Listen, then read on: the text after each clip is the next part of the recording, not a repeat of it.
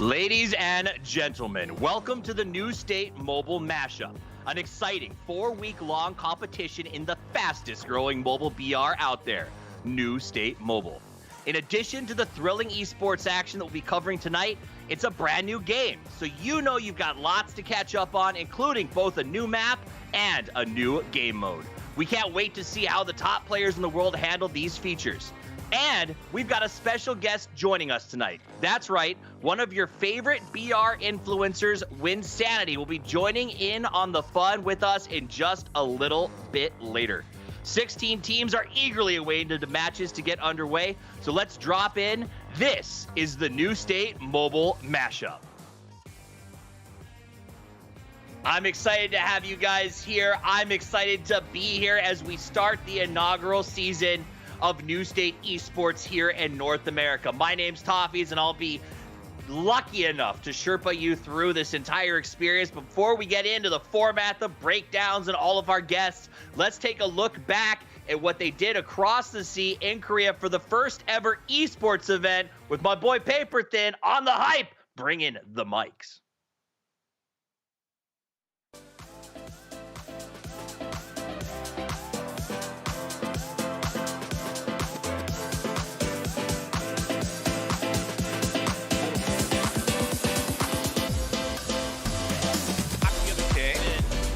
Circle, but around the flank has got Nemo immediately shut down by Repack. Very nice. Good grenade though. Oh, the grenade is huge. WC. Trying to protect his teammate. He comes down the stairs himself. Oh, just so close. Just barely top with that fight. Hey, but you know what? This is a finish fight. I don't see. Down without losing anybody else. They should have plenty of credits. Oh no, no. Make you knocked. Okay, they gotta save his bacon. They gotta get him down the stairs, but you know, in the knock state, you're really thick, so it's hard to get down there now. Top to a lot of damage. Oh no! That's another one! It's gonna be 1v1 now. Top! They're trying to push on him. Chan has to get aggressive, comes through the window, tries to peek. Decent angle, but not good enough. Oh Top has an opportunity. No! He gets it! He gets it! Top! He gets it! The 1v4! 1v3! Feels comfortable to try to third party this from their spot. They're kind of had safety up on the northern side of the circle. This is more towards the south. That grenade explodes right on top of S. Had it gone a little bit further, I think it might have finished him. That one comes up short. Right there's the finish.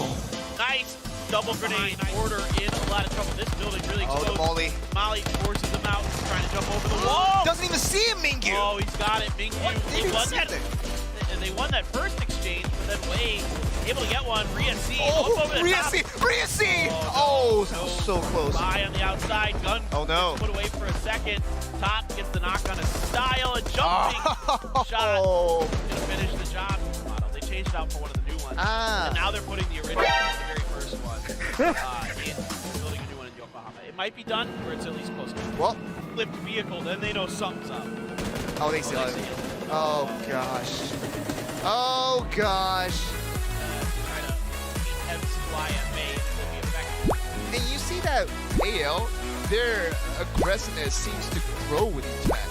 Not just for their execution, but actually how they're approaching. On when to pick up the pace. Oh. Heck, that is so good. That was a very early grenade. Oh my god, And, amazing. Woo! Ruin just can go for the finish with the Yeah, now Ruin just popped with the in Vector. here. Yeah, finish the job.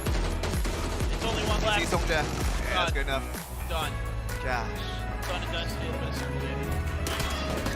A lot of damage from Okay. KP. AP being super aggressive this game. They got run over. That gives AL an opportunity. Oh man. And they're going to take advantage All of the it. rank ones that they got, they are above 80 at this point. They can actually get more here with a couple of knocks already recorded. Nades, there you go. There it is. Done. All right, PGS survives and wins a game, and they're pumped. Super hyped. We love to see that. This game to get past You're right. WC. At least get one kill. Yeah. Oh, At least get one kill. No, not That's like it. this. Not a single kill at the very end. AL who secures their win. Another level. There it is. Your 2022 New State Mobile Open Challenge champion. Another level.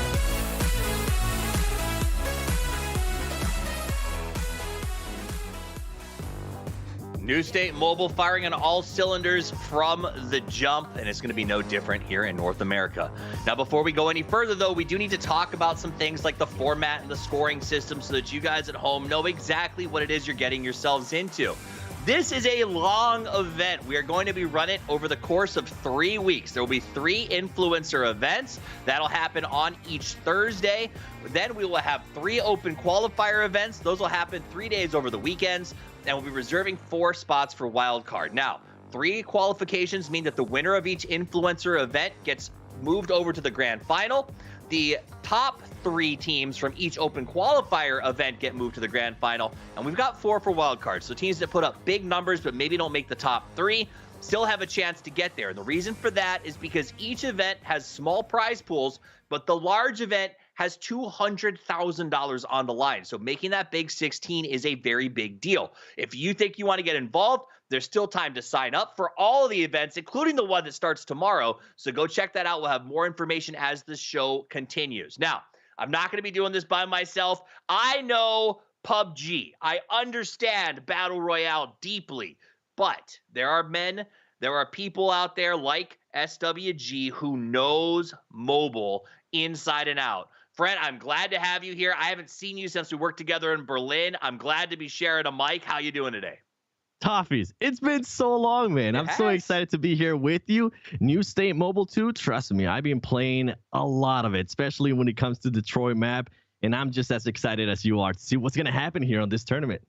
Absolutely. It represents an evolution to Battle Royales, particularly in the mobile format. But for a lot of us who love Crafted and have sort of been there for the PUBG experience, it also translates a lot of those things like the gunplay in particular to the mobile platform. And with the extreme mode that we're going to learn more about in the future, it makes the game just more accessible. And I'm going to be honest, I find myself, Seven, I used to live in Chicago, riding the train every day, and would get grumpy because all I could do was sit there and stare at, some old lady darning socks or some dude reading the paper. Now I have something I can play because these 30-minute matches are exciting and they really are a lot of fun.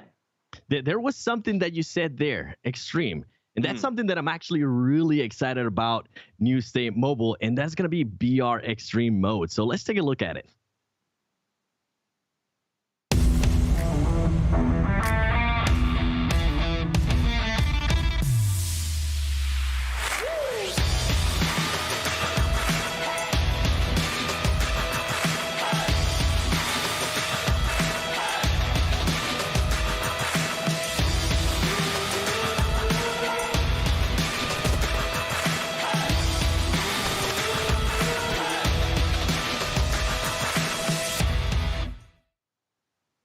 That right there, ladies and gentlemen, is BR Extreme. Now, usually we're used to 100 players. For BR Extreme, it's actually going to be 64 players. But for this tournament, it's going to be 32 players. The map size has been reduced a lot for Troy, which is going to mean a lot more fast-paced stuff, a lot more action. And not only that, you heard Toffee's talking about how long some of the matches usually are. Well, guess what? The maximum match length here is going to be about 20 minutes long. And I'm just so excited to see what some of these players are going to be doing and some of these teams are going to be doing, because we mentioned fast-paced. That means they're going to have access to a lot more drone credits. Who's going to be upgrading those weapons? Who's going to be getting these shields? There's just so much stuff that I'm just happy to be here and see what's going to be happening in the first game, Toffees. I'm incredibly excited about it. I love the reduction to 32 players. I think that's going to add a lot of speed to the game, but also leave some space, because the reality is this is esports. This is going to be competitive. There's a lot of money on the line. And by reducing that number 7, I feel like there's going to be less chaos factor, right? Like 64 is fun. And when I'm sitting on my couch at the end of a long day, 64 players just means Fragfest 2.0, right?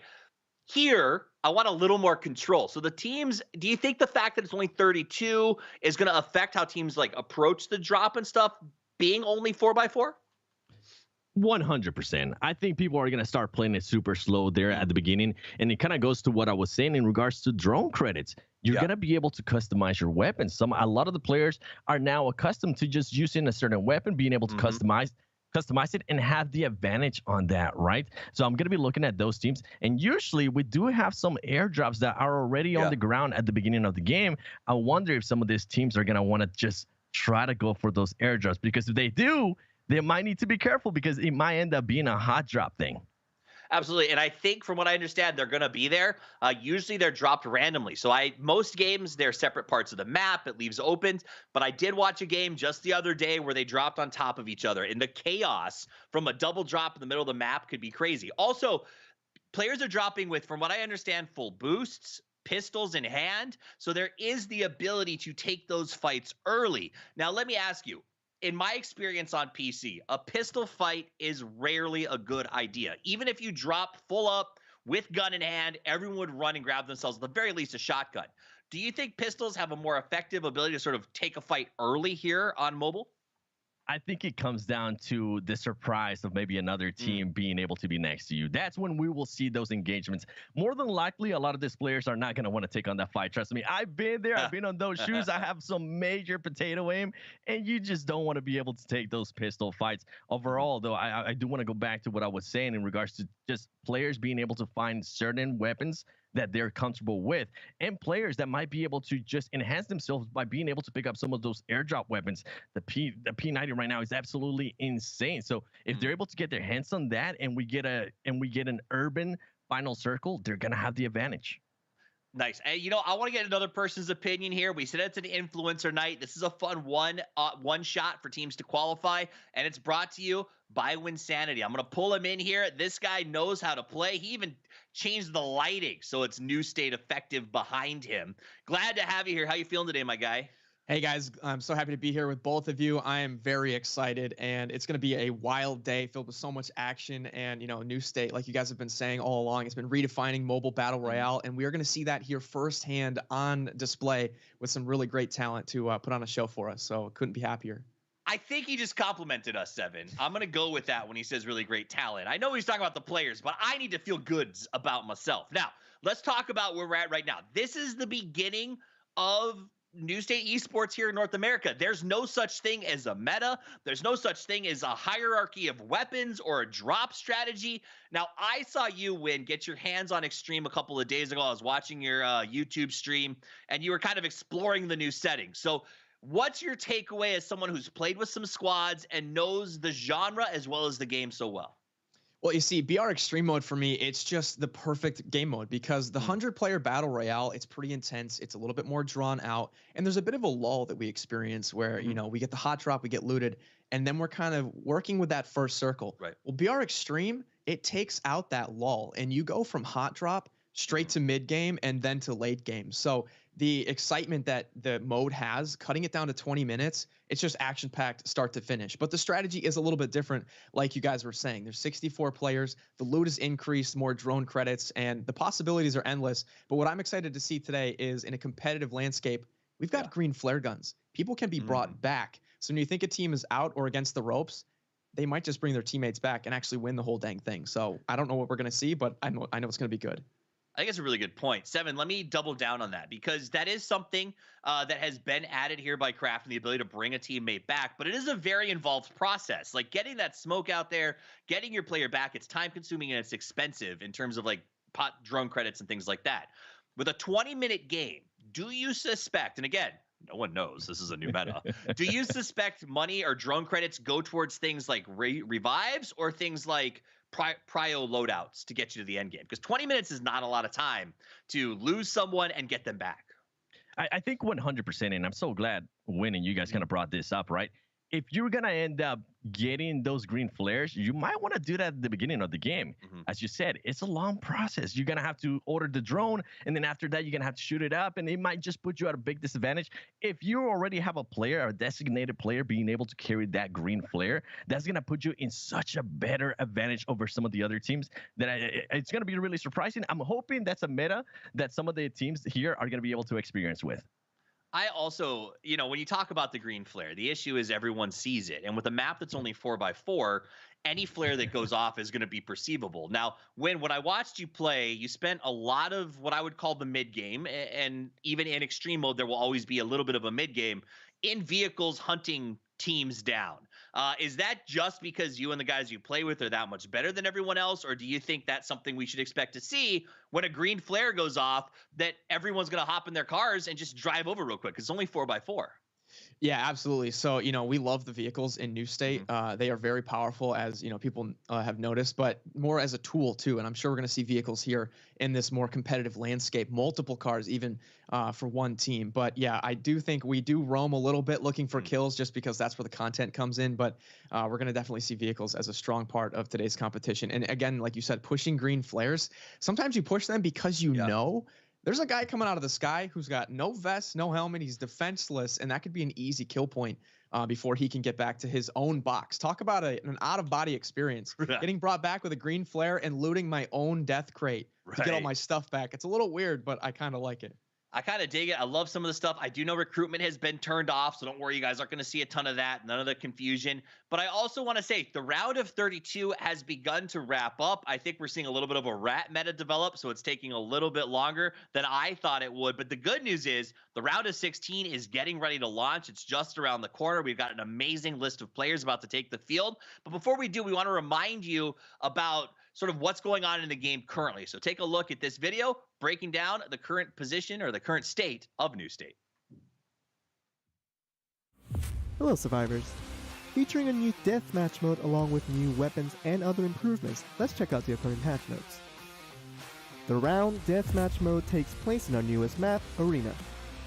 Round Deathmatch is a best of 7 4v4 deathmatch mode. As soon as the round begins, the circle will start to shrink. The first circle will be central to the map. Then, circles will shift in position nearby the central care packet. The surviving team wins the round, and the first team to win 4 rounds takes the match.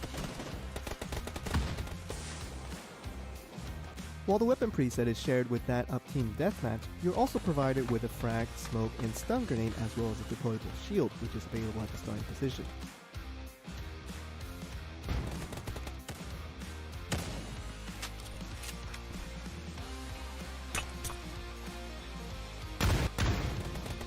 Swiftly get in position as the circle gets smaller. Keep an eye on your opponents as they too track your movements. Similar to Battle Royale, falling to 0 will put you in down but not out. After getting eliminated, you can spectate your squad mates until the next round. The revive in round deathmatch is reduced to 5 seconds, which is half of that of Battle Royale.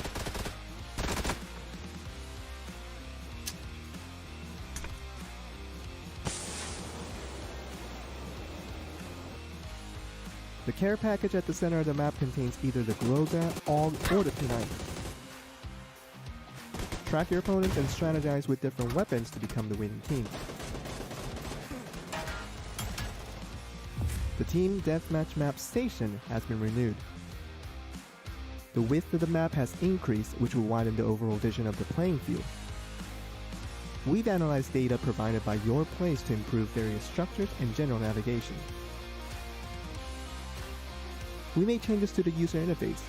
Now you can check out detailed information of your allies and opponents at the loading screen, as well as a more intuitive scoreboard at the end of the match. Notices for consecutive kills and other match details have also been adjusted to be more visible. Lastly, to help out the beginners playing Team Deathmatch, dying 4 consecutive times will give you a level 3 helmet and vest. This is repeated until a kill is recorded. In deathmatch presets, you can now tap an attachment to equip it to your weapon and tap it again to detach it. Pressing the attach button will confirm the setup. A guide has been added to the Team Deathmatch map settings. Earn VP in Team Deathmatch is now double, so be sure to try out all the improvements in Team Deathmatch. We received your feedback regarding eye fatigue when playing New State Mobile, so we adjusted the exposure and color settings in Troy.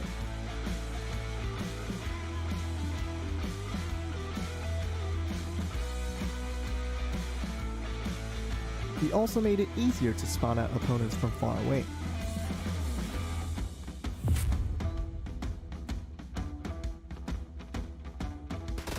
The new weapons MP5K and crossbow have been added to the game. MP5K is a 9mm based SMG that can equip various attachments, which should help with recoil control. Customizing the new MP5K attaches a laser sight, which improves deviation control during standing and shoulder shooting with a penalty in horizontal recoil. The silent, long-range crossbow is now available as a field drop in Troy and area. Adding the designated attachment improves reload speed by 25%. You can get this from the field or the drone store. The reload mechanism has been changed for DSR-1. The extra magazine attached to the gun now functions as an extended storage. After the initial 5 shots, the next 5 will be prepared much more quickly.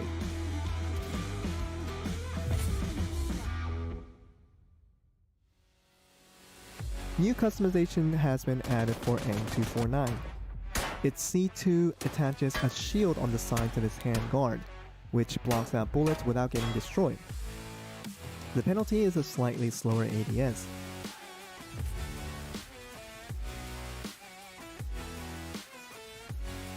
Use the Unity feature to revive your knocked teammate faster. You can now revive a down teammate with up to 3 allies. Depending on the number of allies, the revive time can be reduced from 10 seconds to 6 and even 4 seconds. When a member is reviving an ally, the action can be passed on to another member, continuing the revive. This applies also to recruit, allowing more members to speed up the process. The delivery point for the drone store has been improved to allow for more precise designation. It has also been widened to allow deliveries up to 200 meters away, which can be useful for sending items to a nearby ally. Players brought back with a green flare gun now arrives with a P1911 pistol and a smoke grenade in their inventory. This is applied to both VR modes. The limitation when parachuting has been relieved, allowing up to 130 meters of free movement as you rejoin your squad. The trunk now features unique sounds when storing items. The weight is also displayed on the trunk button. The smoke grenade now has 10% more coverage than before. In BR Extreme, the first set of phases now end 20 seconds faster than before, and an additional final phase has also been added. Lastly, you will finally land in BR Extreme with a pistol in your hand. We made it easier to enter moving vehicles. The durability of various vehicles, including the Volta and Dacia, have been slightly reduced, and the durability of doors for all vehicles have been greatly reduced. Riding shots will be severely restricted inside cars with broken doors. Damage inflicted by a car crash has been greatly reduced to around half, meaning small accidents will no longer cause instant death. You can now adjust the shape and color of your scope's reticle by heading to your settings. 9 basic colors are available, but you can customize it to any color you like from the RGB color picker.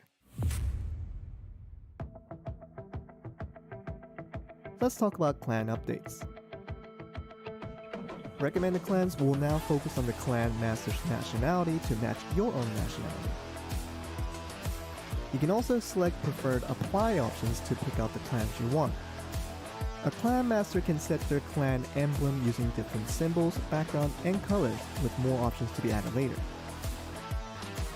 The clan emblem can be viewed in the clan recommendation page as well as your clan and profile pages.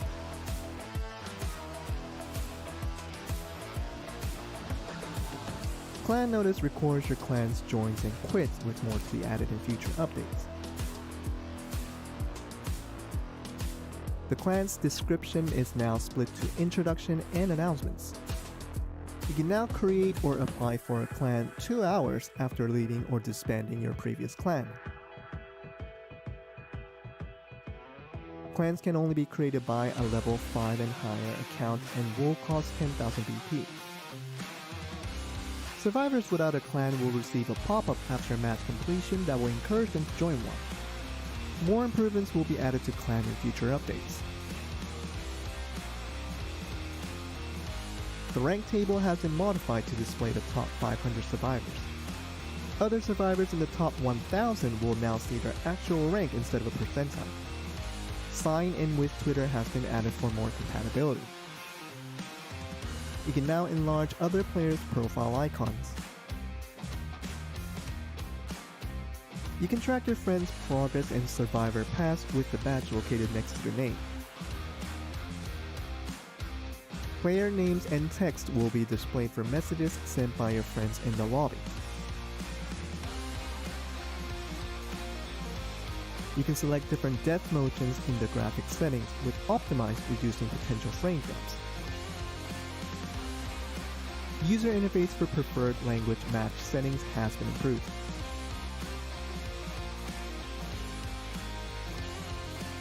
Be sure to check out our special mission event for Valentine's Day, as well as Survivor Pass Volume 4, featuring Doug Backaway from the Mayhem faction.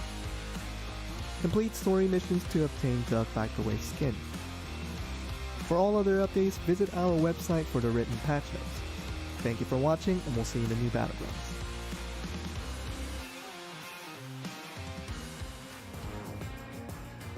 We're back, and now you know what the format for this event is going to be over the next 3 weeks. You know what changes have recently been made to New State, and I got to be honest, before we get to the next thing, I want to talk a little bit about these patches, because it's refreshing to see changes like eye fatigue, Seven, or you know, I know you both play a ton of mobile, and the fact that the players said, hey, this is hurting us, and they went through and made massive changes right away, that's pretty cool, in my opinion. It's something I don't experience all the time with developers, Seven. It's one of the things that I give New State Mobile one of the biggest credits out there, is that they really keep on improving the game, and they actually listen to feedback from players. I remember I was giving feedback in regards to something that was going on in the game. They were able to fix it within the next patch. So that is really exciting to me. And also, I mean, being able to see the players, they switch it so you can actually see them if they're too far away. That was impressive to me as well.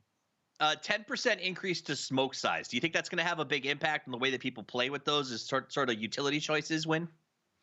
I don't know if it'll have a major impact, but it certainly does help, right? It's a little bit bigger, a little more cover, and you know, I don't think there's any reason for players to use fewer smokes. And I just have to chime in on what you guys said before with working with New State and a developer that really genuinely listens to community feedback and then implements it in pretty rapid succession. So I've been very impressed to see in just the few short months that New State's been out, the community has spoken about a few things, and we literally see it in the next patch notes. So I get actually very excited for what the upcoming updates will be, because I know that it's going to be filled with some awesome stuff. I mean, the most recent patch notes was like pages and pages. Right. I was going and just getting mind blown at all the little features I was reading. So kudos to the team, and I can't wait to see how those changes that we just highlighted translate into today's competitive landscape as well. Speaking of today's competitive landscape, let's talk a little bit more about specifically what we're doing here tonight. This is our influencer event. That's why Wynnsanity is joining us. And the way that this game is going to play is very straightforward. There was a pre-round of 32 that a lot of different teams got into. They all grounded out, and the top performers get to the round of 16. We'll play 2 matches where we follow one of the groups that has made it to the round of 16. The top 4 teams from each of those groups will go to the round of 8, where we'll watch 4 matches of the top 8 teams in the Influencer Showdown. Whoever comes out on top gets 2 very big benefits. The first is $5,000 that, you know, that's what the prize is. $5,000 for playing your heart out, a chicken dinner, and an automatic bid to the grand final, where you will have your chance to play for a share of $200,000. So that is that's a lot of money, Seven. Like, the reality is, coming in to the first North American event, and if you qualify, $200,000. Like, that's not just, hey, I'm a pro esports player. That's like, I can like pay off part of my house. Yeah, that's life-changing money, especially for some of these players. I mean, some of these players could be young too. They could end up making more than their parents do in a month. So that's going to be interesting, the conversation that they're going to end up having. But overall, I mean, even today, if I'm not mistaken, we do have a $5,000 prize pool. That's still a lot of money, even just for today alone. And if you guys want to sign up, I think with these, we'd still have it, right, Toffees? People are still able to sign up, whether it is for next week or the week after that. Mm-hmm. So yes, you can sign up. That's the first most important thing, and I encourage you guys to do so, because there's a lot of money on the line, and there's no pro meta, which means that maybe you might think you're not that great, but you could be better. We've noticed when other games have come out, people who understand that they play a little slower, maybe they don't treat it like an arcade match, tend to do pretty well in a new pro scene. So there's money to be made. Let me ask you this, Wynn, because I know that you've been testing the game out. You've been enjoying Extreme. Extreme mode is brand new. So do you feel like this is somewhere where, I mean, can anybody, like, genuinely, am I full of crap? Can somebody get in here and potentially put up a good performance after a couple of days of training because it's a new mode? Or do you think, you know, it's going to be consummate pros that probably win this? You know, I think it might be a bit of both, actually. We've got a new landscape, we've got a new mode, and someone could come in and, you know, this is the grassroots. We're at the ground level of new state esports. So for sure, we're going to see some new names crop up that we haven't seen before. But at the end of the day, the pros are the pros for a reason. They feel confident that they can go into multiple titles and perform well. And I think in the grand finals, we might see some new faces for sure. But don't discount those guys that have been making a name for themselves in other titles. And when they see a big, you know, 6-digit prize pool, that turns heads. And they're going to come sniffing around looking for some cash. That's for sure. The grinders are going to be out there. Like, there are a lot of players in the mobile system. And I will say this. Mobile is a growing market here in North America. For those of you who are watching, I'm sure you're well aware. This has been a PC and console market for a long time, and games like New State that are sort of pushing the edge of what technology can do or formats can do have opened a lot of doors to bring mobile players in. If you had to give some tips or tricks, maybe Seven, to somebody who's transitioning over, or someone like me who spends much of their time on PC but loves playing on the train, like, what are things that we can do off the jump to set ourselves up to look good when we sign up for Opens next week? Stay away from big areas. All right. more than likely, the confident people are actually going to go to the big cities. So try to maybe just find a shack or a compound. Try to loot there. Get geared up, and then be willing to take onto a fight, especially if you're just starting off. If you land on a big city, more than likely, the people that are actually confident are going to absolutely smash you, and you don't want that to happen because it's just going to destroy your morale. So that's the main one. The second one, you heard me talking about it earlier, drone credits. I feel like drone credits are going to play such a huge part into this, especially if they're able to loot up a lot of that at the beginning, and if they're able to call up whether it's shields, whatever it might be. I mean, something that we talked about last time too, when we were doing rehearsal, is these cars have space in the trunk. You can actually put stuff in the trunk. Something that I personally do, I like to order a bunch of shields. Keep in mind, I do like to meme sometimes every now and then. I get a bunch of shields and then just put them in a trunk. And I think that plays out very well, especially if you get in an area at the end where it's quite open. If you can lay out a bunch of shields, you're going to have a huge advantage over everybody else. Oh, absolutely. Yeah, shields have made a massive impact, I think, in the competitive and just even in regular matches. That shield can be the difference between life and death. When, like you said, it's a big wide open area in the middle of a field, and just having those trunks increases the pace of gameplay, because instead of having to stand around in the grass and, oh, can you drop your scope for me? I need bullets. Like, we can get in the car, go, you know, to our next destination and be swapping gear in the back seat, right? It's a pretty cool feature. It's nice, yeah, it is, because you're out and you're ready for the next fight. It's one of those things, like when we talk about mobile gaming in particular, something that we see pop up in the meta over and over again, for instance, is submachine guns, P90s, even UMPs, being late game guns that people want to run, or if you're moving into compounds, they're very important. And part of that is just the way the interfaces work on mobile versus like a traditional, you know, CS type of title.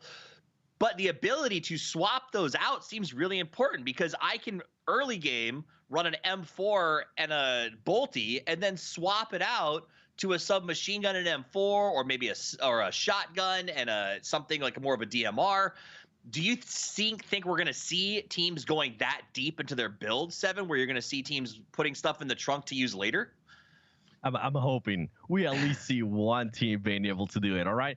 My favorite weapon is usually a sniper and a vector. And then if I'm able to customize my M24, I'm set for the match. So I will be more than likely seeing a little bit of certain players using that trunk advantage, being able to give their the other teammates a gun that they might want later on. We mentioned it earlier. If it ends up being a close quarter, if it ends up being in an urban area, those SMGs are going to be huge. Absolutely. Your build out is bolty plus vector. Yes. I won't say submachine guns. The vector is some sort of like hulked out version of it. Wynn, what is your preferred loadout? Perfect world. Well, like old Wynnsanity would have probably just told you M4 and trying to get that bolt action as well. But the thing that I've found about New State is that the guns are balanced so well, and almost every gun seems viable. Since New State came out, I found myself using more guns than ever, like the variety. Sometimes I just pick up a vector, customize it, and I run that all game. Where in previous titles, I'd never touched a vector. And still to this day, I'm finding new loadouts that work for me. Like Seven mentioned, you can run a bolt action in an SMG, right? Hit them from far, or you can protect yourself close range, and it really just works. And the customization really, brings that extra level. So if you can find a custom kit early, maybe you just pop it on that Tommy gun, which you can then put any scope on the Tommy gun, therefore making it more viable mid-game, right? Like a Tommy gun with a 3X, that's not something we normally see, but in New State, the sky's the limit for possibilities. So, whatever you find, you can make it work. Absolutely. When I was going to say, the perfect example of that, I feel like some people usually aren't comfortable using the AKM, right? If you're able to customize that weapon, oh my goodness, it's going to become an absolute laser. I have potato aim, and I'm actually able to use that weapon, okay? So if you're able to get your hands on that, it's going to be amazing. I do think there is that validity to sort of playing the game your way, which is something that New State's brought to the table. Now, I love to hit headshots. Sniping is my passion. Doesn't matter what game it is. Doesn't matter what we're playing. Doesn't matter if I'm any good at it. I will snipe.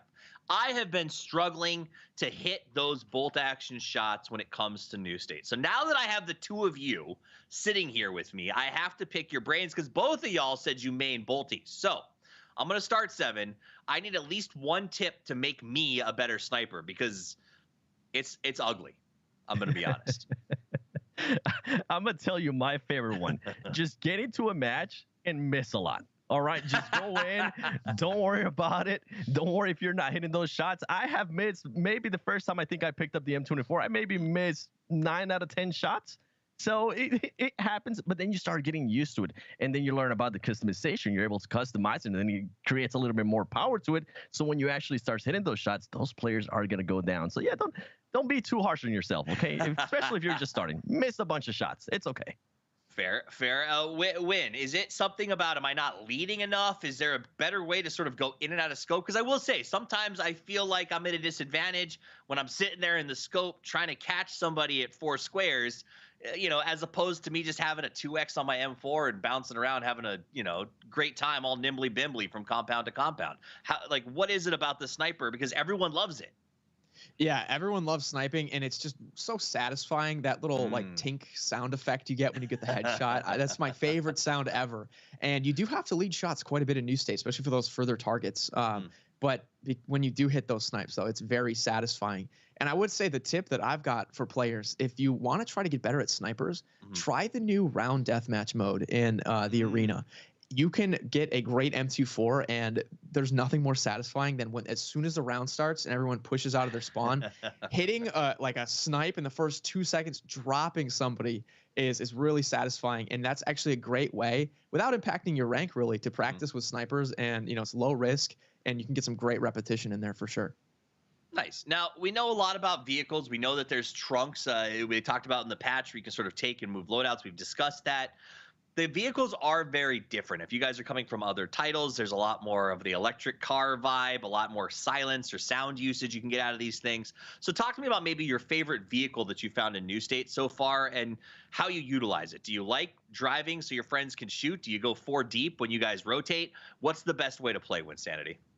Well, I will say I love the Volta, and not just because I've got some really nice skins for it, but it is a great vehicle. It accelerates quickly. But the electric vehicles have added such a unique layer of skill and complexity to New State, because we've got certain functions like the batteries will die more quickly when you're out in the blue. So there is a trade-off with a faster, stronger car like the Volta, but it is not as effective outside of the zone. So you really have to manage circle when you've got an electric vehicle. And of course, now we've got batteries and gas cans. So you've got two different types of fuels. So the complexity really just shows like how advanced New State has become. But yeah, for me, I'd have to say the Volta, and I have had my fair share of a squad pulling up on me and just ripping my team apart, because the cars are very strong, and I'm sure we're going to see that today.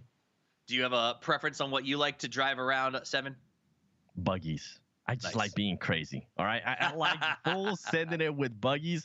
And something that Wynn mentioned there is that with the electric vehicles, if you are in the blue zone, you are going to lose some of that battery. And I don't want to have to worry about that, because I am the player that if I get into a fight, I will not leave until we finish that fight. I will not try to let that team back up. We're staying there. If we end up dying to the blue zone, it doesn't matter. So yeah, buggies are usually my go-to.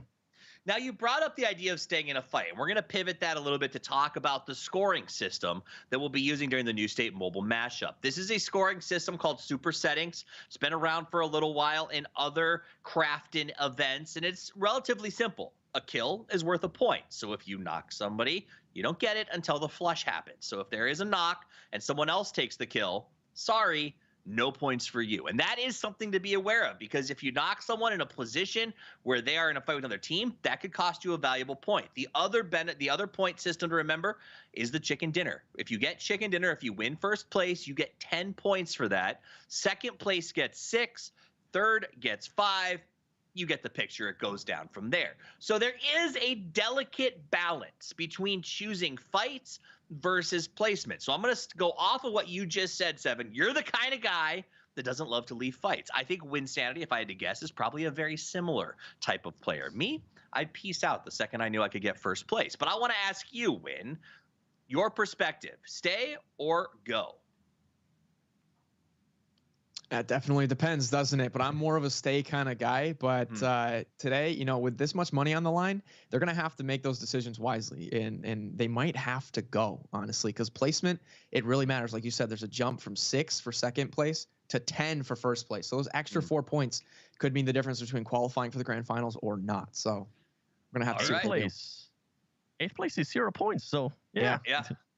So you can't take that risk. Now, I am getting word that we're getting up and running with our group, round of 16. We're going to be joining Group B as we jump into the action for the first broadcasted game of the New State Mobile Mashup. For those of you just joining us, my name is Toffees. I'm joined by 7 World Gaming and Wynnsanity, and we're going to be bringing you all of the action as the circle has established itself. You may be a little confused. That's the format. Extreme starts in a 4x4. We reduce the size of the map.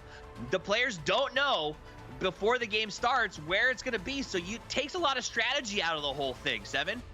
Yeah, it definitely does. And I actually, now that I see Maul being in this circle, I'm really intrigued to see who's going to go to Maul. Maul usually has a huge amount of loot, but then you got to be careful because somebody might end up hot dropping you.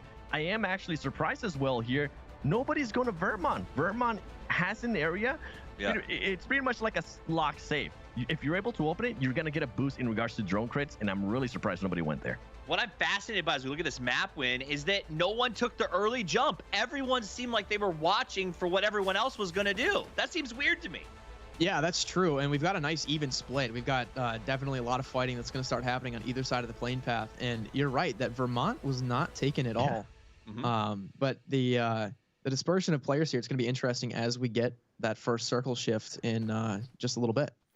So we can see the players finally hitting the ground. They've got those pistols and the full boost running. Boost will be at 3/4 because they started the drop early. Immediately we go into the shot by Kairos. Remember, I'm going to do my best with names. I promise you guys, but this is an open qualifier. We don't know a lot of these players because they're making a name for themselves. So that's one of the fun parts about this. We're going to get to go into it and really get to know a lot of these players.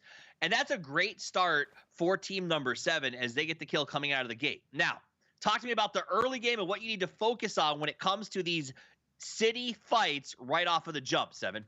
right here is going to be not get too confident, right? Play yourself, pace yourself as well, especially right now. There's so many more teams between you guys. I know he got the knock. You don't want to go for that actual full ilm. If you're able to get that full ilm, great. If it's going to make you push out of a building and put yourself at a disadvantage, don't do that. And this is what he's doing so perfectly here out of Ikaros. Just pacing himself, waiting for his team, making sure that his team's able to loot as well, and making sure that they start getting angles as we're currently able to see right there. The loot has been amplified, so you're going to see it dropping pretty quickly. Kairos was watching over here where Kahneman was looting. He bought some time with that early knock. Everyone's been rezzed, and now teams look like they're kitted up. They have at least one full magazine on backup, and they can get into these fights. Kahneman to the peak, gets the shot. Oh, but he is re-peaked by Kairos. These two have been going head-to-head, down to 2 HP. He survived, and Kairos should get healed up as well as he goes ahead. And he's doing bandies, though. It's going to be a little bit of a slower process for him to get back up and running, Win. Yeah, I think bandages have been amplified a bit in New State. It does feel like I can get back to a decent amount of health with fewer bandages than other games. Now, one thing I wanted to mention, that Kairos player we were checking in, did you guys notice how he had an MP5, so was stepping over an L85 while he already had an M7 and there was an 8X on the floor? Like, that is the type of loot that we are seeing. So the looting phase in the beginning of the game, it's very quick, and you can already see the gunfights are breaking out this early in the match because people don't have to worry about trying to find every little part of their loadout. They've already got the meds too to heal off these early fights as well. It's actually remember when I told people to stay away from big cities? This is why. Yeah, exactly. Well, because I was about to say, you're stuck here.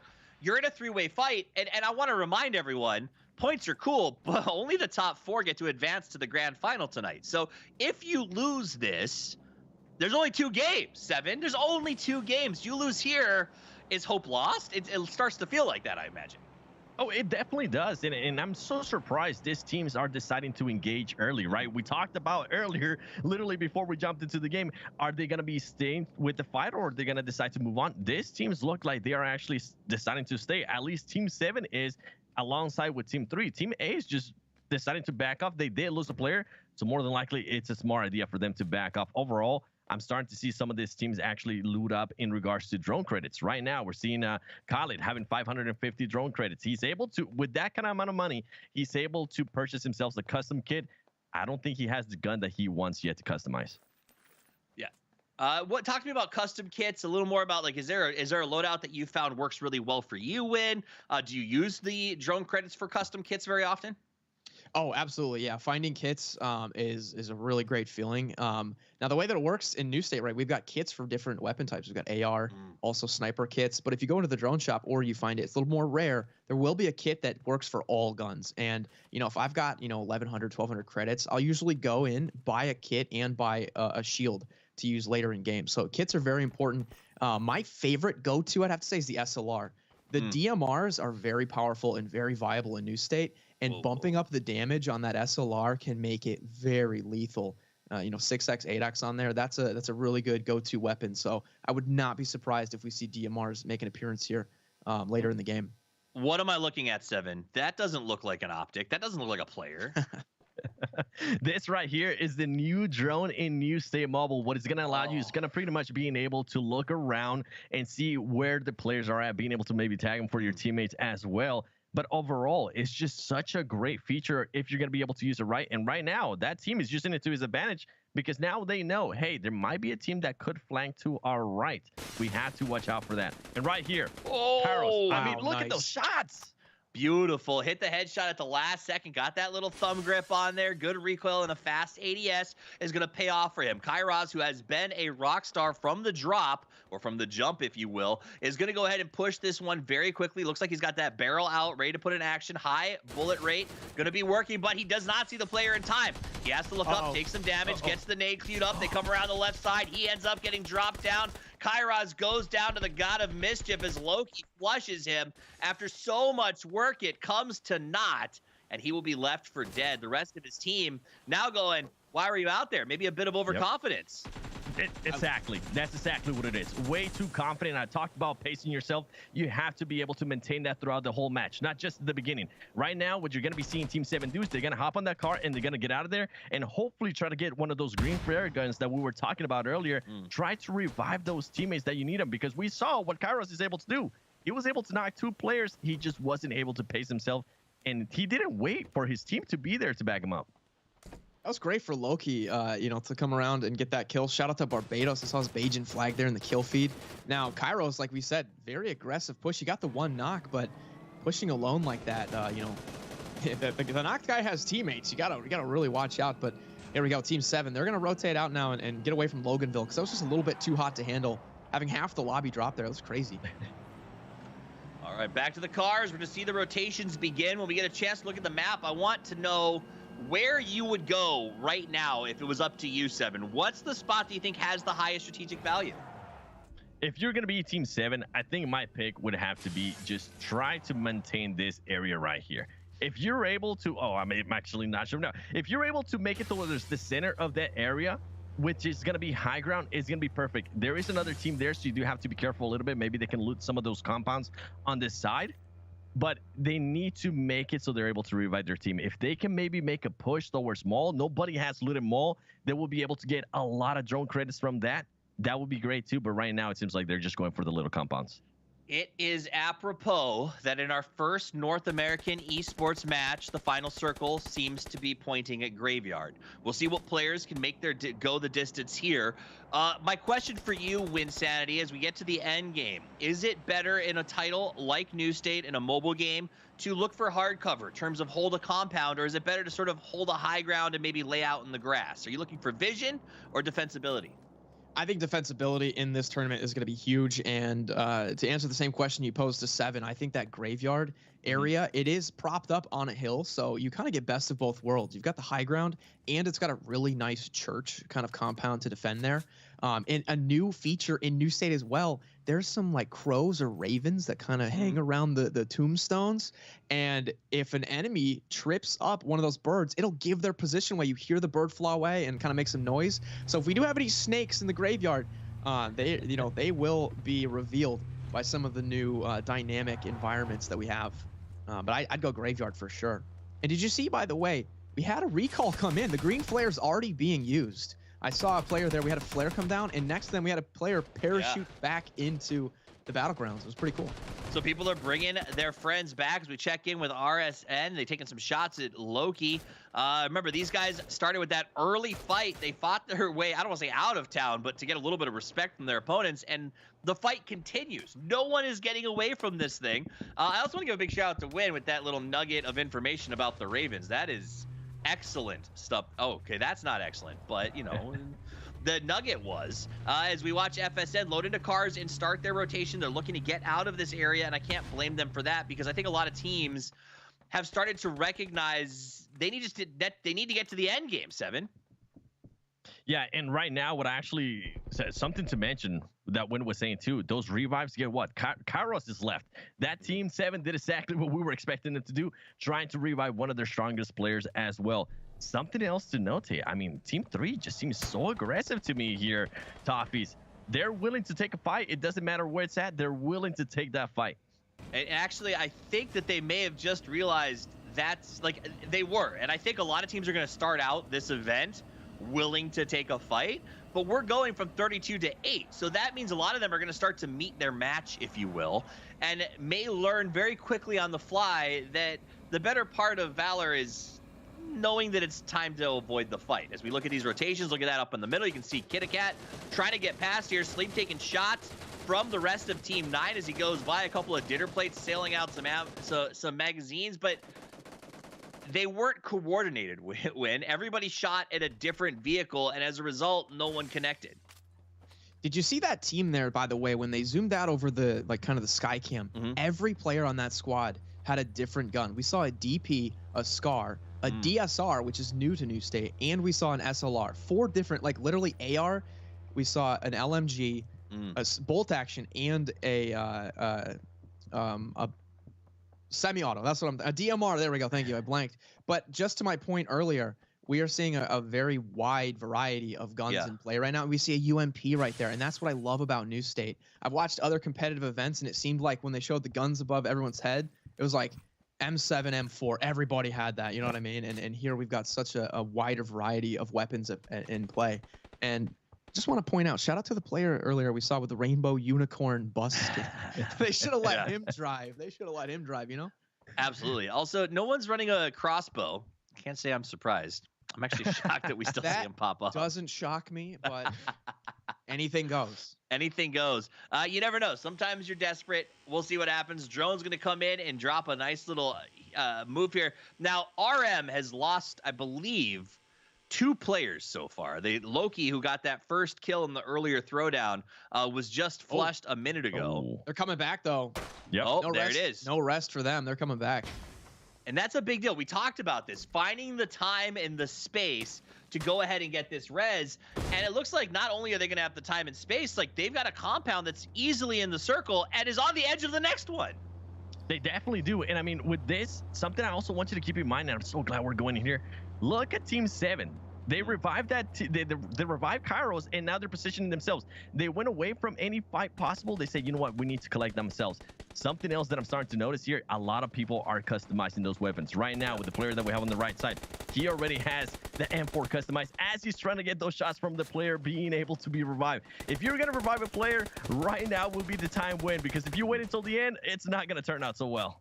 You'll never have the time. Also worth noting, when it ends up shifting north, Graveyard becomes significantly less of a factor, and that's part of what sets Battle Royales apart. Nothing is ever what you think it's going to be. Exactly. It looks like we've got the circle splitting Graveyard, so it might still be viable for a little bit, but I would try to move into a more central location just to get, you know, better odds for the next zone. But we still have 29 alive. Have been so mesmerized seeing the alive count go down to 26. Back up to 29, right? Anything's possible, and I guarantee it might be 32 players, but we're going to see a lot more than 32 kills when they tally the scoreboard, which is interesting. Absolutely. You got a little check-in with the Insane Clown Posse there as they made their rotation. It's not actually their team name, but, you know, the masks fit. And let's look at the overall. Here it is. We get the sky shot of the Graveyard.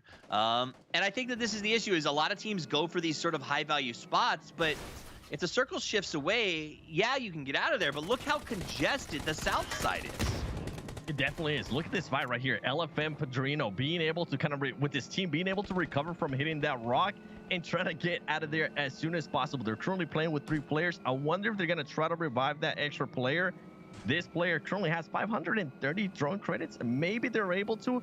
I wouldn't be waiting that long. I think right now they're going to be going towards that compound, at least the 2 warehouses, or maybe the airdrop to see if they can get some airdrop weapons. We saw somebody earlier with an AWM, and earlier I saw somebody with the SCAR being able to customize it, which is going to be huge because now you're going to have 50 bullets to your advantage. Okay, Yeah, speaking on that AWM, we saw that early, by the way. We're talking 4 or 5 minutes into the match. And you know, with the airdrops coming down, I've gotten killed by a Groza in the first 10 seconds of the game. That's not something I'm used to. Yeah, no, and I think that's a big part of it, is the things like Grozas win games, but it goes for the res and ends up having to do a firefight on the fence as Elijah jumps down and says, I just don't think they're saving you from these bears, my friend. I'm going to have to back away. Captive goes to his knees and tries to call out the best he can, but the guys pushing are relentless. They're carrying axes for crying out loud, and they have no patience and no time as Team 9 absolutely massacres the last remaining player there. See, that's the push that we've been talking about. Wait for your teammates to be able to back you up. That's what I was hoping Team 7 will be able to do at the start. They weren't able to. Here is a perfect example of it. They make sure they all push together. They make sure they didn't stack up. They didn't stand up in a straight line to make it easier for the enemy. They got different angles overall. That's what I want to start seeing more out of some of the other teams. And right now, we're starting to get a little bit more towards the end. How is Team 2 going to react here to Team 8? It looks like they want to back up from this fight. If anything, TRS too is going to be able to try to get an angle for his teammate so he can maybe get out of there. Did you see Next Gen has a crossbow, by the way? Just wanted to, since you said you're not going to see it, he did. UMP crossbow loadout here in a $5,000 qualifying tournament. I'm gonna assume that's what happens when your friends call you back with the green smoke, but they don't pack the trunk for you. That's right. You just gotta take what's there. We are down. One of our teams has been eliminated. Bryce is out, so we see them down, done and dusted. Everyone else up at almost full strength. LFN and RM have lost one player, and they are going to kind of have to make do with 3. Now, in this game, with this format, it's not that huge of a disadvantage. You just have to play a little slower, I think, when you're down to 3 win. Yeah, that's right. And you can see every other team now has gotten at least 1 placement point because they're guaranteed 7th, right? When the first team goes out like that. So let's see these snipers coming out. You see a lot of MT4s, AWMs. There's the SLR and the kill feed, man. Now's the time to start headhunting, checking rocks, and it's a packed final zone. 26 players still alive. You have to guarantee almost every little square inch of this map is covered with some type of team or a couple players. So it's time to pick up some kill points, and I have a feeling in the next couple of minutes we're going to see a lot of deaths. So now's the time to keep that head on a swivel. And on that mini-map, you can see the circle shifted down to the south. It's going to be difficult for a lot of teams to move down to where Team 2 is. Team 2 is in the circle relatively comfortably if they can hold off this push from TP. They're trying to move in. They've been a very strong team so far, so if they can take this spot, it sets them up to potentially win out of it. This is going to be a very big, important fight for 2 and 8 as they go head-to-head here. Now, the red 2 players are knocked. Sap, Election hoping he can make something happen. He goes for the opening spray. He does get the headshot and falls back. Will turn to his teammate to take over the cover position as he heals. A nice little switch off you want to see from these guys. I don't know what Khalid was doing all the way out there. Literally screamed Khalid and just charged into the fight. That's just an overextension if I've ever seen it, 7. It definitely was. And I think what happened there, Malu Clutch was backing him up, and then all of a sudden Malu Clutch ended up getting knocked, and he just completely changed everything that was going on there for Team A. Now you're seeing this starting to trade here. Now you see Team A. Now he just got third party, I believe, by somebody else from some other team. This team needs to be careful. Team A needs to back off. I feel like at this point, you're 2 men down, back up a little bit more, recoup, and see and be aware of what's currently going on around you.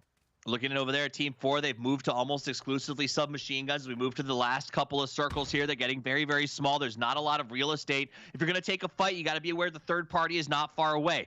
Legal going to be up on the high ground. He heard 4 come in. He's got a great position if he has a couple of throwables to toss them down there and cause a touch of chaos. That said, LFM has the weapons they need to hold this shelf. It's a very savvy pick by them because there's no high ground position that can assault them, and they have a complete open shot back towards the blue as it closes. It's a very heads-up play. Will it get first? No, maybe not, but I do think it's looking at a guaranteed top 5 with great positioning. It definitely is. I would love to see that map again. I would love to see how some of those other teams are starting to push in, because there was 3 teams that were completely out and they were completely in the north. I want to see how they're going to be able to come in with all these fights going on. I mean, right now, you can't really go in anywhere when everything is currently packed.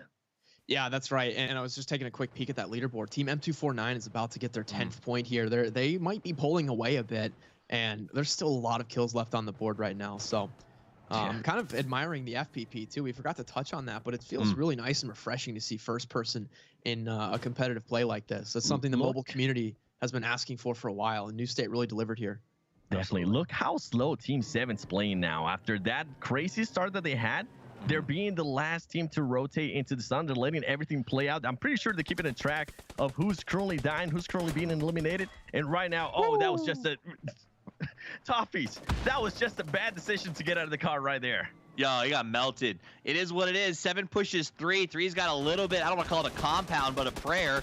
As they try to defend, you see the cars coming in. Lots of blocks. Jason going to go ahead and take that PP and just go straight into the fight. The Bison is strong, as you can see now the heal's coming out. But Team 8 Legal is not interested in letting 7 take this real estate for free. And they're going to come out and try to get some third-party long shots on them. They definitely are. And I mean, this is a smart play. Right now, they currently have 2 players. They have to find a way in. They know that they have another team that they're not going to be able to pass. So why not see if you can maybe third party Team 7. Team 7 right now is playing exactly how I want them to play. They're kind of playing together. I'm not sure. It's Sleep. You're going to have to jump out of there. You're going to help. Oh, no, Win. That was just so unlucky. Our top team finally suffering their first casualty. Now, I want to see those riot shields come out that we talked about before. I saw one player had a scout drone, another player still has a green flare. Not going to be very useful here later in the match, but whoever brings those riot shields in a zone like this, it's very wide open. gonna be helpful. It fixes some of the landscape issues you can run into with these large open areas if you've got the shields ready to go. I like what Seven did. They sent out the scout run to make sure that the edge was clear. They lost a player, but it's going to put them in a good spot to get to the end game. The final circle pops up. It is as tiny as it looks on that screen, and the shrink will push everyone into the middle of it. So now is the time that if you are a larger team, you want to try to take a fight, because if you can eliminate another group of 3 or 4, it gives you more space to manage as you move towards that circle. We can see Loki getting low key as he decides to crawl his way into the middle, the lone survivor on his team, just trying to pick up as many points as he can. Now that we're down to 3 teams left alive, every position is another point, every kill is 1 2. Wow. He gets the knock, but if he doesn't get the flush, it's not going to count. Goes for the follow-up spray, it's not going to work. That was crazy, as Mischief is eliminated from the match. We're down to 2. M249 versus Sync. Sync had the knock, but the res is coming. M249 reduced to 2, but the journey's been difficult. Who are you giving the advantage to, Seven? It's going to be Team 9. Team 9 right now has the height advantage. They did get a little bit unlucky there with Loki being able to get a knock, but they've been able to recover. And look at this right now. And the fight's opening. 9 opens. There's the shields you were looking for. Win as 9 gets themselves a good high ground position. They're sitting at 3. Knock and flush goes through. M249, just Jason trying to make a stat. Sure, he has a barrel. Sure, he has a dream. Sure, he has a hope. But all of those things may not be enough. As 9, Sunset's going to go ahead and take the lead on this one as M249 begins to push themselves forward, looking to make the action happen. They've got the circle, and what we see is Jason makes a veteran move by denying the point to Team 9. 100%. And when we called it, we mentioned it, those shields came in clutch there at the end. Though the team that had the high ground, they knew they were going to have to at least gatekeep them. They were able to use those shields amazingly. Yeah, and I love the smart plays there, the heads-up play by Jason. You know, you'd think dying like that is a, you know, why wouldn't you try to get to zone? But hey, we know that this other team, we've got a little bit of a rivalry even brewing. These two teams are really far out ahead in the leaderboards. Deny them that kill point. Don't let them kill you and get just a, you know, another point. So going down to blue was really smart, and I think that was a heads-up play. Big shout out to Sunset as he came away with 5 kills on that match. Absolutely destroyed it. We got to see the win from a different angle, and there's not going to be a ton of angles to watch the final kill because they made a tough choice. Jason chose to sacrifice himself to keep points away from another team. With 2 matches to play, why is that so important, Seven? You have to get the points. You have to get the points, and if you're not going to be able to get the points, you have to be able to deny the points. People are going to see that and be like, oh, come on, you got to at least try it. No, he played that so smart, and props to him for doing that.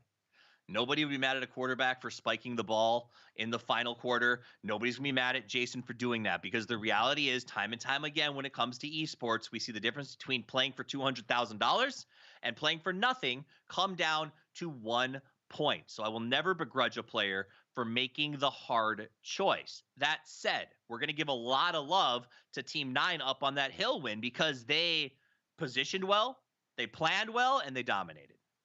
Yeah, that's right. We saw the riot shield come out. So not only were they able to take the high ground, they were able to defend it too, because it was a little bit open and they could take some shots. It wasn't necessarily the highest high ground, but that one riot shield could make all the difference, and it set them up, you know, for a pretty good chicken dinner there. And that was a strong performance. So, you know, props to them.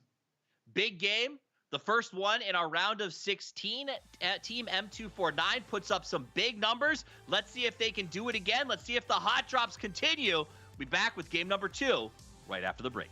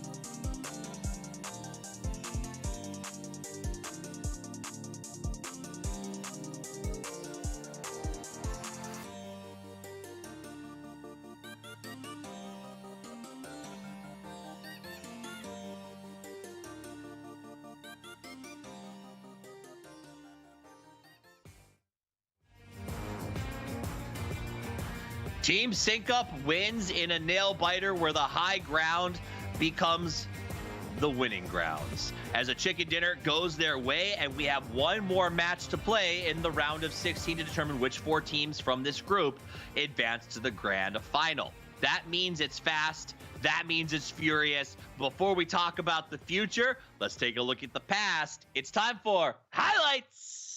It is highlights, and I cannot wait to see this right here. Kairos, I mean, we talked about the aim this player has, but he just rushed it too much. And overall, we saw snipers. We saw a huge amount of variety of weapons to win. In the high ground, I think ultimately ended up being just an absolute clutch. As we do see there, the winning team, they were pushing. They weren't really scared of taking any fights here, Win. No, they weren't. And just seeing the aggression in some teams really coming out, setting the pace, and saying, hey, you know what, we're not backing down. We're making it to this next round. We want to get a spot in the grand finals, and they want to lock it up today, right? If they know they're going to be in the grand finals, then they can just prepare for the next couple weeks. So there's a lot at stake to get that early seed. This will be the first seed in those grand finals. Definitely, and I think with Team 7, for them to be able to recover from losing 2 of their players at the start and ended up actually in 2nd place, I thought it was huge. Loki, right here, this was just a huge momentum changer. If we would have been able to actually get that full Ilum, it would have helped out Team 7, but overall, Sunset was able to just clutch up with those shields. Overall, what a first game, Toffees. It was an amazing game that came down to a massive win here on the high ground, but I think it's important that we understand exactly how that chicken dinner came about. So let's head over to Wynnsanity with Win-Win. That's right. So the win-win heads-up play here. We had King of the Hill at the end, as you saw. That little bit of high ground gave him visibility, let him see the surrounding parts of the zone, especially having that smaller shift to the high ground. They got there early and they dominated it. The shield made a huge difference. There was no cover up there, so they decided to bring the cover themselves. And of course, last but not least, the variety of weapons that team employed throughout the entire match. They were packing everything they needed for long range, mid, and close range. And they took fights at all of those ranges and they got the job done. So that's why that was a win-win for that chicken dinner. That's a really good point. They were like the Swiss Army knife of teams up there on top of the hill. Let's take a look at the board after match 1. This is Group B. Keep in mind, Group A also playing at the same time. Sync Up gets 20 points. M249 Fan Club gets 17. Both of them getting massive points off of eliminations as well as placement. Now, there's one more match to play here in this round. And at the end of that match, whichever teams are on the left side of that leaderboard, they advance to the grand final. So let me ask you this, Seven. If you are Sync Up or M249 and you've just doubled or tripled the points of everyone else in the field, does that change the way you play game number 2? 100%. Absolutely. Play it safe. You're gonna see Bryson, the team that was currently in 8th place. They're gonna be feeling that pressure. They're gonna be feeling the pressure of having to get those points, which might force them to do certain things that we might have not seen in that previous match. If you're currently one of the teams that are sitting at the top, at least those 2 teams at the top, just play it careful, play it safe, and especially just if you are gonna push somebody, make sure your whole team is there to back you up. Yeah, it seemed like we saw a lot of sort of solo plays there for a while, Win. Do you think that was a symptom of non-communication? Were those guys scouting? Why do we keep seeing these sort of one pushes? Yeah, that's a really good question. You know, players are trying to step up and make plays, right? This is a good stage to really prove yourself, and you get a bit of a mixture. We have some people that might have just grabbed their buddies and said, hey, let's try to win some cash. And then you've got some teams that have good chemistry and they're putting it on display here. And it's a little bit of a toss up, but anything goes. And, you know, we saw some players, we saw some big W's, and we saw some big L's in that first match, but really anything's possible. When half the teams qualify, one big game can set you up, especially when there's only 2 games that we're playing before we advance. So we'll have to see what happens.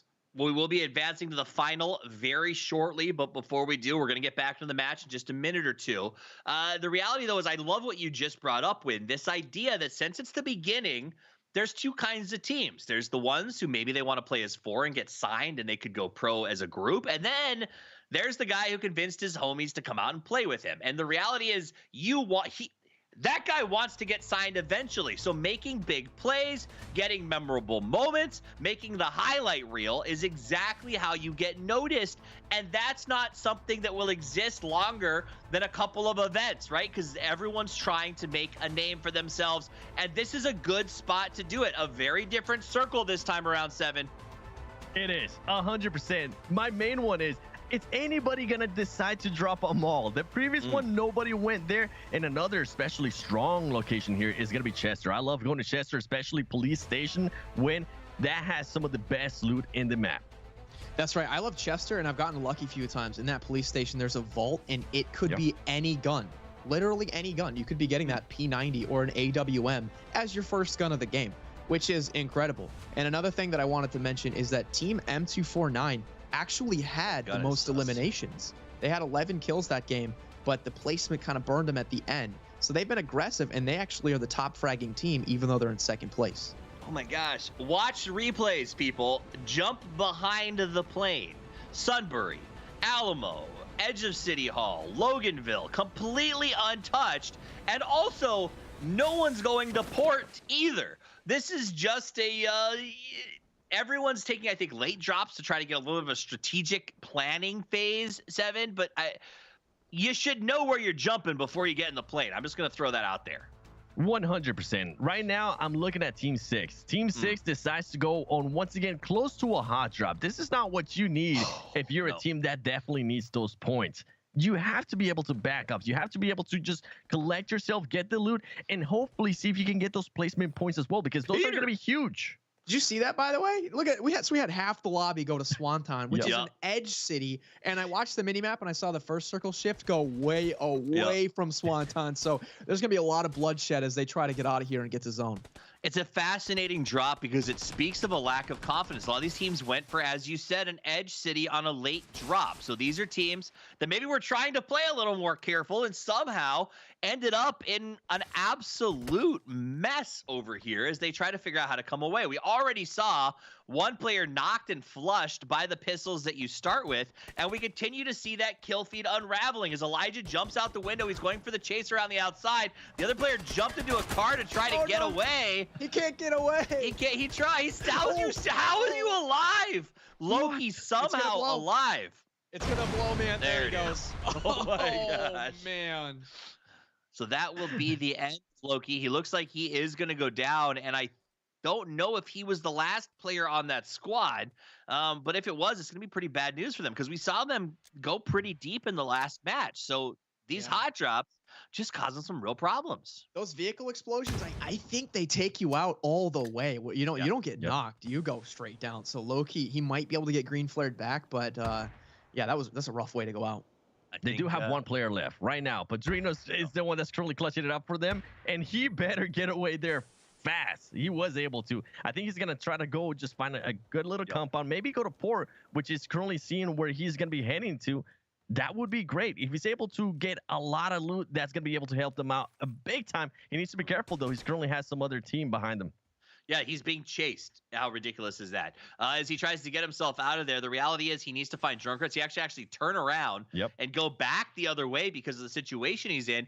And remember, bringing people back is a lot easier with 3 because everyone can pool the cash. When you're by yourself, it takes forever to get the gear, to get the credits, to bring back the first player, and then do it again. So Padrino's going to be in a very unique position as I think we're going to see him, if he's smart, go to middle, try to loot somewhere sort of safe, and then maybe just play for placement. Get a kill or 2, get 5 points because you're third to last to go out, and hopefully that advances you in the top 4 because losing 3 players early is almost impossible to come back from, Win.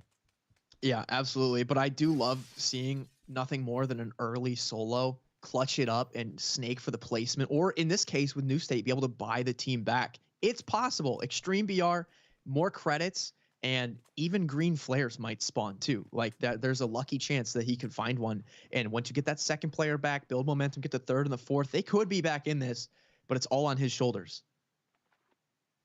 Toppies, I want you to look at the leaderboard right now. 4th place team and 5th place are just separated by 1 point. And team 4 has already 2 players down. They need to just be careful. This is what I've been saying. Just try to play those placement points. cool if you're able to get some elims early on, right? You're able to clutch up those elim points. But this just scares me right here.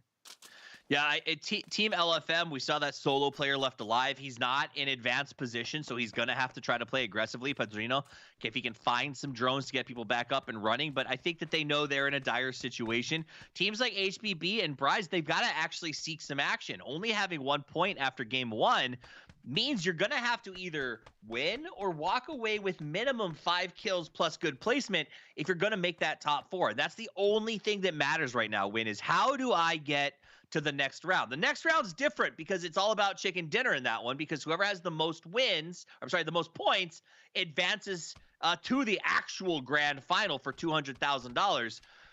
This one, however, all you need to do is not be the 4 worst teams. Exactly. Wow, that was a great flag. He's going to go get that elimination point quickly. Nice. See him trying to shore that up, but it might actually come at his own life. Getting dropped to 22 health there instantly with the meds there. But yeah, this might be the top 3 spots are already locked up. TP's got 3 kills. They're well on their way. The top 2 teams, we know that they're likely to advance. Who's going to sneak into that last wildcard spot? It might not be RM. They're half their team's gone. So if any of these other bottom teams can get the points, they might sneak in a 4th. It's going to be a toss-up. This is actually a great fight here for Padrino because Bryson is currently not looking to get into a fight. I think they only have 2 points, as we're able to see there on the leaderboard. They actually don't want this fight. If Padrino's able to loot that guy that he was just able to eliminate, he might be able to get some extra drone credits, maybe back off, start looting a little bit more, and start reviving some of those players that are currently down.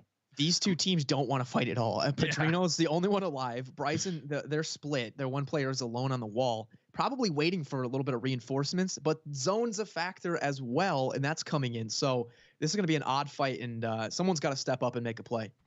Absolutely. And honestly, the onus here is on Padrino. I think at the end of the day, he has a chance, if he gets the double, to put himself 2 points away from advancing into the top 4. And to do that as a solo, and then maybe, as you say, get the drones, would be a very impressive endeavor. Let's take a look at the circle as it pops up there on the left side of your screen. You can see where the game started and where it's closed to. If the trend continues, Alamo may be the place that our green team makes their final stand. You can see them locking up the bridge, though, already, Seven, and I think that's a great idea. It really is. Flank play. It really is, at least to create some kind of knowledge, right? Even if you let the teams pass by, you're going to know how many teams are currently crossing by. Padrino, they're making the right choice. Decided to get out of there. He saw that they were going to start pushing him. Great choice by him. But overall, can we please look at the map? Because right now, there is only 1 team inside that circle. And you mentioned it, Toppies. It looks like it's going to be Alamo that's going to be the stronghold right now. You can call that team Daniel Boone. You can call him Davy Crockett. But either way, they're going to have to lock the doors and try to batten down the hatches. Because I can guarantee you that there is a massive horde that is going to be coming from the northeast, across that bridge and across the water. But there's not a lot of access points, Win. I mean, if you want to bring your cars, it's either north or all the way around to that bottom of the circle.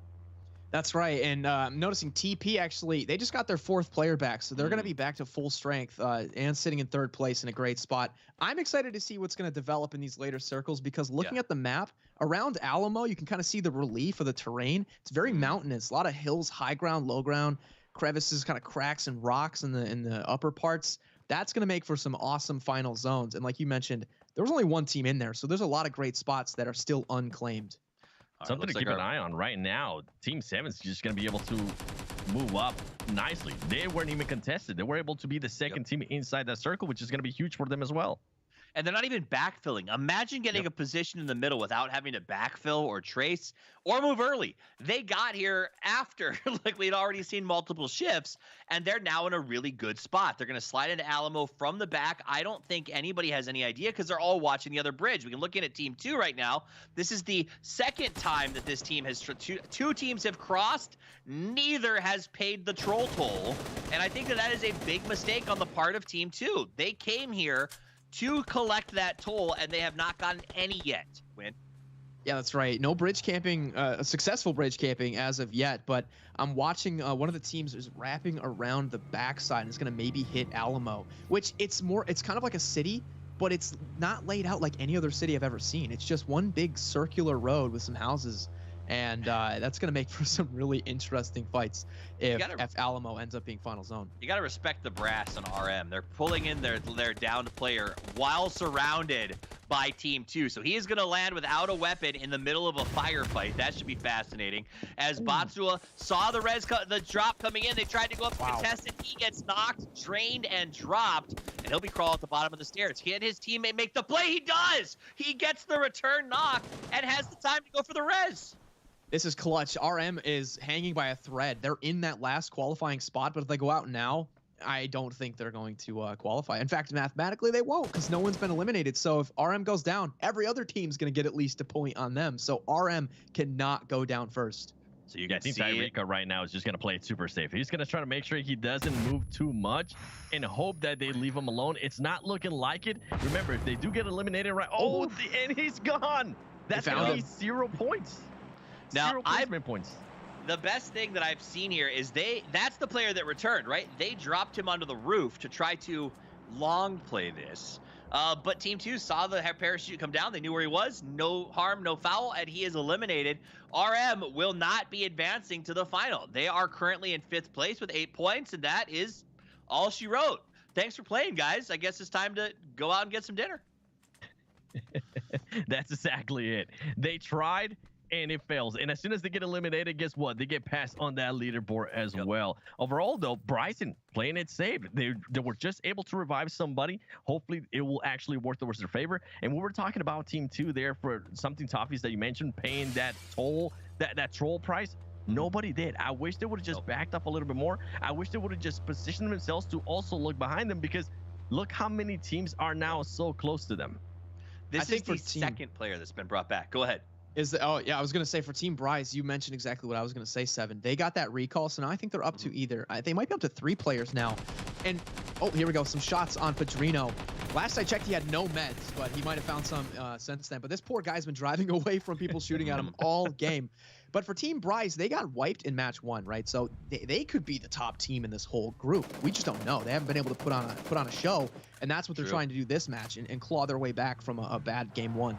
And it's their last chance to do it. I mean, if you don't make the top 4 in this round, you're done until tomorrow. Because remember, you can still sign up. You have a chance to play not only in future influencer events, but in the open qualifiers, of which there are 3. So if you're watching this, you're like, man, I think I could do this. I think I'm better than Bryce. Then now's the chance to show it. Get in the game and see what you got.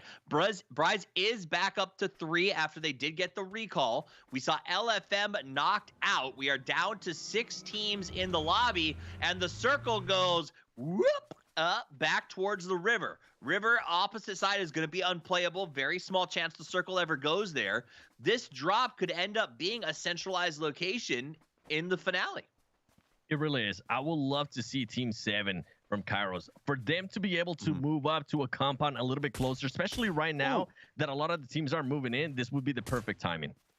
He's going to go ahead and get that DMR out. The SLR starts to send some rounds downfield. His teammates are hitting shots as well. You can see the damage popping up all over Team 2 up on this high rise. Team 2 is a long way from the circle, though. So honestly, they jumped out because they weren't sure what was happening, but I don't know if that was the right call. They just need to send it and hope for the best. I mean, there's no other option, Win. Yeah, I think that car might have gotten disabled, and that was their only ticket to zone because they have a long way to go to shift back up north. I will say though, I hope you eat those words. I hope that river becomes a big factor in this match, especially knowing in that phase 7 shift, you saw how small that circle got last game. It could go anywhere. Let's jump in with Sap and Team 2 as they push down the hill. We got Team 10 has been knocked, so Peter Boy is going to be left. Khaled up on top of the hill trying to make a play here. He's the last member of Team 10. He's got the smoke out. I'm not sure what options remain for him.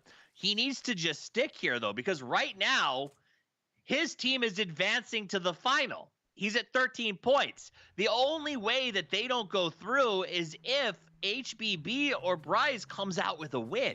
So he needs to try to get away from this, maybe hunker down for a minute or 2, and that's what you're going to see him do as he jumps in the car and rotates away. But FSN is not interested in letting it go that easily for him, Seven.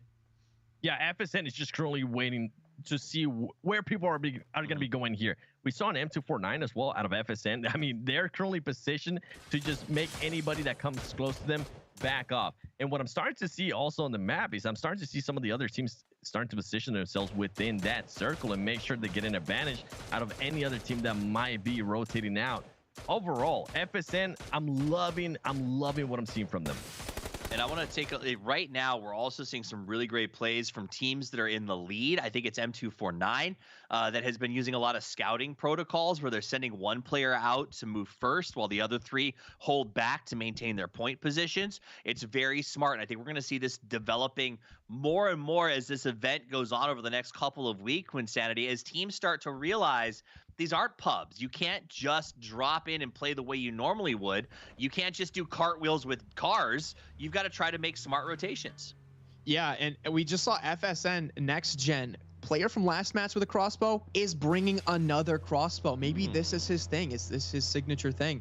It's pretty lethal if used properly, right? A bolt can break through a level 3 helmet, I believe, and it's dead silent.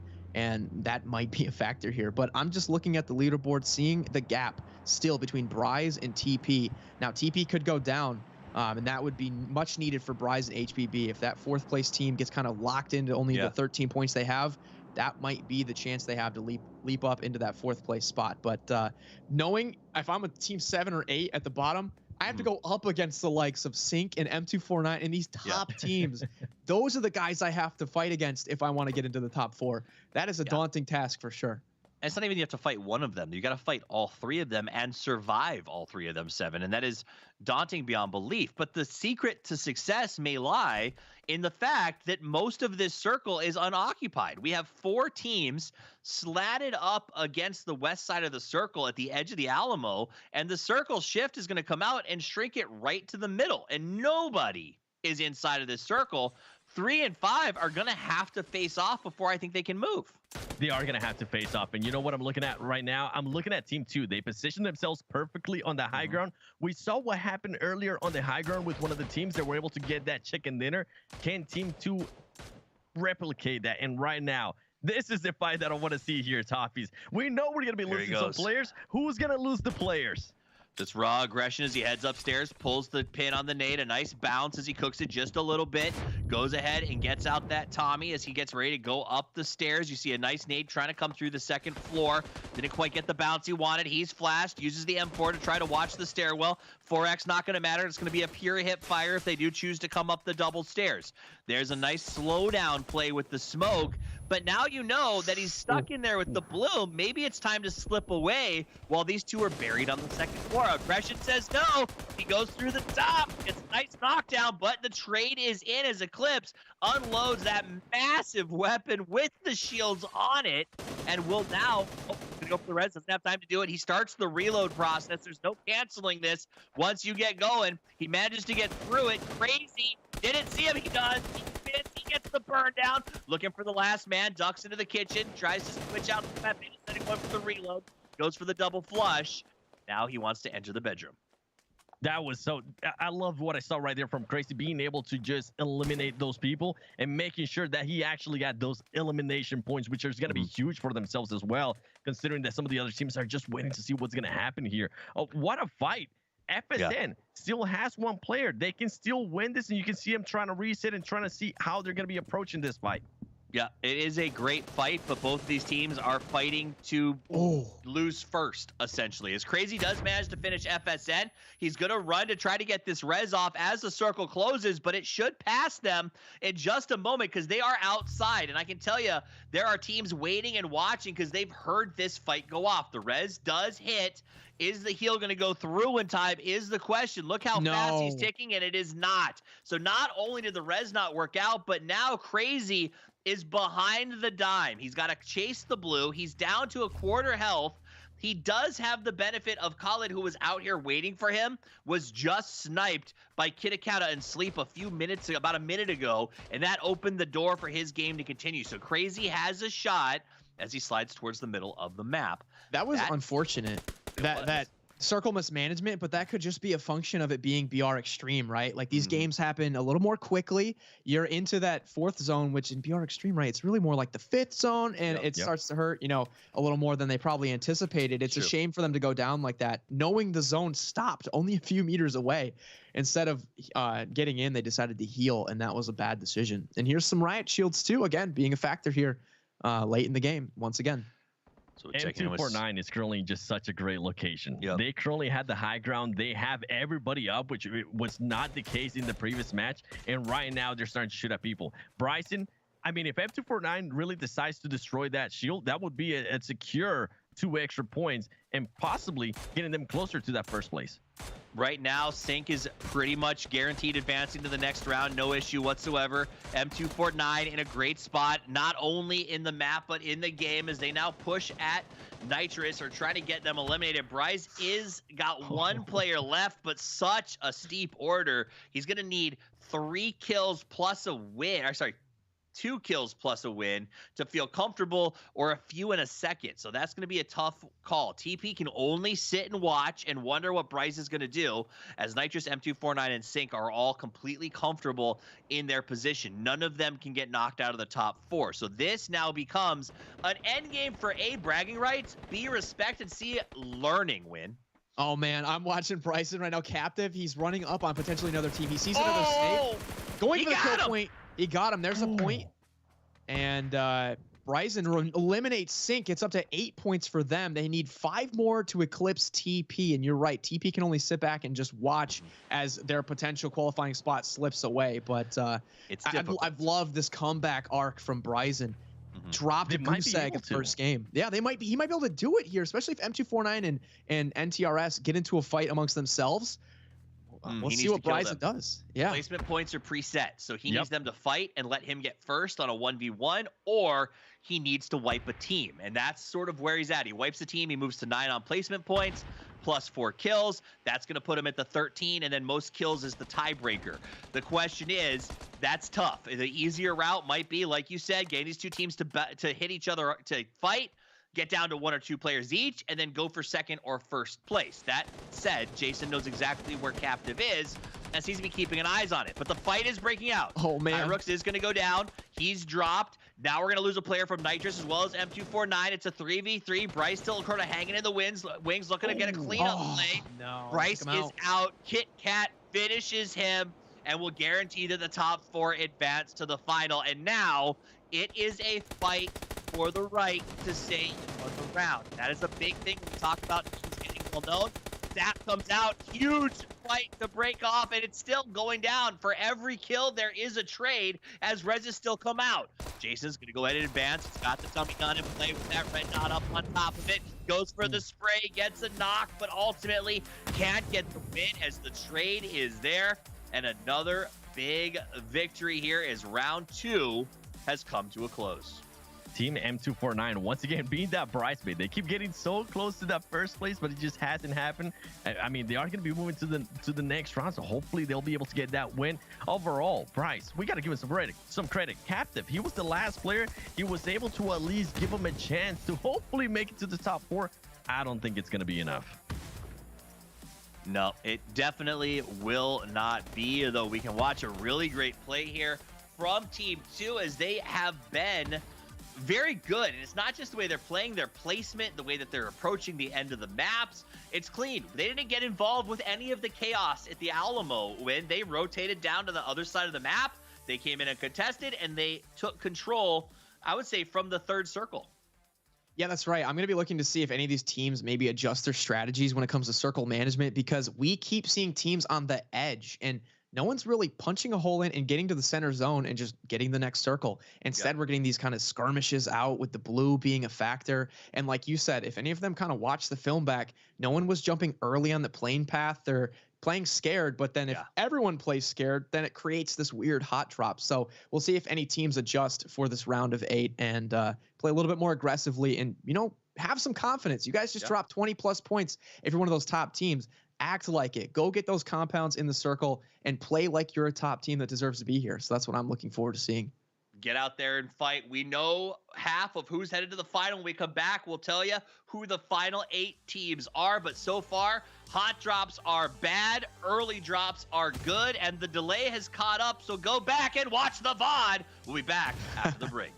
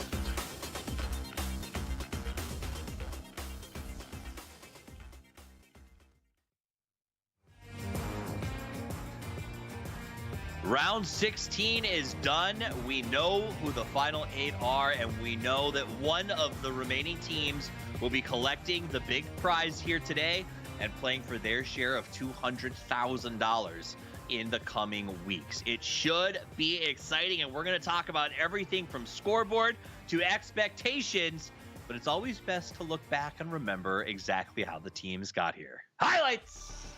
Highlights indeed. I mean, Padrino, he was able to kind of give his team more of a chance of a hope. That grenade right there was one of the best nades I think we have seen all day.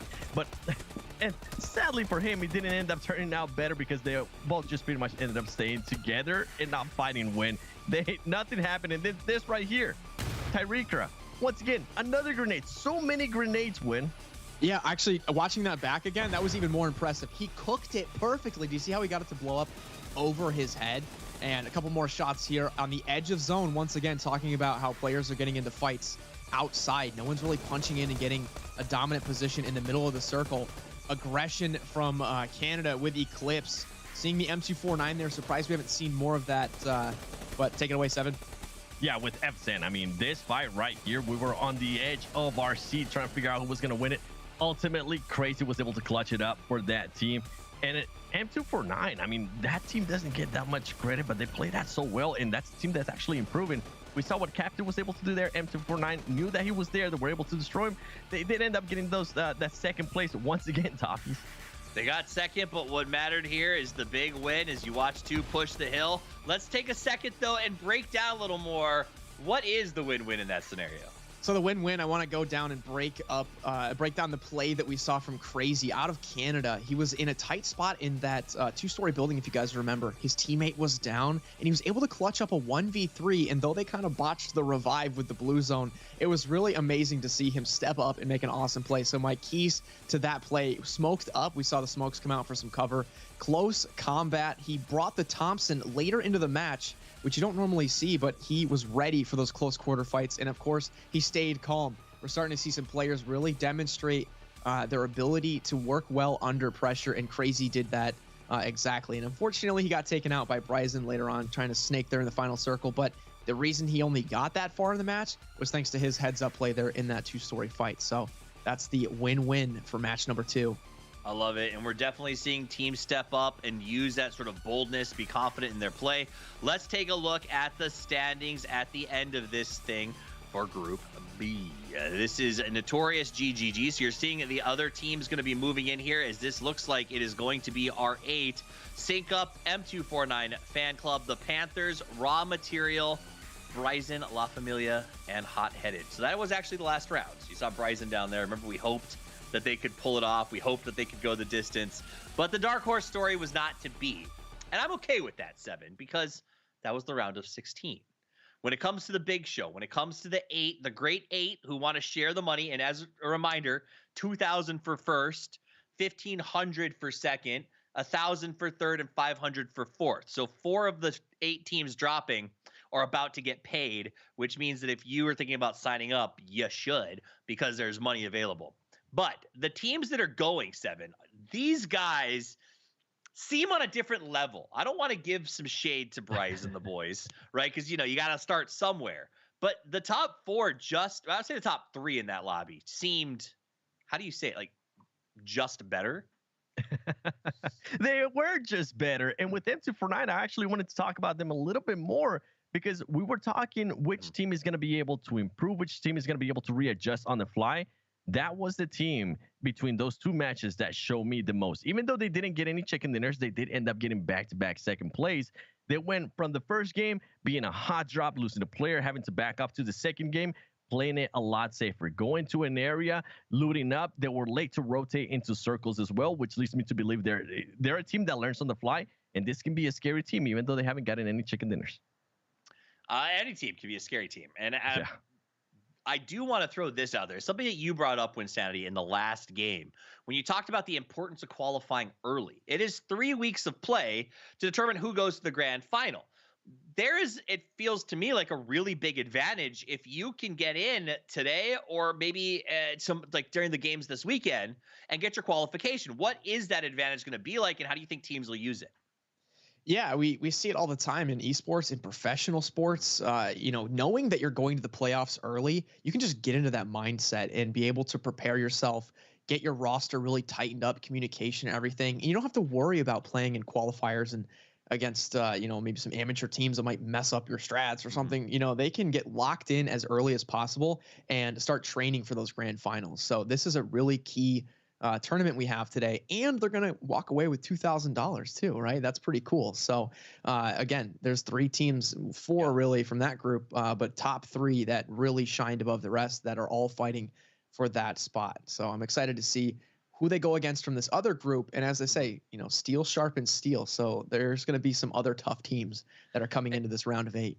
I mean, it's a really good point. You don't have diamond without pressure, right? The idea that you've got to make the comeback. And so teams like Bryce, who we saw some great moments from, maybe they come back in the future events or next week or tomorrow, and they put up their numbers. But those that qualify get to do exactly what Wynnsanity said. They get to learn, Seven. And I think that that's going to be the biggest takeaway from the New State Mobile Mashup, is the idea that there is no meta, that this is the beginning of North American esports for New State, and getting the time to, for lack of a better word, screw around when you don't have anything on the line could really be a big difference maker when it comes to $200,000 down the way.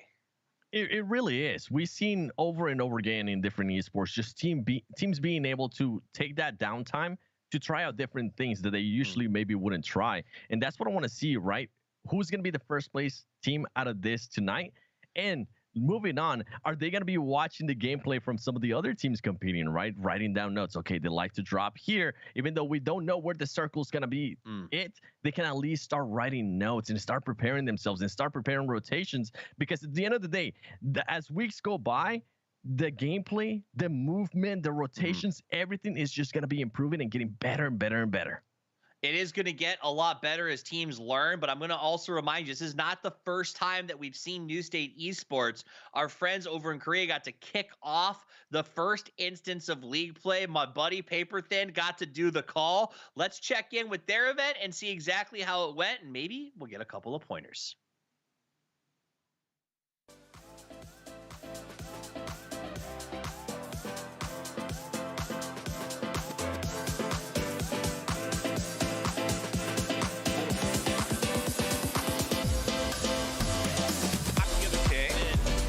Circle, but around the flank has got Nemo immediately shut down by Repack. Very nice. Good grenade though. Oh, the grenade is huge. WC.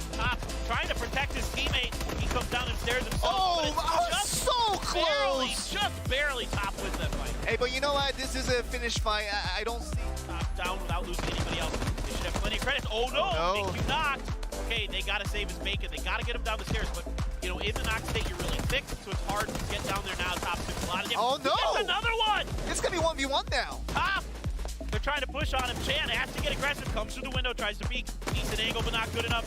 Top has an opportunity. No! He gets it! He gets it! Top! He gets it! The 1v4! 1v3! Feels comfortable to try to third party this their spot. They're now going to have safety up on the northern side of the circle. This is more towards the south. That grenade explodes right on top of S. Had it gone a little bit further, I think it might have finished him. That one comes up short. There's the finish. Nice double grenade order in a lot of trouble. This building really exposed. Oh, the Molly forces him out, trying to jump over the wall. Doesn't even see him, Mingyu. Oh, he's got it. Mingyu. They won that first exchange, but then Wade able to get one. Rhea C. Rhea C! Oh, so close. Bye on the outside. Gun put away for a second. Top gets the knock on a style. A jumping shot. Gonna finish the job. They changed it out for one of the new ones. And now they're putting the original, the very first one, they're building a new one in Yokohama. It might be done, or it's at least close to it. Well, flipped vehicle, then they know something's up. Oh, they see it. Oh, gosh. Oh, gosh. Trying to keep heads fly at bay. And you see that AL, their aggressiveness seems to grow with each match. Not just for their execution, but actually how they're approaching. Oh. That is so good. That was a very early grenade. Oh my god. And amazing. Woo! Ruin just can go for the finish with the now Ruin just pop with the Vector. Yeah, it's only one left. Yeah, that's good enough. Done. Gosh. Done and done. Still a bit of circle damage. A lot of damage from Okay, KP being Oh! super aggressive this game. They got run over. That gives AL an opportunity. Oh man. And they're going to take advantage All of the it. ranked ones that they got, they are above 80 at this point. They can actually get more here with a couple of knocks already recorded. Nades, here you go. There it is. Done. All right, PGS survives and wins a game, and they're pumped. Super hyped. Love to see that. This game to get past You're right. WC. At least get one kill. Yeah. Oh, At least get one kill. No, not That's like it. this. Not a single kill at the very end. AL secures their win. Another level. There it is. Your 2022 New State Mobile Open Challenge champion.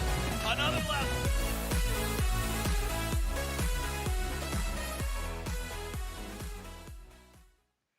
And we are back. A little bit of a taste of things to come, as it looked like they had a great time getting a little bit of LAN action over there as well. And I'm going to be honest, I'm ready to get back into the studio, so let's do this thing. 7 Worlds, that was fun to watch, a little bit chaotic. It seems like that's been kind of the theme here as the meta develops itself. Teams leaning into vehicles, but definitely stacking into maybe all-in-one or 3-in-1. Do you think that stays the same? When we talk about PUBG PC in particular, which is sort of where my expertise lies, there's never more than one player in a car unless you're absolutely necessary. Everybody wants to drive on their own. It's just safer. Does that translate here? It comes down to how many vehicles are available for that team, right? Keep in mind, the map is just so much much more smaller. So if they don't have enough vehicles, they're going to be forced to just take one. Overall, if we do see 2 vehicles, please, teams, if you guys are paying attention, go in a 2-2 split. Don't do what some of the other teams are doing where they're just full sending it with 4, even though they have access to another vehicle. Hopefully, and I think this comes with time, Toffees. I think the more time these players get a chance to play this as a competitive style, they will be able to adjust to that, as we're already starting to see some teams adjust to it. I'm excited to see that. Now, I want to say, I heard during the break while we were watching this sort of replay of our Korean event, when you went through some of the numbers from the other lobby to prepare for this match, and you mentioned there's a team that'll be joining us that we're going to get to know, but I want to get your take on them because it sounds like there's a team that is just far and away better than everyone else when it came to the other lobby. That's right. So from a format standpoint, right, we had 2 groups. We had 8 teams in either group. We're going to take the top 4 to form kind of a super group of 8. Well, we had the privilege of watching some awesome action there with M249 and a few of the other teams, right? Getting up into the high 20s, 27, 28 points. Well, the group that we didn't watch, there was a team Pure. Let's just say they're up at 43 points. So I don't know if that speaks to their skill or maybe it was an easier lobby. I'm not so sure, but they were placement, kill points. I think they won both of the games. I think they had 20 placement points. So that's 2 chicken dinners. They don't know what it feels like to lose in the mobile mashup. And will they put up a test for the group that we just watched, or who knows? But yeah, it's going to be very exciting to see these two groups collide.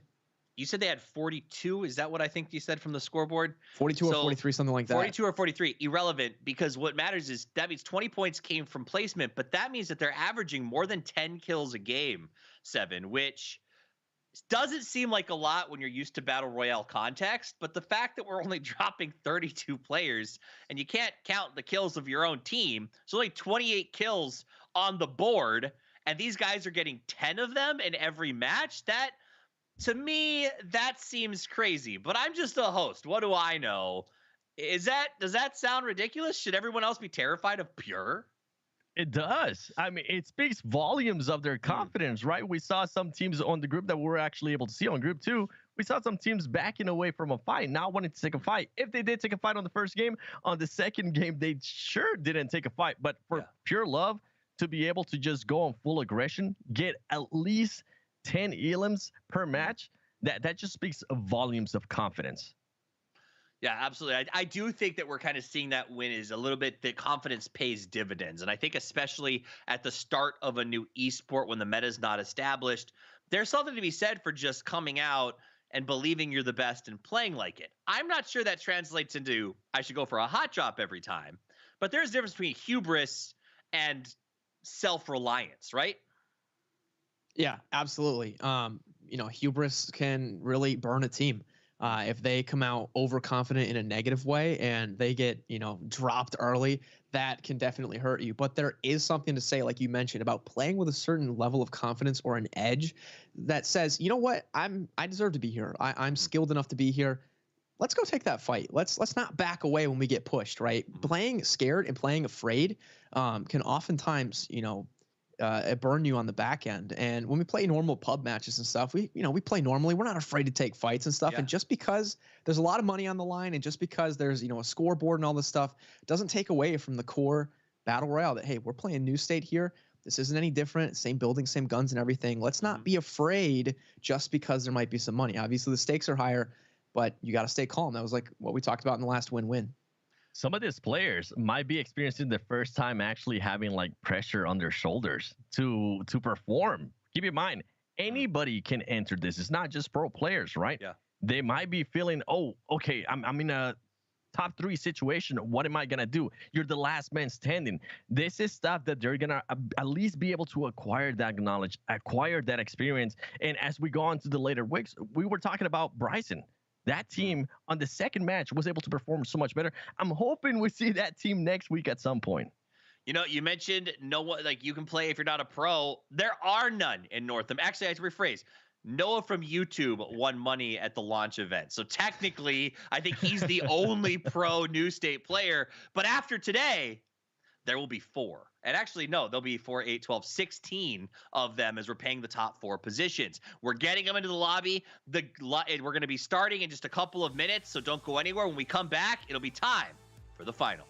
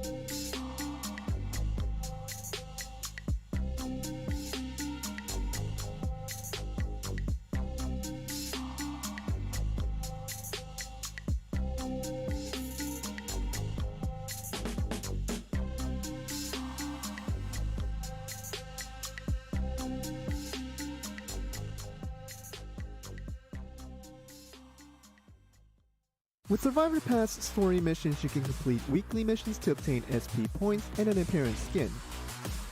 Use the hints provided in the story missions page to collect key items to obtain SP points.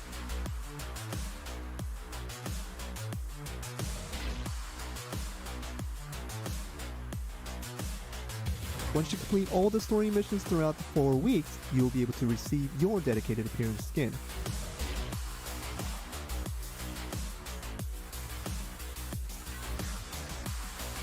So go out now to collect all the key items and collect the one-of-a-kind appearance.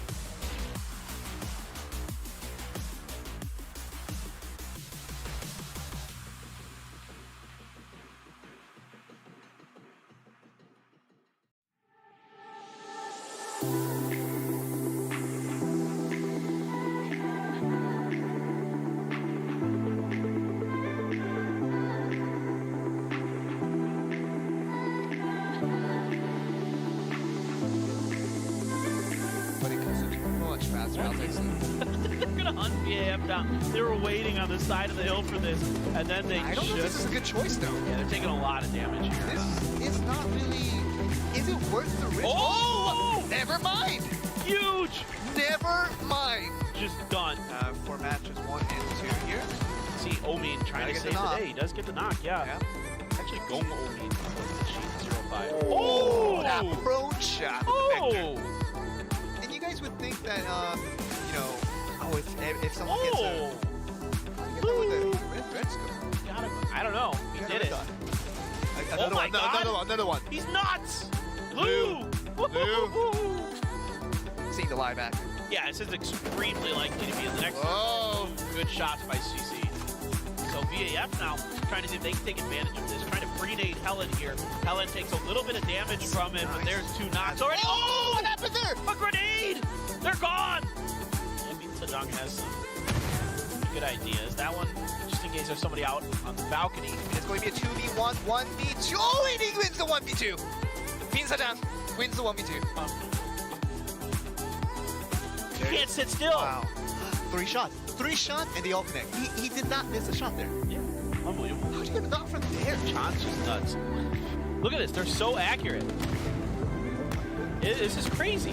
He's going to get both. I Just told one you. 1v2. Like, Unbelievable. Miku didn't even need his teammate. No. All of these sharks here, they're trying to come and get their piece of the food. I love the DPS. That's why I'm laughing. Oh my God. Get him.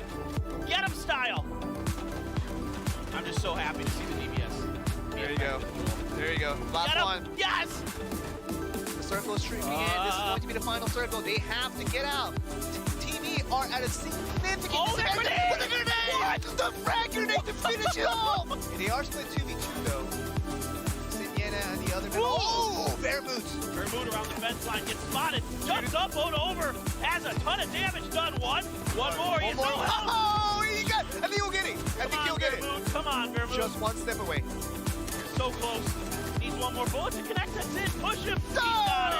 There's another one at the bottom of the stairs. Going down top. Trying to protect his teammate. He comes down the stairs himself. Oh, just so close. Just barely top with that fight. Hey, but you know what? This is a finish fight. I don't see Top winning it out from here. Without losing anybody else. They should have plenty of credits. Oh no. Make you knock.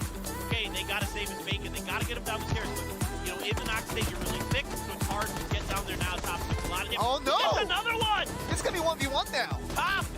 They're trying to push on him. Chan has to get aggressive. Comes through the window, tries to peek. Eats an angle, but not good enough.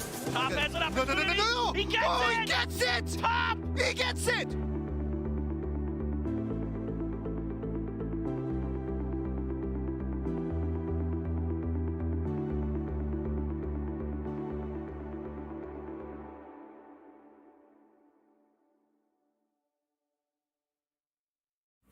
Hello survivors! Featuring a new deathmatch mode along with new weapons and other improvements, let's check out the upcoming patch notes. The Round Deathmatch mode takes place in our newest map, Arena. Round Deathmatch is a best of 7 4v4 deathmatch mode. As soon as the round begins, the circle will start to shrink. The first circle will be central to the map. Then, circles will shift in position nearby the central care packet. The surviving team wins the round, and the first team to win 4 rounds takes the match. While the weapon preset is shared with that of Team Deathmatch, you're also provided with a frag, smoke, and stun grenade as well as a deployable shield, which is available at the starting position.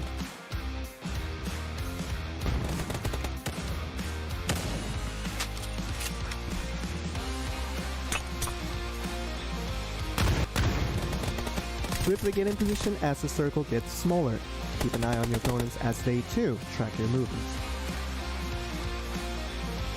Similar to Battle Royale, falling to 0 will put you in down but not out. After getting eliminated, you can spectate your squad mates until the next round. The revive in round deathmatch is reduced to 5 seconds, which is half of that of Battle Royale.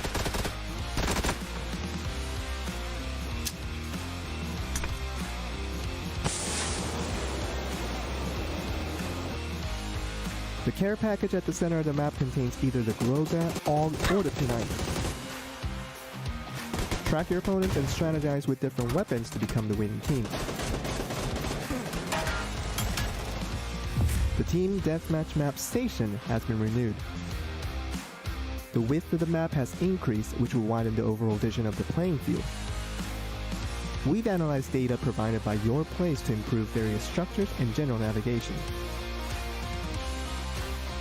We made changes to the user interface. Now you can check out detailed information of your allies and opponents at the loading screen, as well as a more intuitive scoreboard at the end of the match. Notices for consecutive kills and other match details have also been adjusted to be more visible. Lastly, to help out the beginners playing Team Deathmatch, dying 4 consecutive times will give you a level 3 helmet and vest. This is repeated until a kill is recorded. In Deathmatch presets, you can now tap an attachment to equip it to your weapon and tap it again to detach it. Pressing the attach button will confirm the setup. A guide has been added to the Team Deathmatch map settings. Earn VP in Team Deathmatch is now doubled, so be sure to try out all the improvements in Team Deathmatch. We received your feedback regarding eye fatigue when playing New State Mobile, so we adjusted the exposure and color settings in Troy.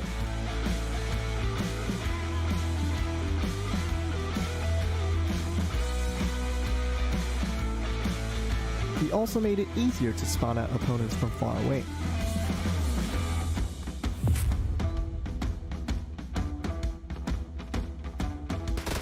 The new weapons MP5K and crossbow have been added to the game.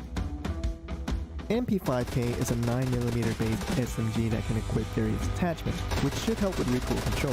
Customizing the new MP5K attaches a laser sight, which improves deviation control during standing and shoulder shooting with a penalty in horizontal recoil.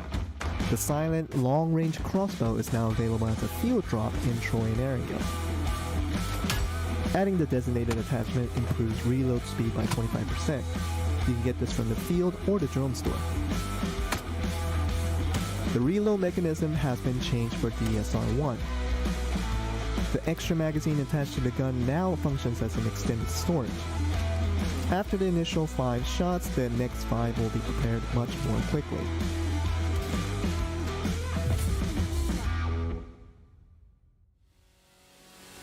New customization has been added for M249. Its C2 attaches a shield on the sides of its handguard, which blocks out bullets without getting destroyed. The penalty is a slightly slower ADS.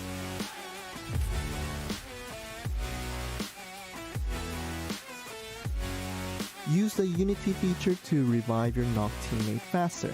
You can now revive a down teammate with up to 3 allies.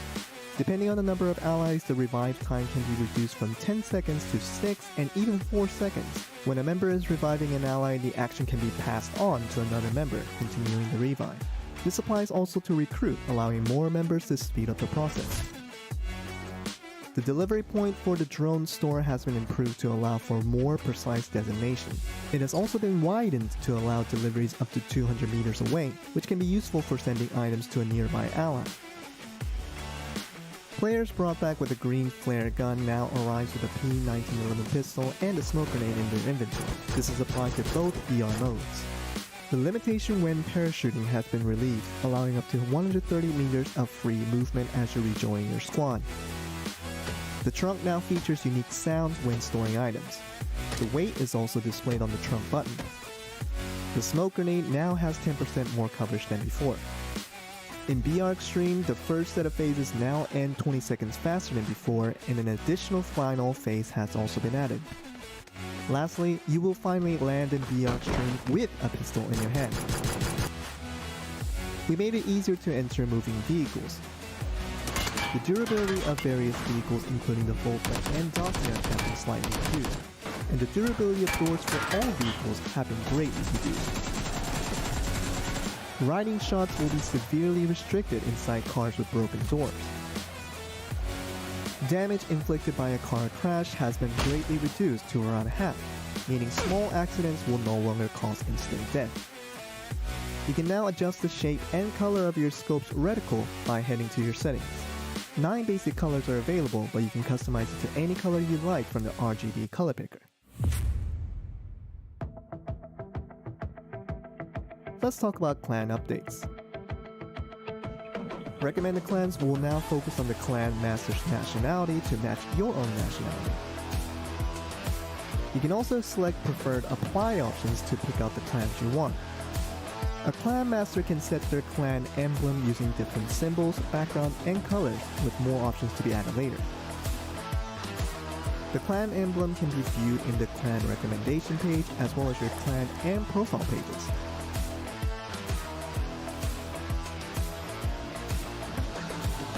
Clan Notice records your clan's joins and quits, with more to be added in future updates.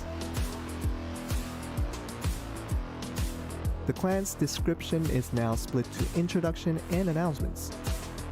You can now create or apply for a clan 2 hours after leaving or disbanding your previous clan. Clans can only be created by a level 5 and higher account and will cost 10,000 BP. Survivors without a clan will receive a pop-up after match completion that will encourage them to join one. More improvements will be added to clan in future updates. The rank table has been modified to display the top 500 survivors. Other survivors in the top 1000 will now see their actual rank instead of a percentile. Sign in with Twitter has been added for more compatibility. You can now enlarge other players' profile icons. You can track your friends' progress and survivor pass with the badge located next to your name. Player names and text will be displayed for messages sent by your friends in the lobby. You can select different death motions in the graphics settings, with optimized reducing potential frame drops. User interface for preferred language match settings has been improved.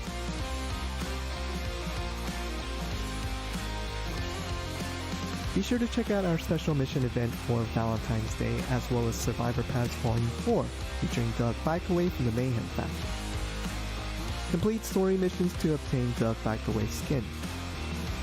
For all other updates, visit our website for the written patch notes. Thank you for watching, and we'll see you in the new Battlegrounds.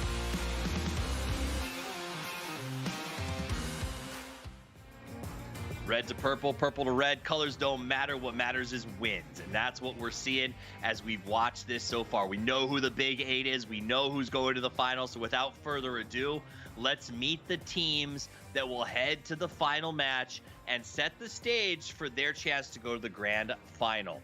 You see them up on the list right there. And the Kings, uncontested, based on the stats, Wynnsanity, are Pure Love. That's right. Pure Long Cross, Pandy, and Feng Yu. They put on a show in the other group. Unfortunately, we didn't get to see it, but you know, let's just see him.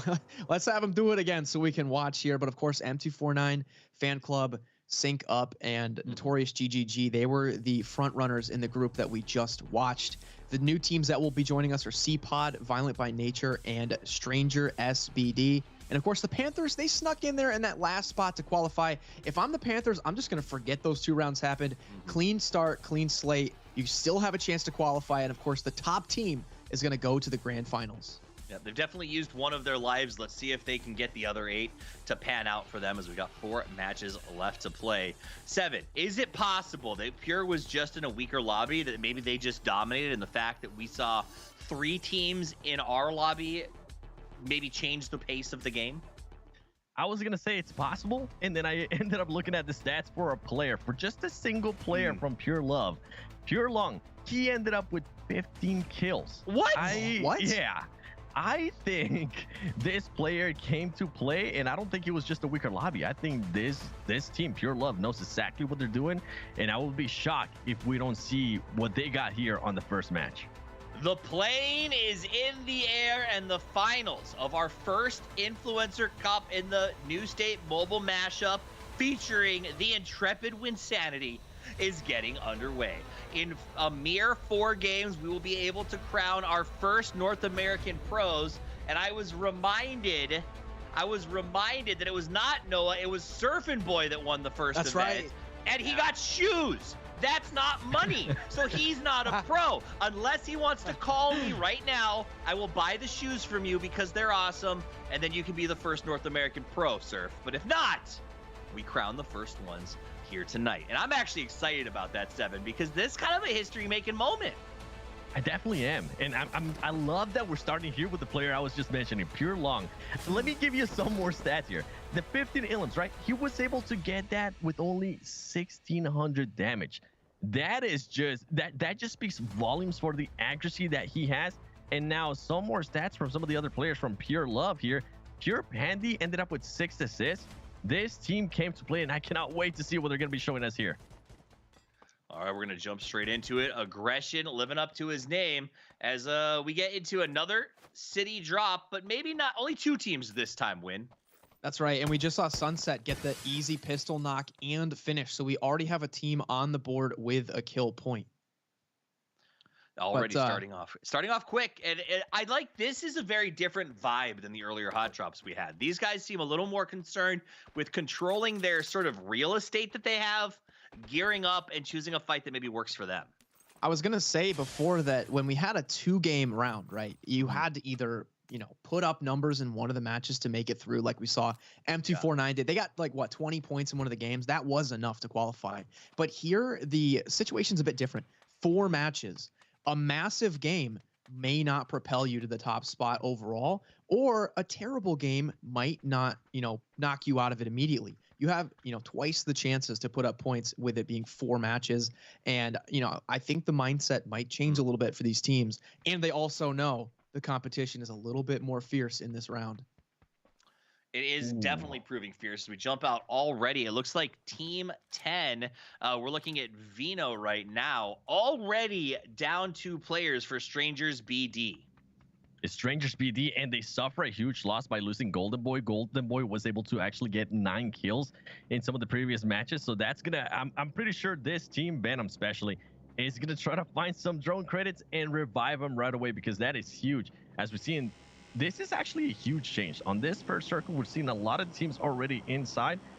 I think we're going to be seeing a completely different gameplay, Toffees, than what we saw in the first 2 matches. Yeah, already the pacing is a little more logical. I think a lot of people know not only is this a different ball game, yes, there's money for the 4 top spots, but only the top spot after 4 gets the bid to the grand final to play for that $200,000 in prizes.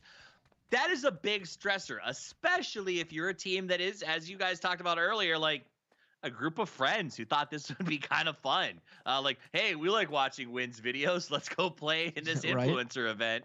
Oh my gosh, dude, we could make $2,000 right now. Like, that's got to feel kind of wild. And if you guys think that you might be better than them, or if you just want to have a good time, because I'm gonna be honest, it's just fun to play, you could still sign up. We've got 2 more influencer events and 3 open qualifier weeks on the way before we get to the $200,000 grand final. So get signed up.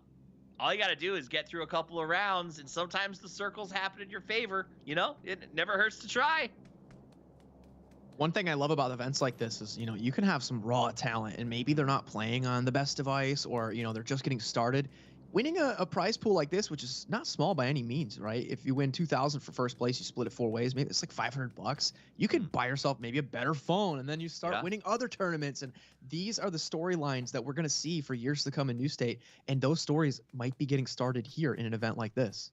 Absolutely. Upgrading technology is something that I don't think gets talked about as much in mobile, but I will say, like, I've been to a couple of events where players say, I say, hey, what's the biggest deal for getting signed? And in the PC world, we're used to like, oh, I get some advertising, I get a little extra hype, I get some hosting. They're like, I have a phone for the first time that can run this at full spec. And that's a total game changer for some of these players. So breaking into pros, beginning of the scene, that's actually a really good point and a very big deal that can determine these players' futures. Now, let's look at the overall map. I'm going to turn it over to you, Seven, to break down what we're looking at. Yeah, with this one right here, I mean, let's look at Venom. Once again, that team is trying to recover. They're trying to get back some of those 2 players that they lost earlier. And everybody else, I mean, the placement, everybody actually decided to spread out. Earlier, we saw a lot of teams kind of hot dropping on each other. Yes, we did see it towards the left-hand side, towards the west of the circle. We saw that happen with 2 teams, but everybody else is just kind of taking their time, taking their pacing, right? Making sure they upgrade guns. And you were talking about it earlier when we want to see more of the M249. Guess what? Kitty Cat, he was able to get an M249 and he already customized it. Yeah. Well, he's a member of the fan club. I expect nothing less. If they're not running full LMGs, what are they doing, right? Right? I was actually mad in the last round when we saw them not using them sometimes. So I'm glad that we're back on track to where we need to be as we check in with TRSS from Notorious GG. We'll jump over to the Pure crew. We'll probably keep a lot of eyes on these guys, Win, because like we said, the stats are wild. And this is, we talked about different kinds of teams, right? Friend team, solo crews, whatever. When you create 4 accounts that have the name attached to the front, that means you're serious about going pro. Oh yeah, if you use a rename card, that's like minimum specifications for being a pro right there. Yeah, they are organized, and it does kind of show that they might have been playing together before the announcement was made for this event. But did you see, by the way, that one of the Pure players has an AWM already? I just love seeing the firepower that these guys are able to get this early in the match. I'm gonna cheer when they get a headshot with it. I am too. Toffees, we're getting another question to answer right here. Are we going to be seeing teams rotating into different vehicles? Guess what? Team 3, it's showcasing us just that. Maybe they heard what we said in that last segment. Who knows? But the 2-2, I'm loving it. Absolutely. That's Violent by Nature. We just saw trying to expand their strategy into a 2-2. Very smart way to play this one. We'll check in with Abat Shua as Notorious GGG. Up here on top of the hill. Now, out in the blue, it looks like S-Test and Venom going to try to make their way in. We saw Sunset and Ghost. Wow, what a gift to the teams who were still in the blue. They had a long way to go until about 8 seconds ago. They are, and then guess what? Look at TPU. TPU right now is going to have to do an insane rotation. And then as well, for the other teams, guess what? They're currently playing that zone, and I don't honestly mind it. You see Venom, even though he's currently still in the blue, he wants to be able to find some more of those drone credits so they can pick up the extra teammates that are currently dead. Yeah, and I think that's important though, Win, because every player that I've ever spoken with, when we talk about battle royales and you say, what's your win scenario? Would you rather have placement and 3 players? Would you rather have these drop items in 2? Would you rather have 4 in a bad location? Every single time I have been told I will do whatever I have to and be in the worst possible spot to have 4 players going into the end game. Yeah, it just strength in numbers is huge because you can cover more angles. You can, fight another full team at even strength. It's really when you lose 1 or 2 players that another squad can quickly take advantage of your weaknesses, go and get the angles you can't cover right. You can't look every direction with only 2 sets of eyes. So I think I'd have to agree with that. You can always overcome a lack of loot or a lack of positioning if you have 4 players, even if you're in a bad spot in zone, right? That's just 2 extra sets of hands or, a couple extra sets of hands to go find vehicles and stuff. Having a full squad, it's really always commit to 4 unless your 4th is 7 worlds, and then maybe just stick to 3 because you're better off that way anyway. The quad car strat. There we go. There's a convoy. The convoy moves on. No one hits a shot, and that's the beauty of it too, is spreading the ability to sort of focus fire. When 4 of you are in a vehicle, everyone turns, everyone burns. But when there's 4 in a row, you got to have comms from an experienced team to be able to knock down one of those drivers instead of sort of spreading the love. Now, let's check in with Turris up on top of the hill. He just had a teammate roll up on him, so they're going to be in a pretty good spot here. Notorious Triple G on top of the hill, looking down on Pure, and I don't think Pure can come up here. They can just take the cars out and hold position. Yeah, that's exactly what's going to be happening. I wanted to also talk about the Panthers. It seems like they are readjusting themselves.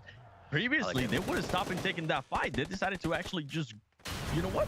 We're not gonna worry about them. We're actually gonna worry about the circle. We're gonna be worrying about positioning ourselves. And I love that because these teams are starting to realize it's only 4 matches. Yep. You're only gonna be able to get points within those 4 matches. You don't want to be the first team out because that's gonna be 0 points. There's a theory called average points per match, right? And that is something I think a lot of these teams are going to be focused on when with 4 games on the line.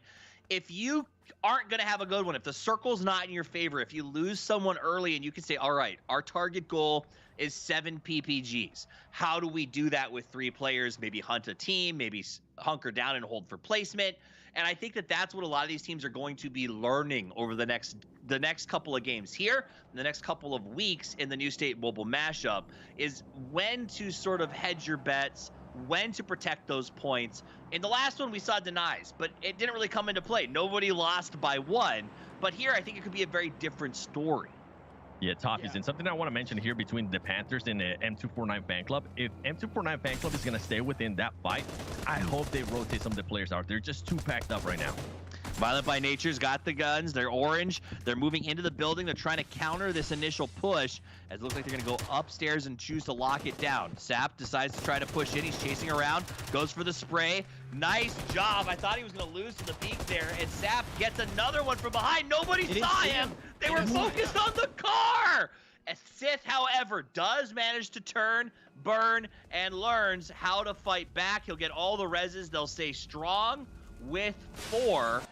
But man, that almost pushing. Wait a minute. Oh, he's pushing. Wow, he knows they're weak. Otherwise, he would have run away. Sap decides to come in aggressive and makes a very big play. The sync up is not interested. I'm sorry, Notorious is not interested to let him get away with it. Comes for the shoot, doesn't get it. Sith comes out on top, but at what cost? They lost 1 player. Actually, that's pretty good. They got a bunch of points and not a lot to pay for that. That's unfortunate. He did make the push. I'm sure his teammates were yelling at him in his headset. We've got 2 down. There's 2 down, bro. And unfortunately, he didn't get there quickly enough and couldn't get the 1v3 off. So NTRS Nitrous, they're going to walk away with only 1 point. Like I said, that might not spell disaster for them, but certainly not how they wanted the first match to go. You know what the 2 most dangerous words in a battle royale is? He's one shot or one tap. One tap. One tap. Exactly. Nothing gets you killed faster than a teammate who doesn't want to admit he whiffed his shots. Just gonna throw that out there, Poro.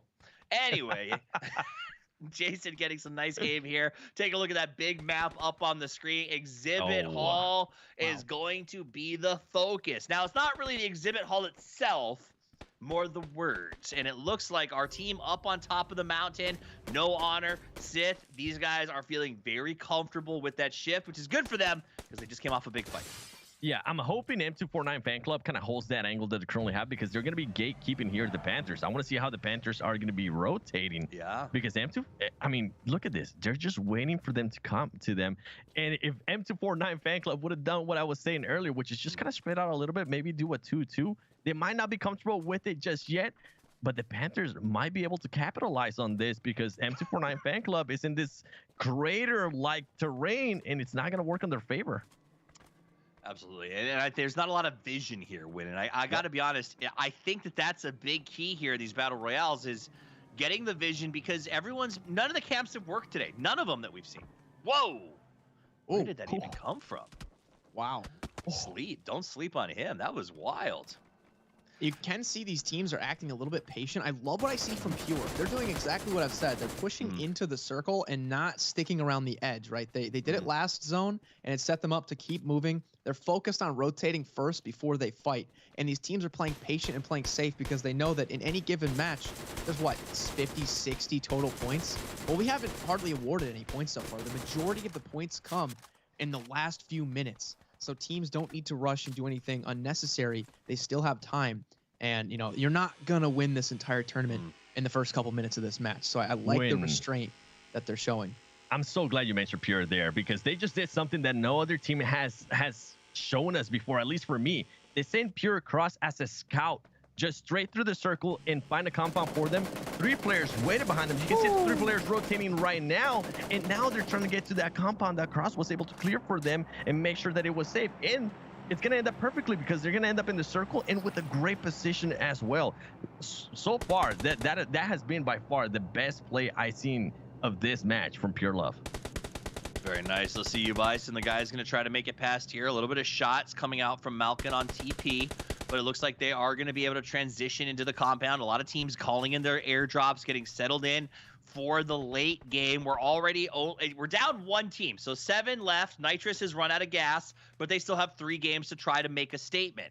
We do see a couple of knocks coming out as teams are struggling to get out of the blue and into a good position. Let's chin with TP as he sees them in the distance, but this is not an easy to hit shot. Yeah, this is going to be tough, and from that range, I would just save my bullets, although it looks like he's got over 400 of them, man. He's ready for war right now. But, you know, he's giving his position away, and I just want to see how this swamp is actually going to become a factor, because this is like some unique terrain that I'm not used to, but every time I find the circle comes here, it's very interesting. Like the water, and it's not too big of a factor, because obviously you're not swimming, but it definitely plays a role in the final circles. Yeah, especially how your team is going to be moving. If the team has been heavy in regards to vehicles, they're not going to be able to move as they've been able to move earlier in the match. And look at this. Team 16 just going for the push here on SyncUp. We've seen what SyncUp has been able to do close range. And right now, what I'm not seeing out of Team 16, I'm not seeing a lot of SMGs, Toffees. Yeah, I don't know if they found them or they've been moving across open terrain, so they haven't been picking them up, or maybe they just don't care. I mean, that's an AUG and I think a barrel. So at the end of the day, I'm pretty happy with both of those if I'm Team 16 or CPDD here, as they do try to come out. Crazy gets knocked, and that will open the door to bring in some backup for CPDD. SyncUp has been a top performer so far. They put in some very good work and handled some team fights. Let's see if Shots can make this happen as he lines up a nice little nade here to try to buy some space. CPDD going to steep, flanking out, try to find themselves an angle. As you saw Lobble come out, try to get some shots.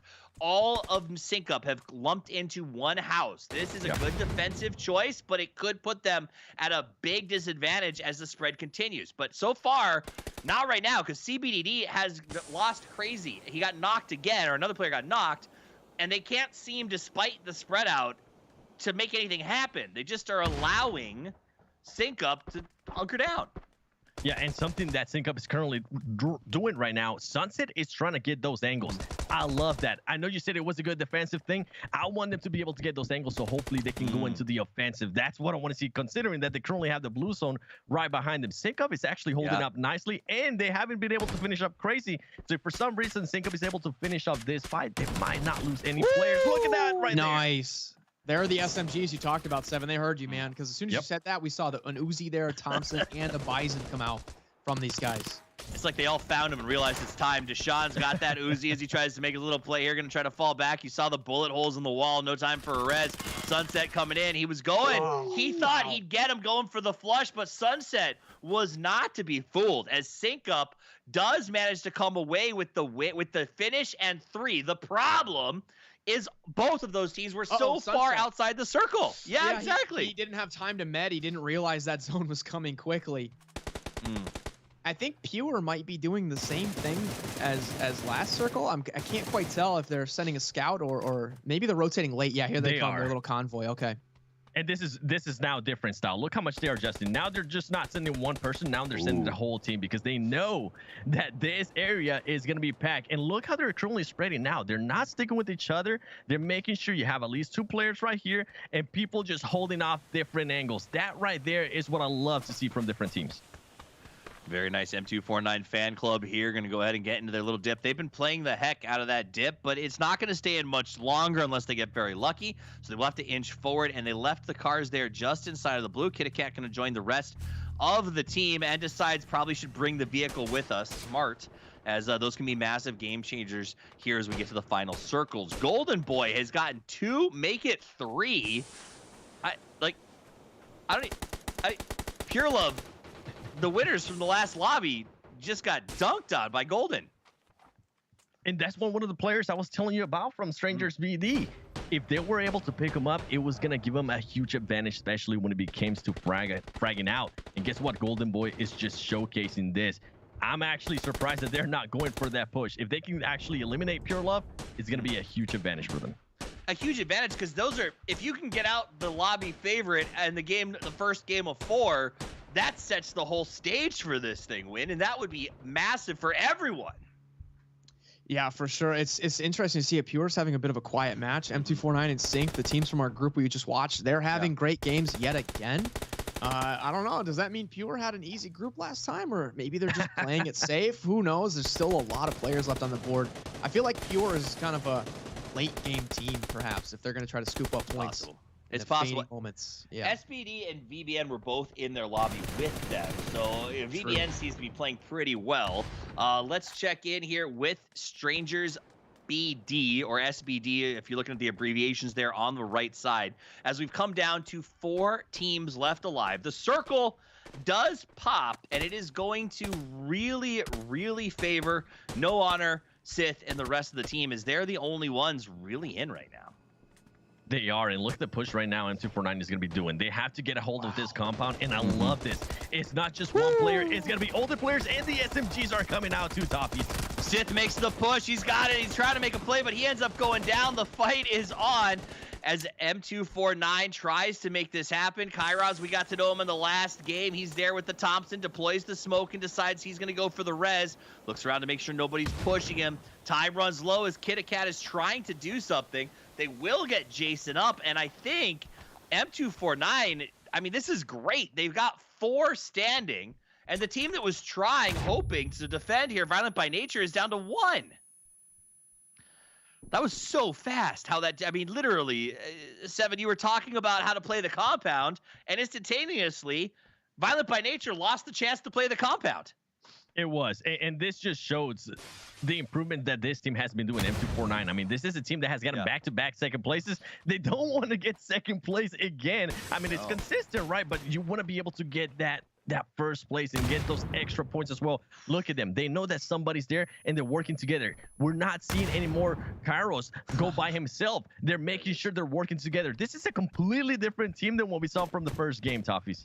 It's super clean, and they're not even just focused on the player in their compound. They know that he was there. They had half the team working on eliminating him, while the other half started shooting at Golden Boy and made sure that there were no threats coming from Strangers BD. That is how well this team is communicating right now. It's impressive to watch.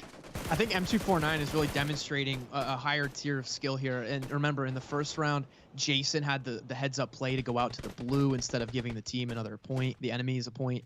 And then keeping their entire team up, all 4 of them alive, resetting after that push. They're demonstrating they've got, pretty good synergy, and they might not just be a bunch of amateurs that tried to win some cash today. Right? Oh, man. Ooh. Okay, nice. Cross goes down. Like, is there even recoil on that gun? Like, Seven, what gun do I need to get to have no recoil? Like, that was beautiful. He was, to be honest, if you're able to customize any gun, it's going to improve your aim a lot. So just get a customization kit. That's right. Get the customization kit. Oh, okay, that's one way to exit back to the lobby. So they'll get ready for the next match. Wow. And a winner is declared just like that. M249 comes sweeping out of the compound and dominates everyone else in the lobby. Let's look at it again. M249, this is the team that we've been hyping up. Back-to-back second places. You heard me talk about it earlier. Finally being able to get that chicken dinner, finally being able to get that chicken dinner when it counts right here on the matches that they're currently fighting for those $2,000 in first place. Heads up play there by Kitty Cat. I was just going to say, did you see she turned and got that last kill out in the blue? Like, they were cleaning up, making sure they didn't leave any points on the board or to go to the play zone. Well, I was going to say, they were trying to deny points. Like, the other teams had given up. They were taking a knee, and somehow M249 ran some sort of blitz play that got a kill anyway. I mean, I don't want to talk about being demoralized, but I'm gonna be honest, Seven. If I'm gonna try to take myself out in the blue, I'm already feeling sad about the whole situation. And when they kill me, like that's heart crushing, man. Yeah, that player's gonna go back and be like, "Oh man, I should have just hid behind a rock. What was I doing there?" Or I should have taken the fight. Like if you're gonna die anyway, at least maybe try to hurt someone. But it was a fun game. It was interesting because I thought we'd see way more out of Pure Win. Did you have any takes on what was going on with them? Yeah, it looked like they were maybe feeling out kind of how the other teams are going to play. They picked up some points. By no means are they out of it or did they have a bad game. But at the end of the day, we'll see how they adjust. And we might see a different Pure Love team come out in game 2, 3, and 4. That was really also just a learning experience for every other team in that lobby. And again, props to M249 because not only did they get up those extra points, they kept every single player alive. They won winner chicken dinner with all 4 still standing. And that's impressive. That is very impressive. Guys, don't go anywhere. Game 1 is done. We got 3 more to go. We're going to see if M249 can continue to unload on the rest of the lobby. We're going to have the win-win and everything else on the way. Don't go anywhere.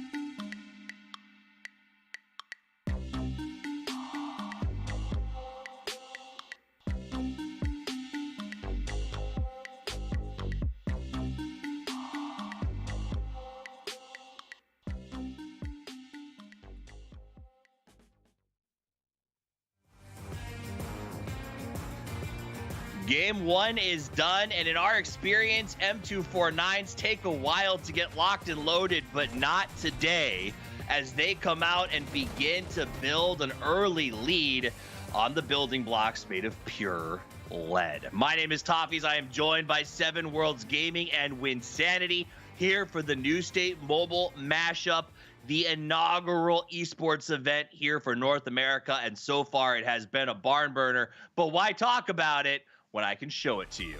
Highlights! And it's going to come down to M249. I want to talk about this team a little bit more. I mean, I know we're currently watching these highlights, right? Something that you mentioned earlier, Toffees, was consistency, average points per game. Guess what? If I was to have a team right now that's doing that, it's M249. The first 2 matches, second place. Now a chicken dinner. So a lot of teams are going to be looking out for them. Label, though, right here. I mean, this fights showcase Wynn how powerful those SMGs can be at close range. That's right. Also, some ARs. The M7 doing a great job. And I love seeing this Viper sight, this newer kind of holographic sight. It looks so cool when you get these awesome sprays. And these players just... Some chaos broke out in the fight we're seeing here right now. But staying composed. And poor Benji here. He ate 1, he ate 2. But unfortunately, 3 frags got him stuffed. It's all about that pace, Toffees. The first frag was too big, the second was too small, but the third was just right. As M249 gets themselves a sick win, let's look in on the win-win.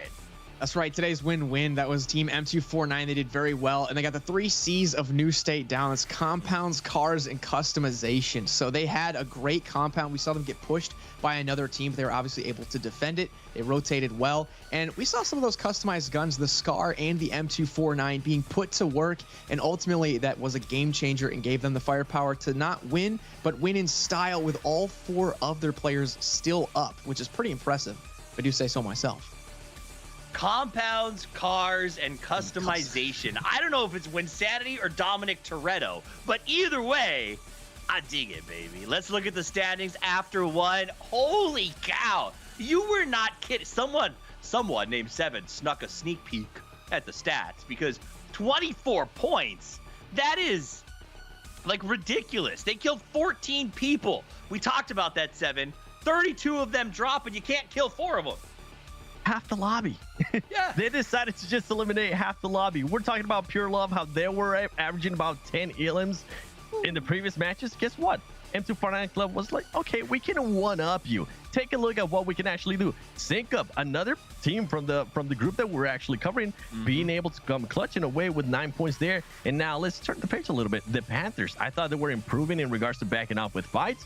They were able to only get 2 points there. Notorious GG, I mean, when with 1 point, you're definitely going to be looking to change your playing style here in the next 3 matches. Exactly, but it's not game over, though, because, like we said, we've got multiple matches still to play. There's still 3 entire games with loads of points still on the board. I think what's interesting for me to look at this scoreboard is one of the groups is 1, 2, 7, 8, and the other group is 3, 4, 5, 6 filling out the middle. So I don't know if that means anything, but it looks cool. It's cool to find out. Also, Notorious GGG to me is a bit of a cautionary tale. We saw them on the feed over and over and over again. Like, we watched them a lot in that game.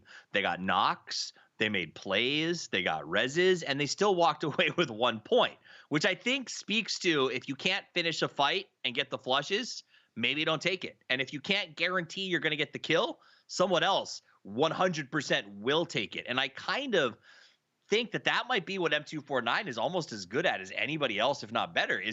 We watched them. You saw Kitty Cat turn and get that blue kill. They were hunting for flushes as often as they were hunting for original knocks. Like, when they could have a chance to third party, they went after it, 7. Yeah, when I talk about champions, I talk about a team that's able to pace themselves, but also has that switch, right? They're able to flip the switch, whether being defensive, being passive, and also being aggressive. And that's a team that was able to do just that. I talked about it the whole time. The starting of the match, since the first map that they played, it kind of backfired to them. They learned their mistake, and now they're playing a lot safer. And when they see a chance to strike a compound, it doesn't matter if a team's already there. Now they're moving forward. Now they're moving together as a team and making sure they position themselves to have the best chance to take over that compound or just destroy the other team that is they're going up against. Overall, M249, it's a scary team. And if they're going to keep on improving, I can't wait to see how far ahead they might end up in first place. Now, by the opposite side of that, something to consider, Win, is they are a scary team. And normally you maybe avoid them or try to get your points wherever you can. But only one team advances to the grand final after tonight. Only one team with the most points get a chance for $200,000. If you are not M249, everyone is in the same boat. Do you keep playing your game, or is there a point where the rest of the lobby has to just go, we have to hunt them, we have to kill them? Because if we don't, even if they average 5 points per game in the remaining 3, they're going the distance. Yeah, absolutely. I feel like match 2, it might be a little too early to tell. You know, every team's going to just get locked in and try to have a good game for themselves. But as time winds down and we only have 1 or 2 matches left, if M249 continues to pull ahead, the target on their back will get bigger, like you mentioned. And if another team is hunting and lurking in second place, they know that M249 needs to go down, because second place is the first loser tonight. I mean, you get some money, but you're not going to the grand finals. It's not guaranteed. So if you're hearing a fight on a hill, you know, a little bit a ways away, and you see in the kill feed, wait, that was M249, you might push that and try to wipe them with that third party. So M249 has to be careful and watch their back, because the other 7 teams are coming after them.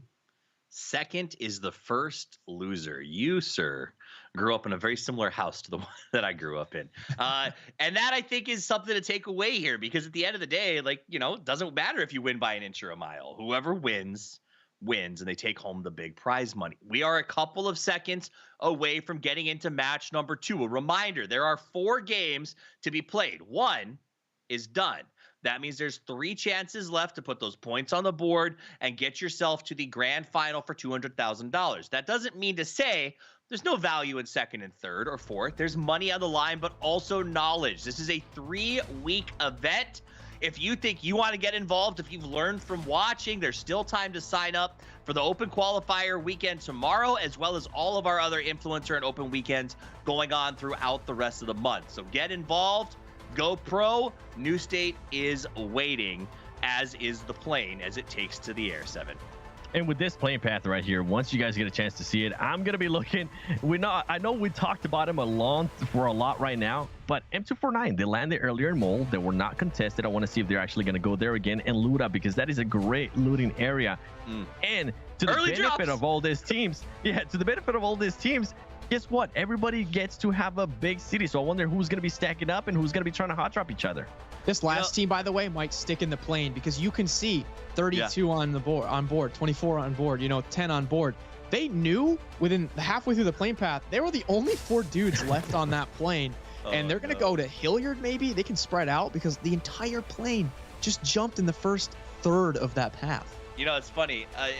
I've been covering esports for a long time, and the opens, the beginning of events, the beginning of leagues is fun, right? Because a lot of these players aren't pro. So one of the things they love doing is, like, during the break, they go back and watch some of the broadcasts. They get to hear their names called out.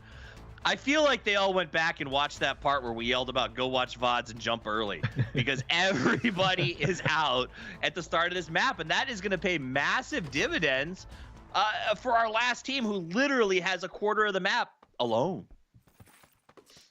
It really is. Wynn mentioned it perfectly there. They're going to be able to spread out. They're going to be able to loot up a lot more. And they're going to be able to maybe call in those drones and not be worried about a team being able, third-partying them or attacking them early on, because they know where they're at. It's a huge advantage, and I hope they take full advantage of it by also getting some green flares. When we have seen it over and over again, if you can get a green flare right now at this stage and just have it in your pocket, that's going to be huge for you. Yeah, it's so helpful. And I love that when they saw that the plane was empty, they're like, we're not jumping with them. We're going to just wait even longer. And now they're on the other side. One thing I want to mention too in Extreme BR is that everyone starts with $300. So that's $1,200 for a squad. If you know, a player dies and you can get to their box, everyone already has enough money to pool together a green flare. So an early death might not spell disaster. All you have to do is get away from the fight and reset, because there's a lot of money in your pocket already. And that also means if you get early kills and you grab that cash, you can start amassing a little bit of a fortune here, even in the first few minutes. Yeah, and something with that too, if your player, one of your players from a team is able to get the gun that they're really comfortable with, they're going to be able to customize it. They're going to be able to call in that drone, customize it, and you're already going to have a huge advantage over some of the other teams that might not be at that stage yet. One thing that I was going to mention earlier is if you can survive the early fights, right? I think Toffees, you mentioned it early on. It kind of goes two ways. All that money you use or you have, it's going to go towards green flares and get wasted on revives. But if your team can kind of survive and get stacked, then all that cash you've got, it can be used for better purposes, like getting flares, getting equipment, getting ammunition. And then you're only furthering your team's strength and, you know, making a run towards the end of the game. So if you can stay up in the beginning part of the match, you can start using that money for other things besides just getting green flares. And if you guys at home can stay up in the beginning of a match, if you're watching saying, I understand the strategy, it's your chance to sign up. Remember, you can get out there, you can get in the game, and you can get your chance to win access to your share of $200,000 in prizes.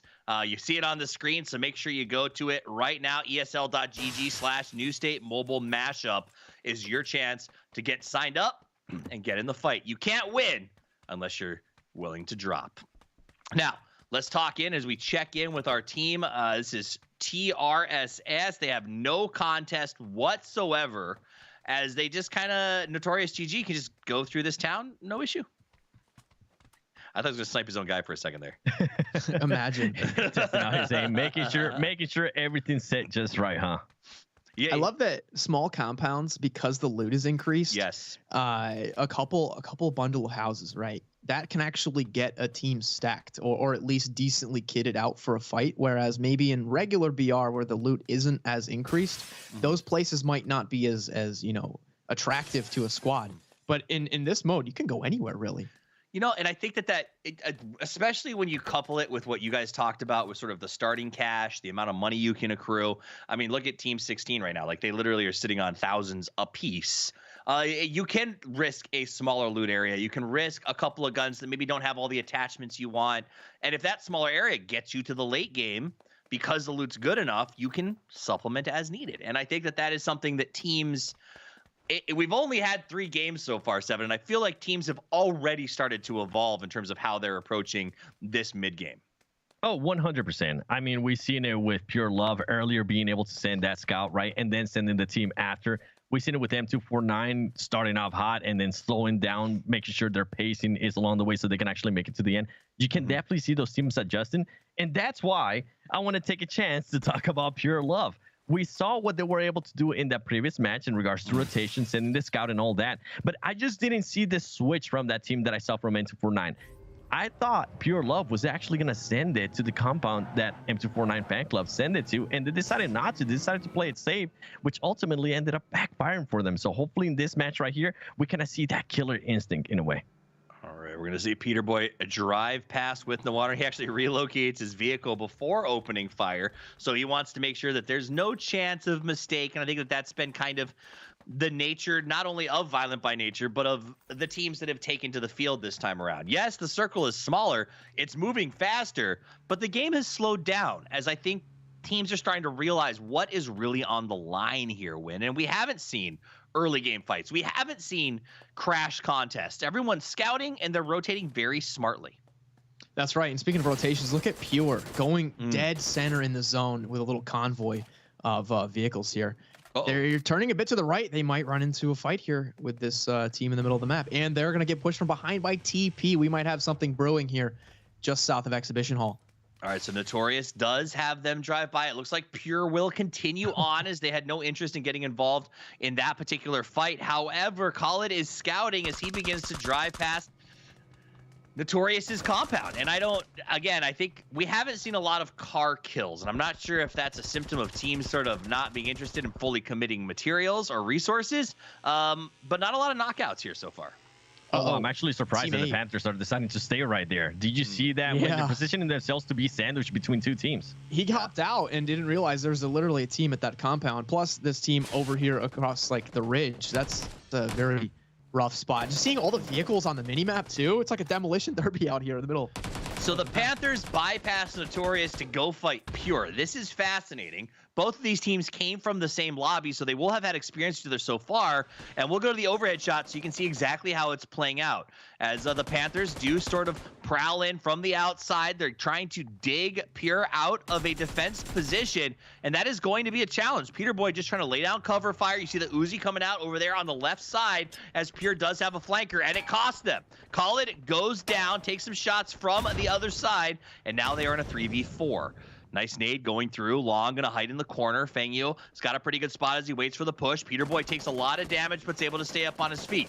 Pure Pandy with the Uzi tries to make the play to move forward. Meanwhile, Peter Boy is knocked by FAU. We see Malcolm get Pure Long down. Legal drops as well, and it is just Malcolm in the corner hoping to make a play. Now he is gonna go ahead and get the res on Legal, while Long gets picked up at the same time. So Panthers did try to sneak in here, but it's not going as well as they would have hoped. Yeah, and I'm surprised Panthers actually did that. I mean, when we were able to call it out exactly how it was going to play out, they decided to stop themselves. They knew that Notorious GG was behind them, but they still decided to push on here for pure love, putting themselves in a situation where they're going to get sandwiched, and ultimately they ended up getting third party and they didn't even get anything out of this. Yeah, this fight right here, I was just going to say, one of those kills was completely stolen by Bot Shua from like 200 meters away. We're watching Pure in this close range fight, but a lot of these bodies are getting picked off by a team on the ridge that's not even in their vicinity. Like, why get involved in the fight when you can just stand outside and steal some points? And that's, I think, exactly what we're seeing a lot of these teams doing. Notorious GG, chief among them, as they're just going to sit up there on top of the hill and try to collect some points. And it's just beautiful play. You see Triss doing it right now. Aggression trying to crawl away to a safe spot, but not going to get much, is Sync Up, who came to third party, is now on the struggle bus. Wow, good play from Triss there. Did you see him try to go for that flush to get the point with 4 HP? He's like, I can med later. I need this kill point right now. Points are everything as we jump back over to Pandy, trying to make a play here. Pure is back into fighting form with 4. TP has managed to get themselves back up to 2. So what started as a 4v4 has become a 4v2 for a compound that's also surrounded by a bunch of Apex Predators trying to get as many points as they possibly can. They definitely are. The position that the Panthers put themselves in right there, I'm pretty sure they're going to go back, look at tape if they don't make it here on the first place this week. They're going to go back and be like, okay, you know what, next week, let's try not to do that, because it's not the ultimate position we want to be in. It's just going to put pressure, extra pressure on yourself that you just don't need. And right here, Toffees, the fight that we've been asking for, now we're getting it. So the Panthers comes forward. Pure's ready to get their fight on. They've got 4 up and they're inside the compound. Nobody else seems to be coming in just yet. So Pure does eliminate the Panthers, is able to lock down and recover. No one else interested in coming in. In fact, Notorious GG, the second the last flush comes out, gets in their car and drives away because they're not interested in being involved in a firefight. They just want the free kills. That's pretty, I mean, that's pretty heads up, Win. Yeah, absolutely. There's so much going on, you know, to break down, but TP going down, and now we only have 6 teams remaining. So placement points are starting to get tallied. And if I'm TP, only got 2 games left, and I'm in dead last. And I'm dead in this match already. This is great from Triss, though. We've seen him use DMRs all day, and he just got another knockdown on Golden Boy.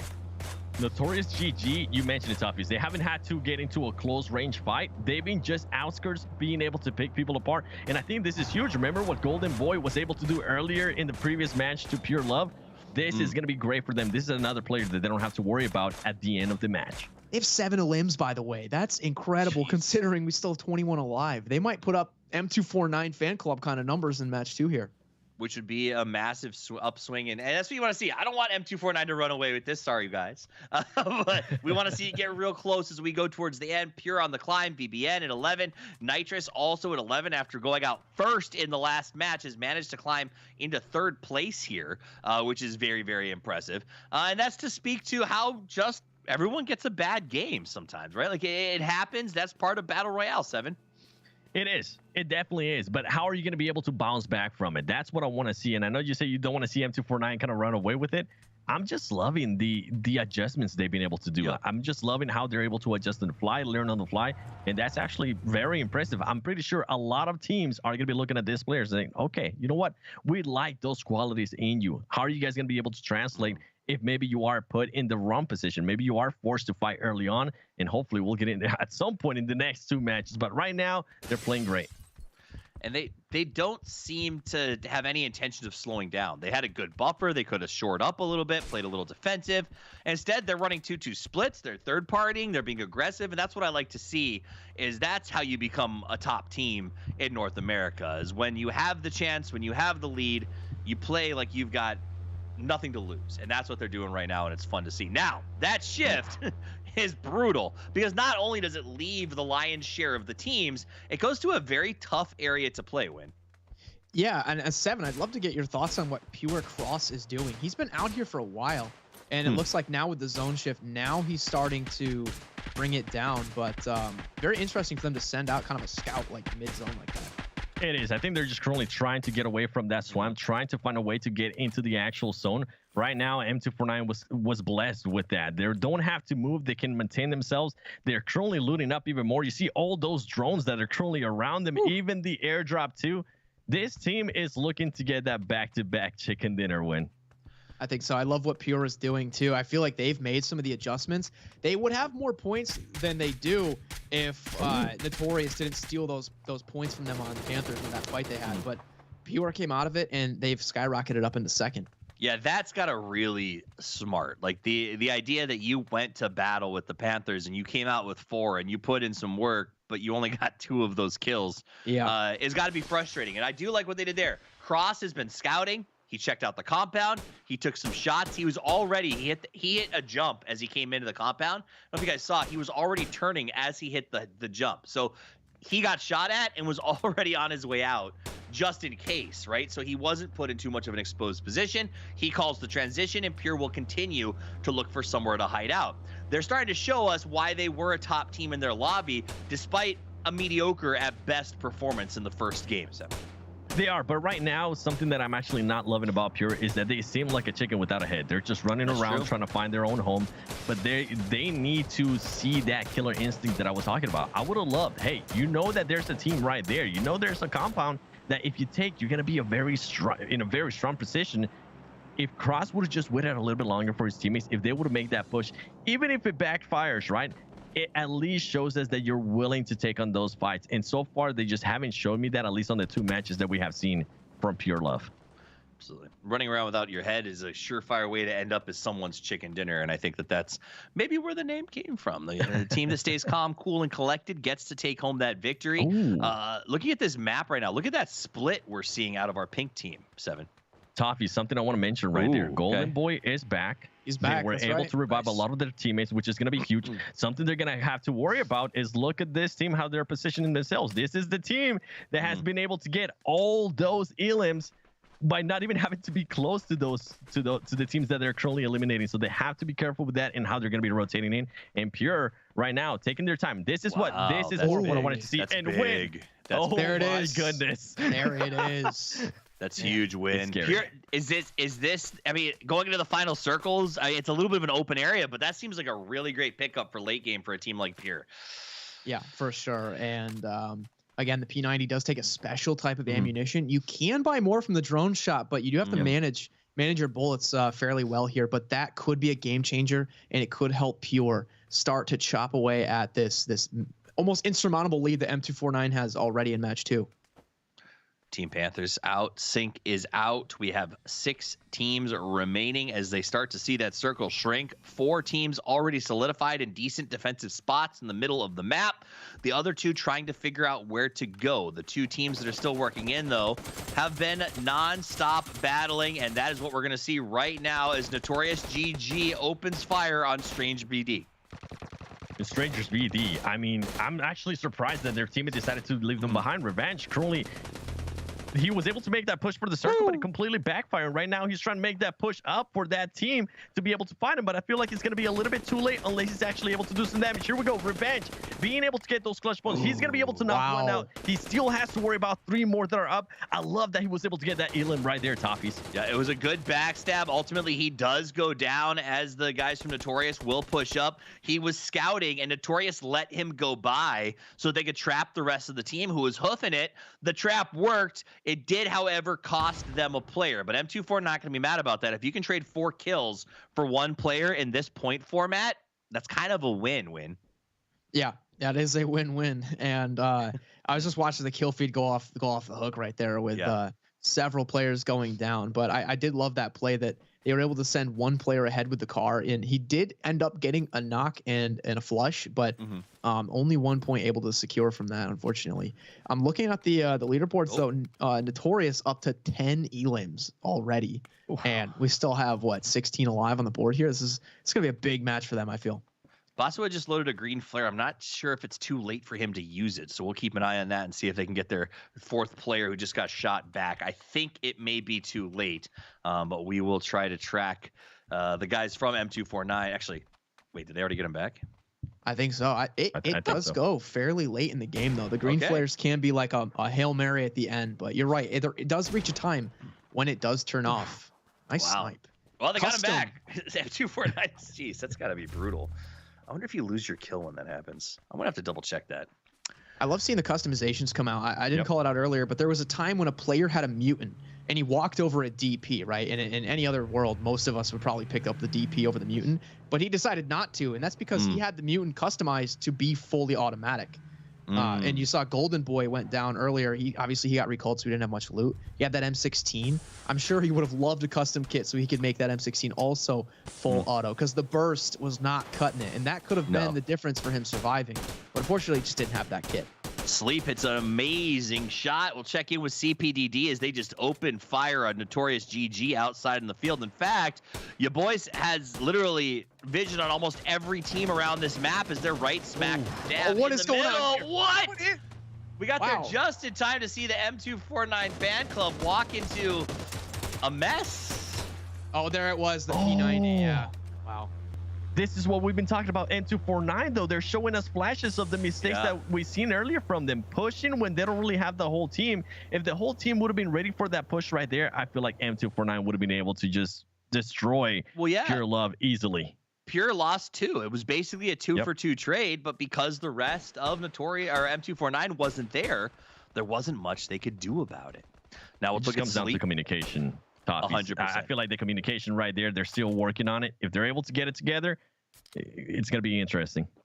There's also a chance that it's a risk reward comparison. This idea that I'd rather risk 2 and then stay late in the game because we're already in first versus push 4 and maybe lose everyone. So I was going to say that, you know, they left 2 behind, and maybe that's why they're still in it. Who knows what the thought there was, but I'm interested to see how this field's going to be a factor. And it's got some really, really tall kind of like plants or grain or whatever it is, and presents some good snaking opportunities. Yeah, sure. Okay. But I'm going to ask you this. If we were in a fight and I offered you a chance to stand behind a brick wall or a piece of wheat, what would you go with, Win? You know, I might have to choose the brick wall.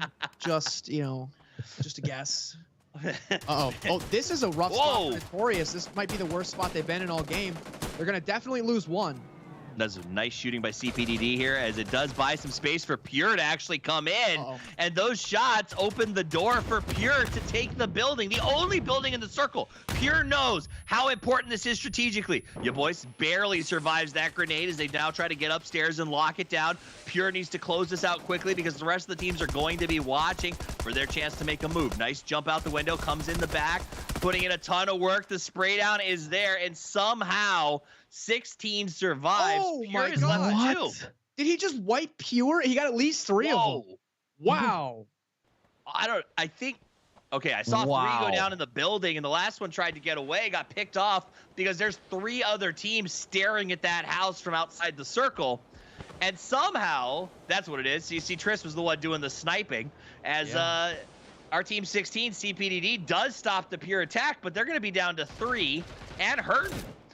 Toffees. Pure decided to just cluster up there into one room, and when they both tried to leave at the same time, they got stuck, and he wasn't able to use that P90. Oh man, that was just I saw at least 3 kill confirms, like the skull icon in the kill feed for 13 EST. So wow, he's up to 4 himself, so it could have been a wipe right there, but unexpected Pure going down like that. That was a really good push by them. Very good push. A lot of help from others. Venom just going to lay here and wait for the ambush. Hope to try to get a flush or maybe a play out of him. He stands up and goes for it. Wow. Bold stand. Not going to happen. I'm not sure that the res is even going to be an option for them, and they're just going to keep on moving. So he will get that post-mort point later on unless somebody steals it, which seems to be the name of the game so far. CPDD down to 3. M249 has 2. Nitrous is down to 2. The res will not be coming through.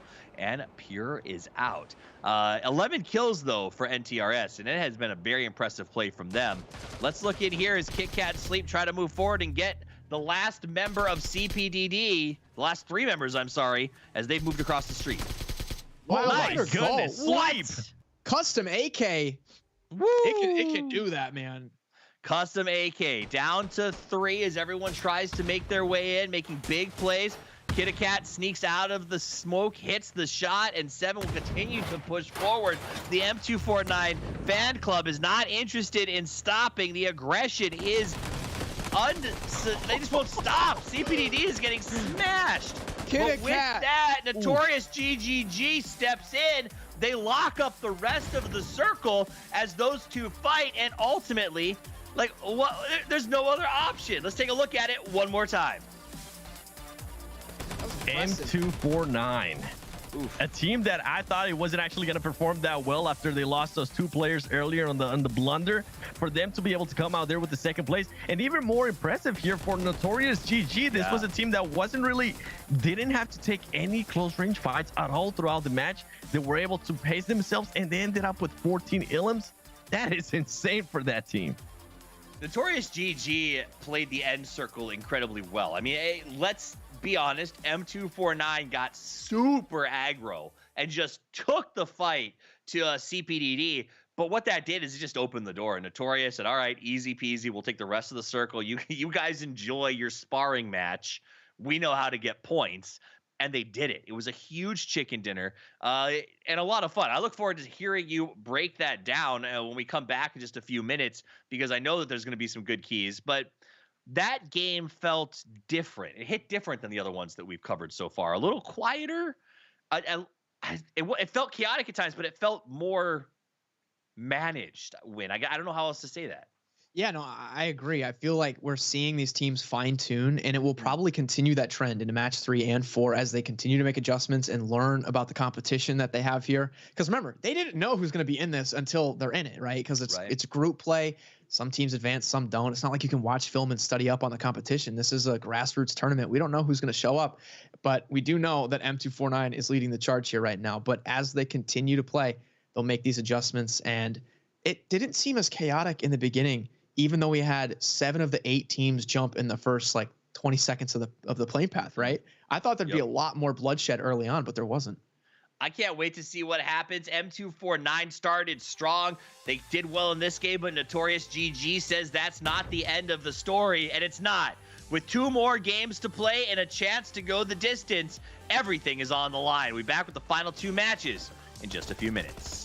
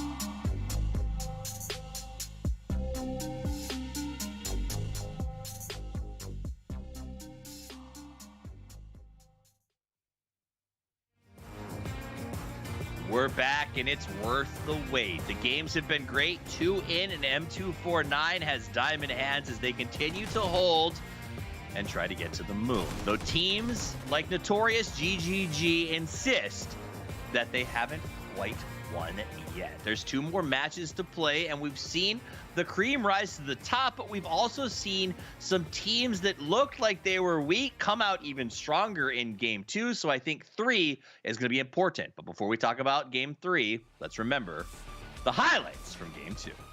Definitely the highlights. And let's talk about the Panthers here. Just an awful play. Hopefully they'll be able to learn from this. I was really shocked at that time when we saw this, that they were going to put themselves in a position where they're going to be sandwiched.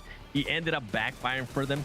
But overall, Notorious GG just taking on those long fights, as we're seeing right here, being able to pick people apart. Even when they were changing loot, whatever it might have been that they were doing, it worked out wonders for them. Win. Yeah, Triss was being an absolute demon with that Mini 14 and all the DMRs that match. You saw in that clip, that last highlight was very early on, and he already had 3 kills. And then this time we mentioned Golden Boy. He got brought back, but did it really make the difference? Was it worth getting the green flare and waiting for Golden Boy to get brought back for him to only go down to zone? I guess hindsight's 2020, am I right? And of course we had an absolute crazy fight with Pure here, but it didn't really amount to much later on as they got wiped 7. Yeah, with M249 right there, I'm pretty sure that team's going to learn from it again. I think it was just communication. Same with Pure here. I mean, we saw them take into the fight, and it ended up 2 players being right next to each other, which it hurt them big time. Overall there, Venom being able to clutch up at least 1 Elan because they weren't able to revive him. It was huge, Toffees. It absolutely was, and we're going to see the end of the match here. But to really sort of break down how it is that they came out with the victory, we're going to turn it back over to Wynnsanity with Win-Win. That's right. We talked about the 3 C's of New State. Well, today we got this match. We got the 3 P's of New State. And I do want to give props, of course, to Notorious GGG for that chicken dinner. But really, we're going to zone in on M249 as they continue to maintain this lead. So what did they do? They had patience. We saw them do a little 2-2 split.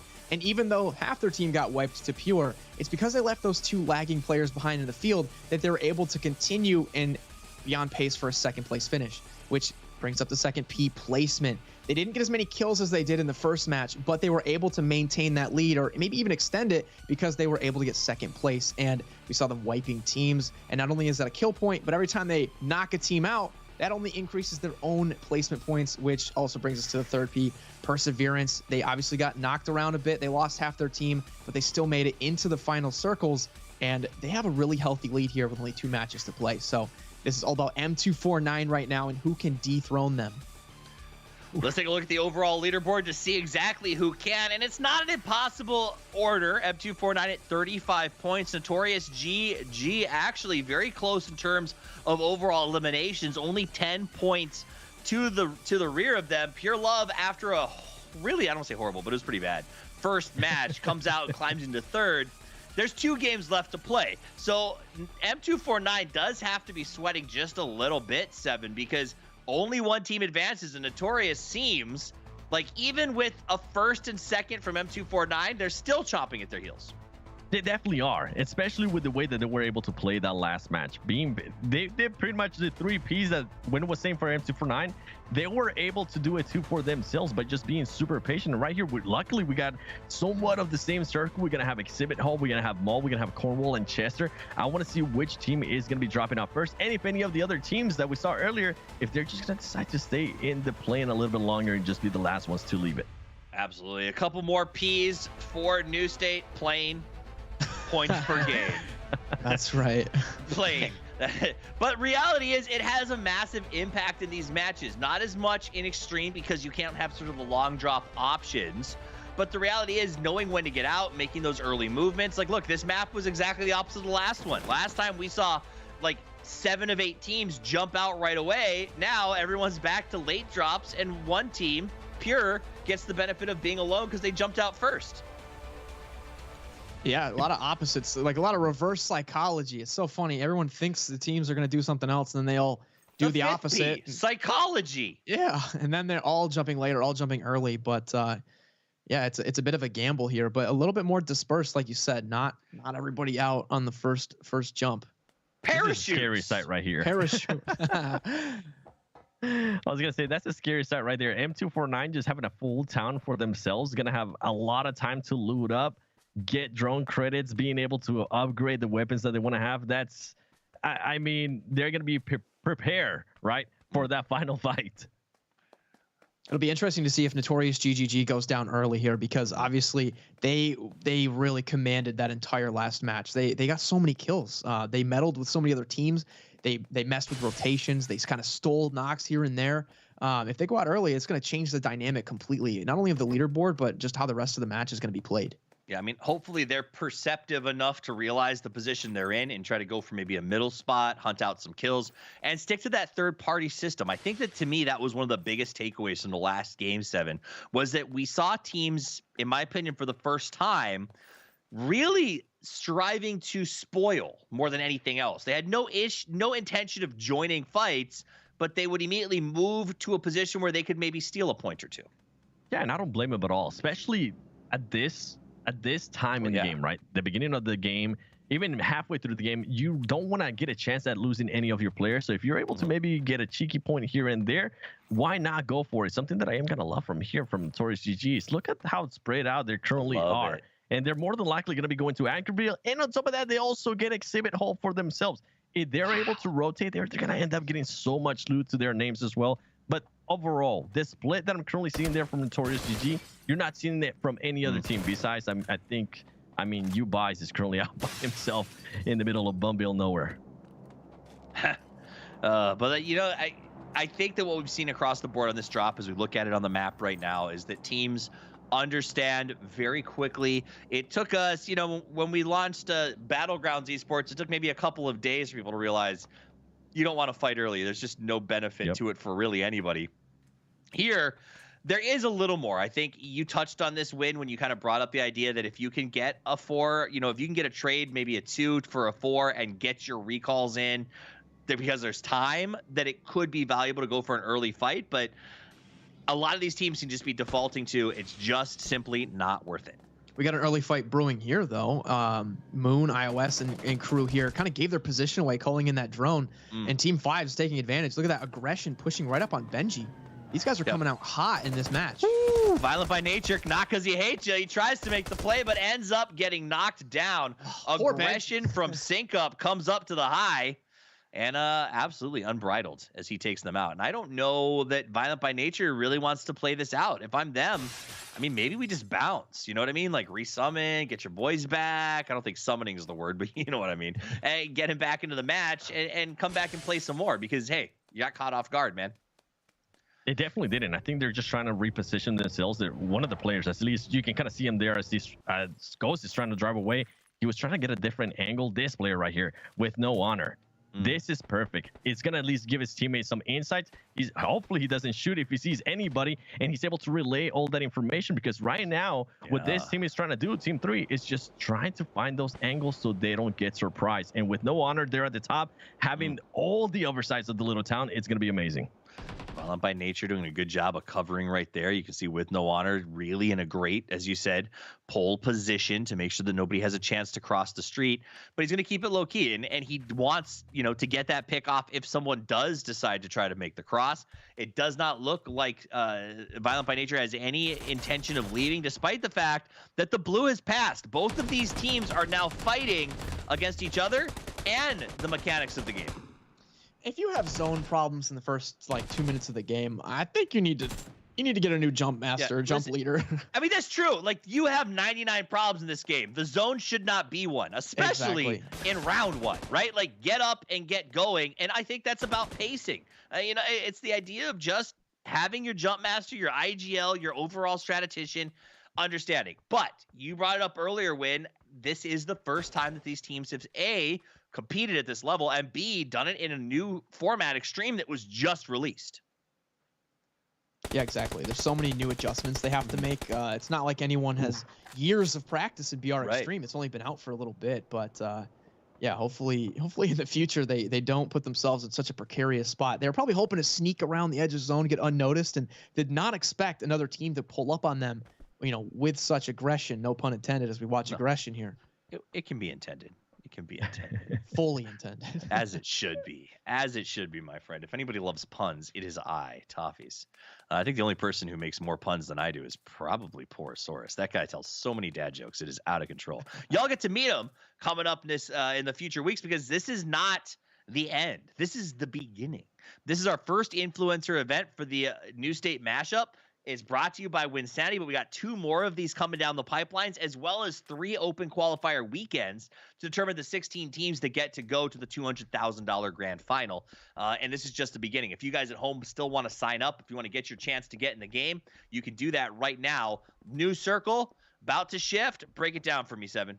We talk about never wanting to leave a fight. For some reason, Sync Up just doesn't want to leave that fight. I mean, look at all the room that they have to work with. They could go to Swanton. They could even rotate all the way up here. They're deciding not to. Something that I am enjoying here is that with no honor, this player that we thought he was going to be getting the up angle, guess what? He's just positioning himself, and he's currently looting Chester by himself. If for some reason his teammates do end up getting knocked or getting eliminated, he would hopefully have enough credits to be able to pick up that team, which is great. It sounds like the opposite of one shot. He's kind of out there going like, y'all crazy for sticking around. I'm going to go in. I'm out.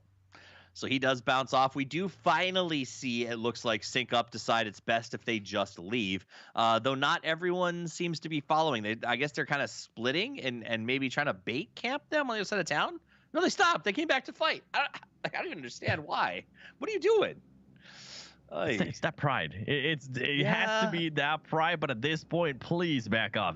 It's just one player there. How important is it really, that one extra point, if you're just pretty much putting yourself at a disadvantage going into the next circle? Right, and you know that if you kill the last Sith, another one's going to pop up in his place, so there's just not a point to fighting that one out.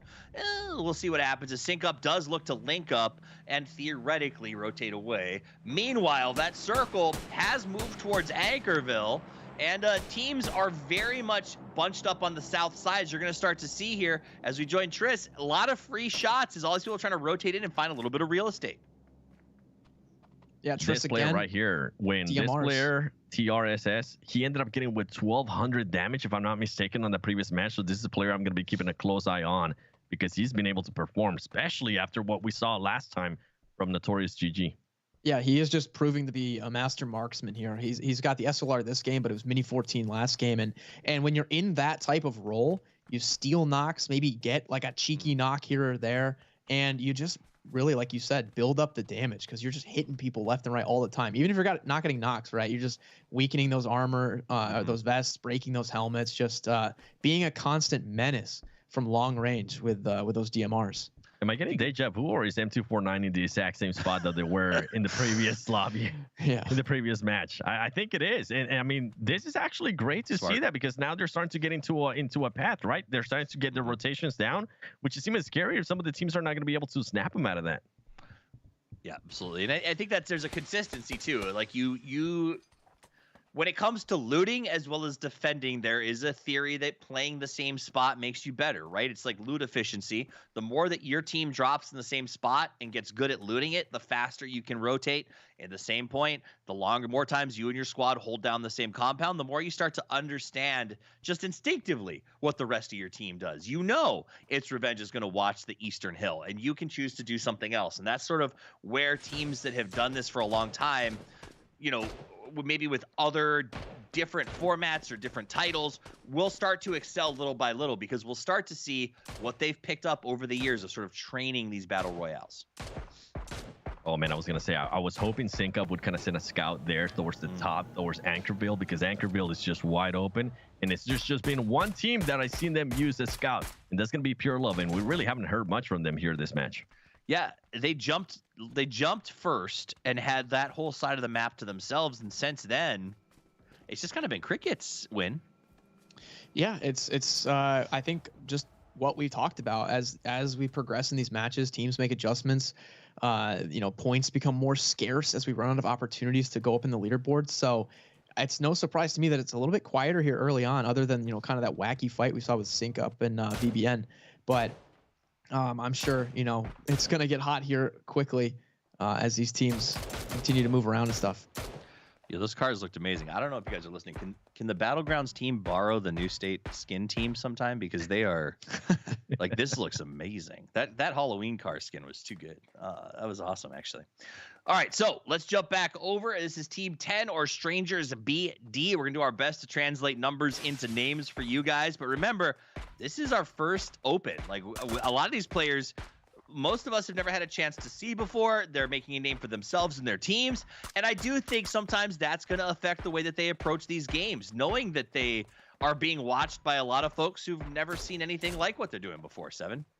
100%. I was looking at the map right now, Toffees, and I'm hoping we get an Anchorville finish. And the reason why is I want to see how these teams are going to be playing out. If we do get an Anchorville and those mountains up there are also in play. I mean, usually I can speak for myself. When it's up in Anchorville and it's those mountains, it's just absolute mayhem, especially with the amount of players that we currently have left. We haven't seen that many fights.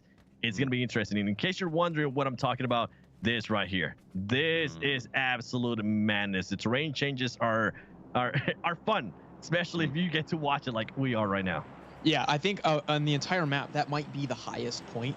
Those peaks are really up there. There's like some chasms and stuff too, trying to fit cars in there. It can be really menacing, and we'll see if that prediction's right. I hope it goes north. Oh, and it goes. boo. Well, never mind. All right, Boo. back to the wheat fields. Back to the wheat fields. Okay. Well, that's good for Pure, though. I mean, all of these teams got lucky. Let's just take a minute and appreciate where they all are. All 8 squads are like below the midpoint, the midline of the previous circle. That's crazy. Yeah.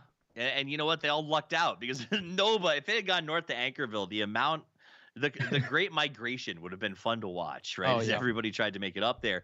But now we've got some teams that are just going to hunker down. So honestly, I'd expect it to slow down for a second. Team Pure has mounted up into cars. I expect them to try, Team S Panthers are going to have to try to find a place to come in here. And they've actually tried twice to enter the circle, and both times have been pushed back. You can see them in the distance on the screen there to your left just a little bit, as they don't have a lot of options. They'll actually go north and try to slide in by Anchorville. Meanwhile, shots here for Sync Up, they're just going to be able to hold. Everyone's okay. Let me ask you this. Here's a good one for you, Win. In these situations, is it better, do you think, to stay in an edge compound and play the blue going forward, so you always have it at your back, or do you prefer to get to the middle and just sort of bristle like a porcupine? I think going to the middle might behoove these teams, because we've seen a lot of teams have trouble with the zone and get pressed right up against it. It just you put yourself with your back against the wall, right? And yeah, the blue might not hurt early on, but as we see, clearly it does more and more damage as the circle continues to close. So if you can get up in the middle and get a good power position, I think that's always a spot you're going to want to be in, right? But you have to know how to handle it. You can't just get tunnel visioned and, not keep your head on a swivel. You need to have that full 360-degree look, because you don't want a team to pull up and third-party you from behind. Don't get pressed. Be proactive. 7, do you feel the same? Do you like to go to middle, or do you think running that sort of blue line as a defense behind you is a good way to approach this? Yeah, I'm actually more on the opposite. I do like to play with that blue line on my back. It kind of gives me some warranty, right? Of, hey, there's more than there's 90% chance that nobody's going to be behind me. If you do go to the middle, something that I always tend to see is some teams just get too confident and just being complacent on one spot, and everybody starts crashing onto them, especially if the spot is really prime for whatever for whatever circle might be coming next. So I always like to play with that blue circle to my back. All right, the fight is on as the Panthers try to find their way in. They're going to take the fight here against Violent by Nature. They're going to lead in. They got 2 knocks to start this thing out. Nice comes around the outside, gets the burn down. Violent by Nature, just like that. Hocus pocus. They are gone. Great push by the Panthers, and they've been looking for that. They were watching. They were prowling, and it seemed like they were just waiting for the chance. They got the knock, sprung the hunt, and easy peasy. You have to wonder, those points, Panthers, of course, just picked up some points, but is that just kind of lost points? Are the Panthers going to be able to turn this into at least a position where they earn money, or are they so far gone in the bottom of the leaderboards that it's not going to matter? Because that means those are just points that the teams in contention at the top are just not going to be able to get. If they are able to hold this position, keep in mind, some of these teams, if for some reason the circle does go towards them, they're going to have to push up on them, and they currently do have the height advantage. So the Panthers might have been able to position themselves there great. It just comes down to where this next circle is going to go. And if it does end up going north, I'm seeing all the teams towards the bottom. I mean, there's currently 4 teams playing that edge, very close to the edge. It's going to be that migration that you were asking for, Toffees. You love to see it. And the problem with a big migration is that the predator cats are always waiting. And that is what I expect to see if everyone has to shift up north, a chance to spring the trap and catch everyone off guard. So we'll keep an eye on the Panthers up in the north as they continue to defend. Now, Pure's in a pretty good spot as we look at this circle. No matter where it pops, never mind, except for there, they should be okay. Oh, sucks to be you. It looks like Notorious and Pure, who are you know, two of our top scoring teams so far, they were right in the middle of the zone. And like you mentioned, Pure, they might not be in it, but they don't have to go far. No. Where, you know, these other teams on the southern part, like they didn't really get up into zone, and now they've got to go quite a ways north to get to zone. Where I'm actually surprised on how slow those teams are rotating right now. They're just waiting. I'm not sure if they're waiting for the blue to start actually moving, but I'm used to seeing M249 fan club rotate a little bit faster. They have not rotated. Pure Love, same. They're just currently staying within their compound. I think this is the most people we've had alive this late in a match. We're closing in on 18 minutes with 28 alive. This is by far the slowest progression we've had. No one's lost anyone. No one's trying to bring back players right now. I think Pure is going to be okay to stand there for a minute because they're looking to get some cleanup kills. They know that they can wait till the blue closes and then slide in behind it using some smokes, maybe get 4 kills out of the deal. Meanwhile, the Panthers are going to do a hard send. You can see the scout. Khalid was trying to find something. He went to where he thought there was cover based on the map, decided that there was no actual cover when he got there, and turned around and drove away. You gotta respect that, because sometimes the relief map doesn't always tell you the absolute truth.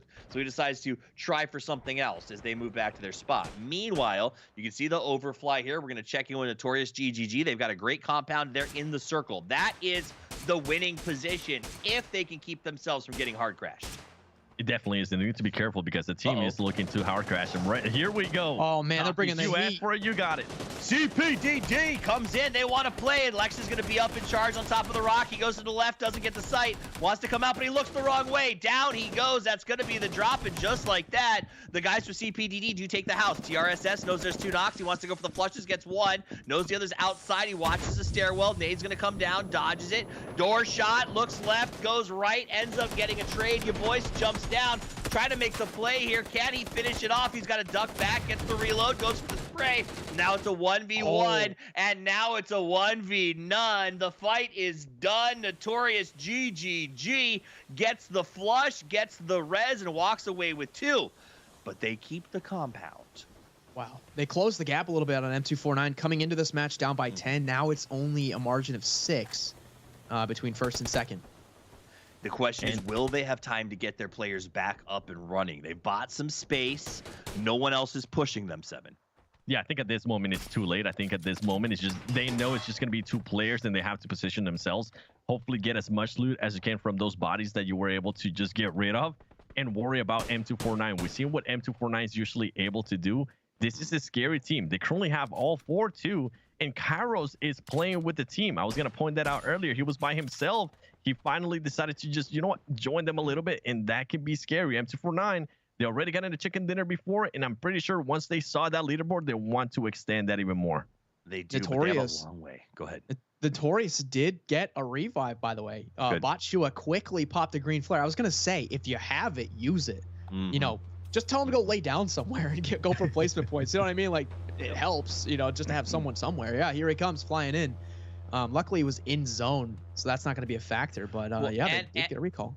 And there's 4 bodies laying right there, so he can key up off the boxes of the fight they just had. Meanwhile, you know, M249 has a long trek. Pure's got a long trek. The crashes are starting out as the teams start to move in. They saw the parachute, and they knew it was time to maybe make a move, as there was actually a knock, and the parachute turns and goes away.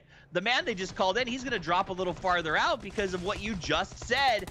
As the teams from Stranger BD comes in, they want to take this fight. Golden Boy has taken the house. And a green flare kind of tells everyone, hey, we're not a full squad. Like, we are down a man. It's like jumping in the water. It's like nobody. It's like jumping at this late in the game. It's literally like falling into the shark tank at SeaWorld after you got like shanked by your ex-girlfriend. It's not gonna go well.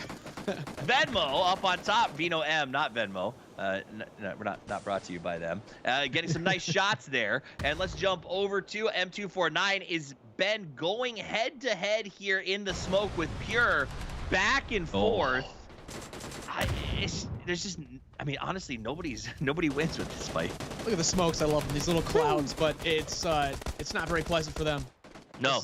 A lot of bloodshed. The bloom is there. You can see Jason trying to make a play. They got that P90 as it crawls. Jason and Kitty Cat trying to lock it out. They do manage to stop Pure in their tracks, but I don't know if Kara is going to be able to crawl fast enough, and Jason will get the heal, so he should be able to maintain, but they're still taking shots from the rest of the players on the map. Down to 4 teams, M249 down 2, but does have the chance to get reses. NTRS has been putting in a ton of work from the distance, up to 34 points. SPD climbs a little, and the Panthers are still alive, but they have a tall order. However, the circle has blessed them. SBD, but guess what? Now they're going to have to go up against Notorious GG. We've been talking about it for the longest time. Venom, the currently man standing. He has a mini 14. He's able to actually knock him. He needs to be careful, though. They're going to be pushing up with SMGs. They are giving him the chance to recover a little bit. Yes, tricky balcony plays. Oh, not going to work. Notorious. Yeah. They did it. I mean, like, here's the thing. Botsma was trying to heal and walk. I'm not sure if he'll survive. Lots of shots from the Panthers, but Notorious GG just refuses to stop as they continue to push their way forward. It's down to the 2 of them. Panthers do have the high ground. They go for the scope. They try to make the play, and they do get the final knock, and that will be a win, I believe, for the Panthers, as Notorious GG didn't have a lot of options coming out of there, but they played so good to get here. They really didn't, and I think the Panthers positioned themselves so well when they took that high ground, even early on. When I think a couple circles back, we saw them get that high ground, and it worked out perfect for them. They were able to pace themselves. They were able to just wait for everybody else to fight it out, and at the end, they had to push towards them. It worked out perfect for the Panthers there, and this is a team that definitely needed a win. It is. There's only 1 game left to play, though. Win. I don't know that that's what the Panthers played slow, like, to their credit, their namesake style of play, but when they finally pounced, there just was nobody left. All the caribou were dead. Yeah, that's right. I mean, at the end, you know, is it really going to be too little too late? They got a chicken dinner for bragging rights in an event like this, but will it propel them up into a top 4 place for money? I'm not so sure about that. Really, again, it's all about M249, though. They didn't have a ton of action. They were, you know, not getting a lot of points. In fact, second place kind of came up and was within 6, but then M249 quickly got 5 points, actually, out of nowhere, and still have that first place spot.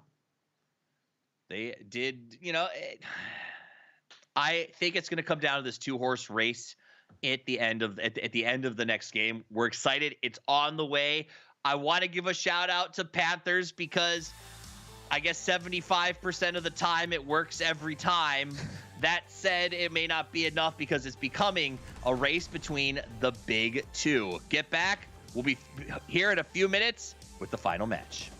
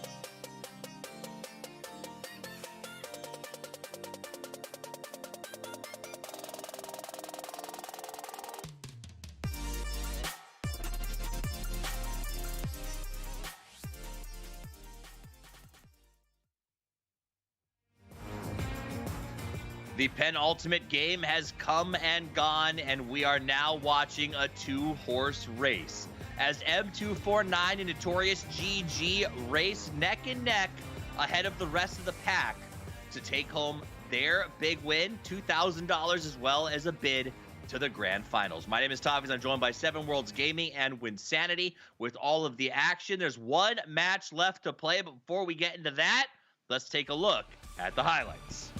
And it's going to be aggression here with the SMGs. I mean, we've seen them over and over again, and this is why, even though the Scar L, even if you upgrade it with 50 bullets, when the SMGs are just so much powerful. And right here, the Panthers, I thought this was a huge clutch-up moment for them, and this was actually what I think led to that win. Yeah, absolutely. Panthers doing a great job adjusting late into this series and, you know, having some signs of life. But again, more aggression here too from these teams, getting into a big bloody skirmish. I don't even know how they managed to understand what's going on. There's so much happening all the time, but someone's going to come alive at the end, right? Yeah, and M249, we've seen what they were able to do. Look at that. Even though they are not in the middle of the circle, they're always going to be able to put out the damage. And I can't wait to see the stats from those players. And right here, Team 10 just decides to go for it. Notorious GG, to give them a lot of credit. They were able to hold off. They were able to maintain that spot for the longest time, and I thought it was huge. M249 ended up falling short right there. They ended up not using the person with the P90. Overall, though, as you mentioned in Toffees, it is currently a two-man race. It's a two-man race, and let's get a little more details about how they can take it home as we come to the end of the day with our final win-win. That's right. So that past match, we saw a much different pacing. It was a little bit more reserved, and we had 28 players alive like 15, 16 minutes into the match, which we don't normally see. So it really came down to these three factors here: rotations, positioning, and restraint. Now, it took a lot for these teams to want to hold back and keep moving and jostling into the zone and really only getting into those fights when they needed to. And obviously, positioning and rotations, they go hand in hand, deciding where to go, when to go, and how to get there. That can be the difference between a chicken dinner or going the wrong way and dying to an unlikely team. So very smart, and we saw the Panthers come out on top because they mastered all three of these elements. You couldn't find an R word for positioning? Come on. I couldn't, man. I had to call you out. I know. I was struggling there. It was a tough one, but it was a great segment, and I loved it. As much as I love watching M249 putting up massive amounts of points. Now, their elimination points are not significantly higher than Notorious GG7, but what they're really pulling ahead on is placement. They have been more consistent. It definitely is. And something I want to go back to, something that Wynn actually mentioned earlier, are we going to see any of these teams try to hot drop each other, right? We've seen M249 now for 3 matches. They have been untouched at the beginning of the game. We even saw a little bit of deja vu, them going back to a spot that they are comfortable with, waiting until people just knock each other off. Is Notorious GG maybe going to try to find M249? Or if they're just going to continue to play their game, it's going to be interesting. And as you mentioned it, I mean, the Elim points, right now, M249 is winning that. They're also winning in regards to placement points. I wonder if any of the other teams are gonna come out and surprise that and maybe play a spoiler role here, Toffees. Yeah, as we get into the match, our final match of the day for our first ever North American Esports New State Mashup. We're going to crown a winner after this one, as well as send someone to the grand final to play for their share of $200,000. Right now, it looks like it's Notorious GGG, but if they drop, and as you say, get caught, that opens the door not only for the M249 fan club, but technically if Pure Love can pull in a win plus 10, they might be back in the mix as well. We'll track the scores live as they happen. Here's the plane. Here's the drop. The door is open. The players are about to hit the field for our last match of the day. Win. I'm excited. I'm excited too because these players have been playing a heck of a lot of New State today. Don't forget, we started with rounds before rounds before rounds before them getting here where they are in the top 8. Now, this is the last match. They're tired. They are locked in. They know what's at stake. And M249's been playing very well to have qualified all the way up through and be, in the lead right now. Can they get one more good game under their belt? Or is this going to be the one slip up at the last minute? I don't know. Is anyone going to catch M249 making some mistakes, or can they polish off a pretty perfect day? Only time will tell. Oh. A few years ago, when Complexity hired a team physio and a physician and a chef, a lot of people said that's crazy. But with how grueling esports has become, it makes sense. Deshaun tried to oh my gosh, he just got melted. That wasn't even like a contest. I'm I'm gonna hype this, but Deshaun just got massacred. I'm sorry, that was rough. And Ghost really got dropped. Yeah, Ghost got taken to 5 HP too. That was bloodbath. It really was. And it was just like, I mean, they pushed the stairs, overwhelming force. That's what you have to do against one who's sort of in a tough spot to push, especially when you talk about sort of the pre-fire and you know that you're just going to have overwhelming bullet like power. And so they came up, they came strong, they'll get their res, and the flush will remain. So now the guys from CPDD have to try to figure out, is it worth sticking around? But then how do you extract yourself from this team that literally has you surrounded on all sides? Right there. They're just going to pretty much wait to see if they're going to continue to knock. And you guys, at this point, you're pretty much just waiting for them. Try to use your hearing aids. Try to use those AirPods or whatever you might be using and use that to your advantage. You're going to have to wait for them to push, turn around, and hopefully he's able to clutch up some more. Nice. At least he gets the elim right there, getting him a little bit closer to some extra points. But it's not enough, Toffees. It's just not enough.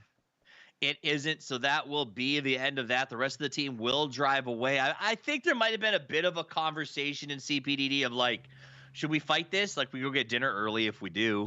Like, we're not going to, if we lose, it doesn't matter. And then if we win, maybe we get a chicken and possibly qualify, but it's a long shot. I mean, there is a reality to that, that a lot of these teams don't have a chance at making the qualification right now, and they're playing for the ability to learn and get better. They don't, and luckily, I was going to say, I think they do still have that one player left, which before we started, when we showed you guys the leaderboard, they were 3 points away from the top 4. If he's able to survive somehow, this might be good for them because he's going to put them in the money, right? But I don't know. Right now, it's not looking like it. You can feel the desperation kind of coming out because remember, last game at 28 alive, we were like 17 minutes into the game. We already have like a team off the board almost, and 28 alive in the first 2 minutes. Players are going for points right now, and there we go. I think that's a team down. Yeah, that's a wipe. I don't have like the sad like taps queued up, but if I did, we'd play it right now. So they're eliminated early. And it was just a tough game for CPDD. They got one player to escape from an ambush start, and he rolls right into the Panthers part of town, and that's just not a jungle you want to be in. So he's going to be eliminated. Panthers get a nice kill, and we'll take a look at the overall map. Seems pretty wide open right now.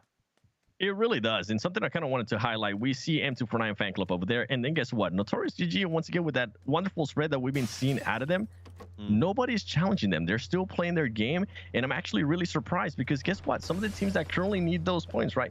Pure Love, they're in contention for those top 4. Yeah. They're just playing patient. They're not doing anything. We saw the Panthers. The Panthers seem to be eager to get those extra points. I think they were sitting at 13 points. Right now, top 4 was sitting at 20 points. If the Panthers is able to maybe clutch up like they were able to do in that last match, it could be huge and it could at least push them towards those top 4 and getting into some of that prize pool money.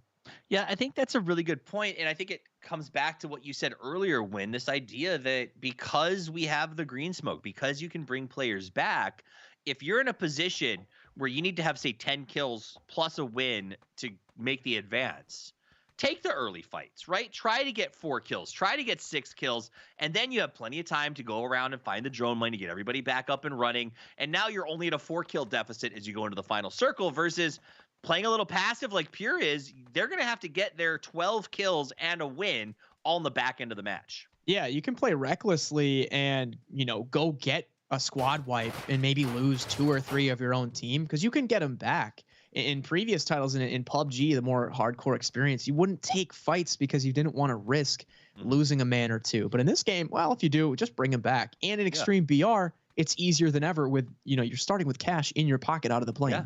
Yep. And I think teams have started to pick up on that as they move through. We're like, oh, man, I finished that match. Look how much money we still had sort of on standby. Let's burn this stuff a lot earlier. I do want to also do a little bit of a throwback. We've been getting some numbers sort of coming in. At the start of this match, before the first shot was fired, M249 had done 4.3 thousand damage in the opening matches, the opening 3. Notorious did 3.9K. And Pure Love, who's in third, was 2.8. So the nearest competitor to these two teams on the top are over 1,000 damage behind them after 3 matches. I think that speaks to just how good M249 and Notorious GG are on the haptic feedback. I can't say sticks, so on the finger rubs. And didn't Triss have like 1,200 of that for Notorious alone? Yeah. In one match, which is just unheard of. And you know what? While we're talking about it, shout out to Luke B. I appreciate the stats, man. M249, the top player, Kitty 10 elims, 10 kills, 1,300 damage, almost 1,400 damage with 6 assists. I mean, that is just what a performance by that player alone. And then when you go to Notorious GG, we had Bachua being able to put up 8 kills, 1,300 damage with 4 assists. So these top players are not just fragging, they're also being able to help out the team, which is huge. That's a big one. And I think that that's something that we've seen in other titles is there's roles, I think, Win, but maybe not in the way that we're traditionally used to in esports, right? Like you don't have an opper and a breacher, different variations like we've seen. You don't have ATs, you don't have hard carries, you don't have support necessarily. Do you find that squads do tend to find themselves roles in a game like New State, or is it pretty much everyone does everything? I guess in my experience and what I've played, right, everyone does a little bit of everything, but you do tend to lean into your strengths for sure. So you can see roles develop even match to match, knowing that as the situation evolves, hey, I'm going to start doing a little bit more of this because this just is what we need. Or like, oh my gosh, Seven is frying. He's got the good loadout. He's got everything. Like, let's let him take point and we can support him. I think a good team will really be able to just adjust on the fly and, of course, do whatever it takes to win. That's the name of the game, no matter what you're doing. If you get a chicken dinner, then the job's accomplished. Yep. Nice. And I do think you're right. I think there's that, and it's almost sometimes it trades, right? Like in one game you play with your squad, maybe Seven is the pusher, maybe Seven's your scout, and then after a rough match, you go, hey, Seven, check the compound. He goes, no, your turn, buddy. And so the roles have changed, but that's just part of like these long sort of fatigue-driven events, and a lot of the winning comes to the teams that can be mentally strong throughout the course of a long day. And that's something that I think we don't talk about a lot, Seven, but is a huge impact into overall performance. It really is. Oh, and overall, once again, keep in mind, this is just the first day, right, Toffees? We're still going to be able to hopefully see some of these more teams. I hope they come back. The Panthers, I want to see how they're going to be able to come back, right? I want to see if they're going to be able to challenge for that first place. Some of the other teams, we saw what SyncUp was able to do during their group. Maybe they're going to be able to learn. Not maybe. They're definitely going to be able to learn so much stuff. And Pure Love, we were talking about Pure Love before we even came into this, as we're seeing some of the fights there in the background. We thought that they might have had an easy group. That might have been the case with the way they're currently performing, but they at least showed stuff that some of the other teams has not showed us yet, right? They had that scout, they had all of that stuff. And right now, guess what? The top teams, the ones that we're kind of keeping an eye on, they're shooting pretty. Nobody's challenging. They're playing their game. They're playing their pacing, and this is what it comes down to, especially in BR Extreme mode. I think if you are a team that's able to just narrow down your pacing and just not really worry about what the other teams are doing, it's going to be a huge advantage to you. You know, when at the start I said, you know, everybody gets a bad game after Pure had that rough one, but this has really taught us that that's not the case. Pure had a bad game, and they've been pretty good since then, but our lobby leaders just haven't let off the gas. And I wonder if maybe that's a lesson to take away here is you don't get a chance. You've got to start strong. Yeah, that's what I alluded to when they were dropping out of the plane, is that M249 has been relatively, well polished the entire time. But, we always have a bad game sneak up on us. Maybe is it going to be this one, right? If they can just get through this last match, they have a pretty decent run, without many flaws, but you never know. Like, this really is a testament to if they can clutch up or if they're going to get nervous and squander this lead. We'll see how well they perform in the clutch. Yep. No squandering, boys. We're checking in here with Notorious GG. They are in a comfortable spot. I like how active they're being about scouting. They got Triss up on the hill over there. They got Electrician up in a good spot for visuals. So they're sort of watching their surroundings, but everyone being very careful as we go around the map. I do want to say this for the Panthers. I think you touched on it for just a second, Seven, but I'm getting strong Dark Horse vibes from them. They seem like the kind of squad that, given it enough time, they have a lot of good fundamentals that over the next 3 weeks, I'm really hoping to see growth. They definitely are. And kind of wanted to mention it because this is a team I've actually seen play before. By the way, what a shot. Yeah. You've been talking about it when there with that SLR. Guess what? We were able to see it just now. But going back to the Panthers, this is a team that definitely has experience. They just might be adjusting here to the new state, right? They might be adjusting to what the meta is going to be, how it plays out. They're really not used to playing in this extreme environment of how quickly the circle moves to and how they're going to have to position themselves right away. This is beneficial for them. I do want to see them back. They're already showing us how they're able to adjust. They're already showing us how they're able to position themselves within those circles. And I take it too. They are the dark horse. Hopefully, they're able to come out on top here in this one. And maybe, who knows, M249 might have a bad game. Overall, it's still just the top two teams. It's between M249 and Notorious GG. Check out Panthers, though. I mean, hey, I've got to apologize to them. I said last game, I was like, oh, they got some points. Is that just a waste because they're at the bottom of the leaderboards? Yeah. Well, it sure wasn't, because they are knocking on the door for top 4, and that's going to be some cash for them. And who knows how much more they can earn. Yeah. I'm going to be excited to see, though, after this first kind of match or day of matches, will teams shuffle up? Will maybe some of the top performers across multiple squads say, hey, why don't we team up and re-register? Because obviously they can continue to try to get into the grand finals. Today is not the only chance. So it'll be interesting to see what players kind of re-roster themselves with each other after they see how they perform today. That's even really for people currently watching, right, Toffees? For people currently watching, if you're saying, hey, I can probably do that and I can do that better, you can still sign up. You can still be part of this and get a chance at winning some of that prize pool next week, whether it's qualifiers, whatever it might be. Just sign up and see if you got what it takes to make it to the top and end up walking away with at least $2,000 in first place when we do this influencer events. Yeah. 2,000 for first, 1,500 for second, 1,000 for third, and 500 for fourth. So when you look at the Panthers, who they're not in the money, but they're 4 points from $1,000 or $1,500. No, it'll be 1,000 because there's no way they get second. They're 4 points from $1,000. That is not that's not nothing. That's great, and I'm sure they'll blow it all on skins, but that's they can be like, my pro play paid for this.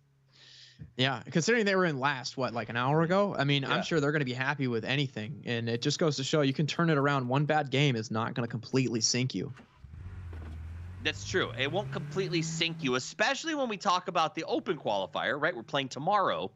And in that, the top 3 teams advance. So that will open the door to a different strategic style than the Influencer one days. And I think that that'll be a lot of fun to watch because it's going to be a totally different sort of style and vibe. And I love that that's what New State's doing, is they're switching it up here. Now, we're going to jump back over to watch Notorious GGG as they open fire on Strangers BD. Everyone trying to find some space in this circle. And there actually seems like there's quite a bit of cover options because of the way that the hills go up to Exhibit 7. They definitely are. And with this here, I want to see if Notorious GG is actually going to get pushed by Strangers BD. If they do, it's going to be interesting, right? This is going to play out amazingly. M249 is still playing it super slow, what they usually do. Notorious GG is willing to take a fight. Look at them right now. They're peeking. They are not scared. If you're going to come towards them, they're more than likely going to try to take that fight. And right now, they're playing it in a way safe. They're not having to push out. They're just making, in a way, they're letting them know, hey, if you come towards us, we are going to cause some harm. So please stay back. All right, let's check in with Strangers BD as they just this is what we call porcupining. You know, you just kind of sit here, you bristle. I've seen pro players sitting here and they'll bring guns in from other places and maybe shoot off multiple weapons so it sounds like there's even more than 1 or 2 people inside of a building. By the way, it works if you guys want to take that to your game. If you're ever holding a spot down by yourself, just rotate between your guns and shoot them all, and people will be convinced there's at least a 3-man in there. I think I've done that before. Kind of simulate 2 squads fighting, just start shooting a bunch of random guns. It kind of works, you know. And we did see Triss there with the DMRs once again. That's been a major theme here today. Golden Boy's getting reminded me of using fake smokes. I usually smoke in a certain area that I know I'm not gonna go to.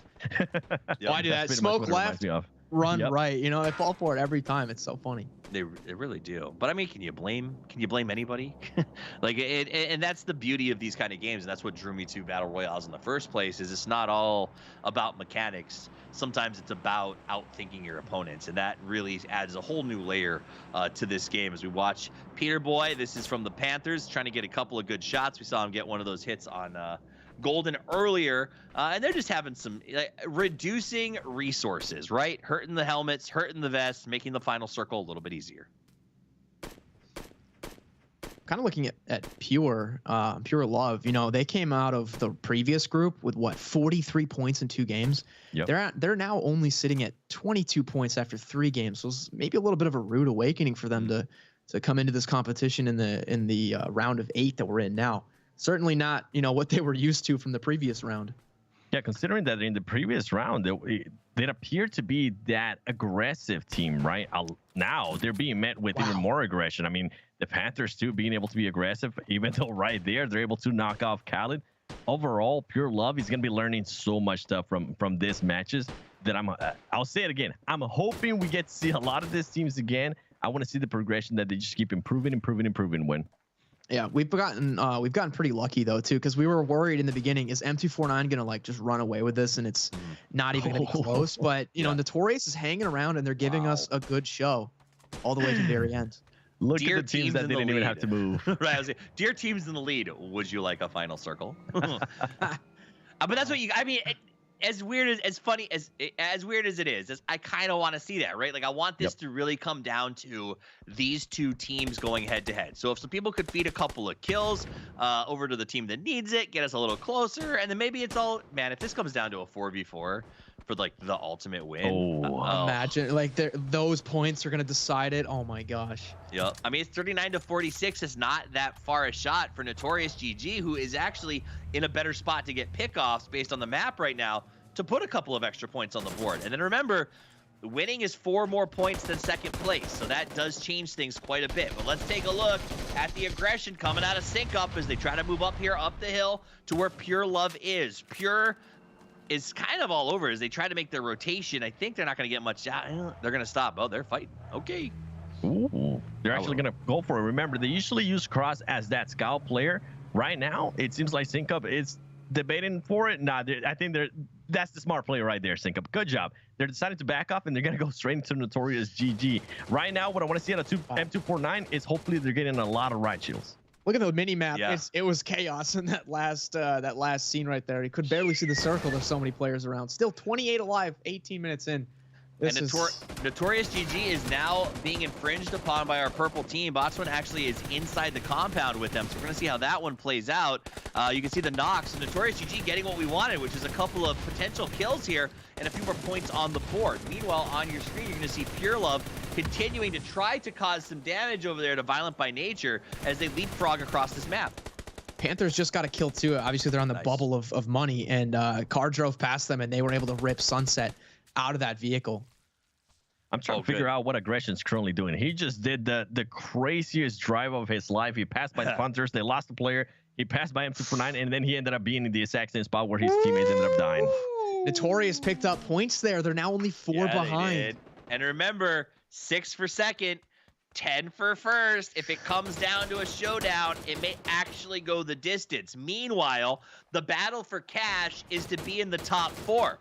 The next 3 are all right on top of each other. So every kill is literally the difference between dollars and none as this thing continues. Let's check in right now. The Panthers looking, they smell the money. They're just outside of it and they want this cash. They're 4 up. SBD is down 1. Pure is 4 strong. Notorious GG at 3.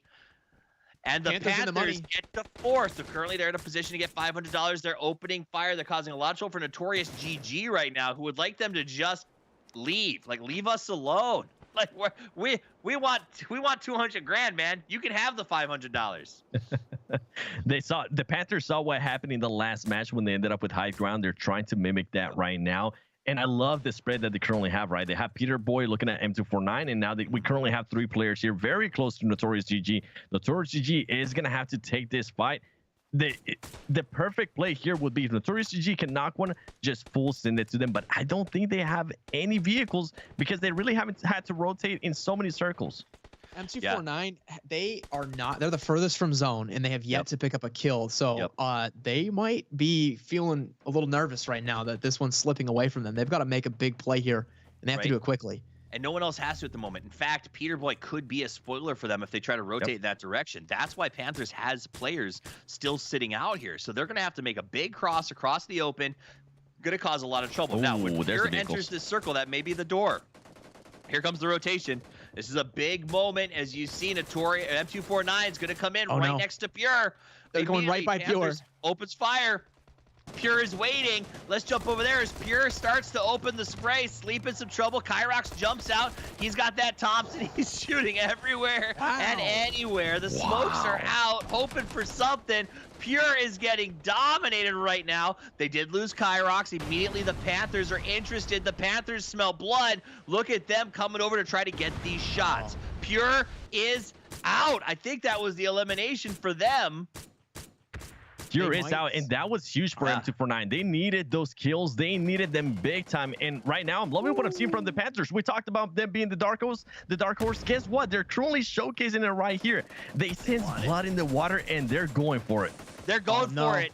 They're tied for 4th, and they want to secure by pushing in.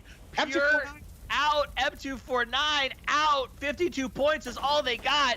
Notorious GG just lit up like a firework because they know the chance is now. The Panthers climb to 3rd and make another $500 and are happy as clams that they've done it, but SBD hasn't out of the game just yet. They're watching. They're waiting. Stranger SBD wants to try to make up that 4th position. They'll need one more kill to do so, but the story is Notorious GG. They want to push the Panthers. They want to lock up the kill right now, but the train is there. TRSS goes down, and now the rest of the Panthers are going to try to hold the defense. Notorious GG closing the gap. They need these kills. They need the win. They may cost them too much from a team like Panthers, who's on fire right now. Sap starts to move forward. He sees the rock. He knows the threat is there. He tries to move outside the left, but he's taking fire from the mountain. Legal's got the side shot. Will it work out? Sap with the pre-fire, has the reload, goes for the spray. Can't do it. Ooh. He goes down. The Panthers are playing out of their mind right now as they eliminate Notorious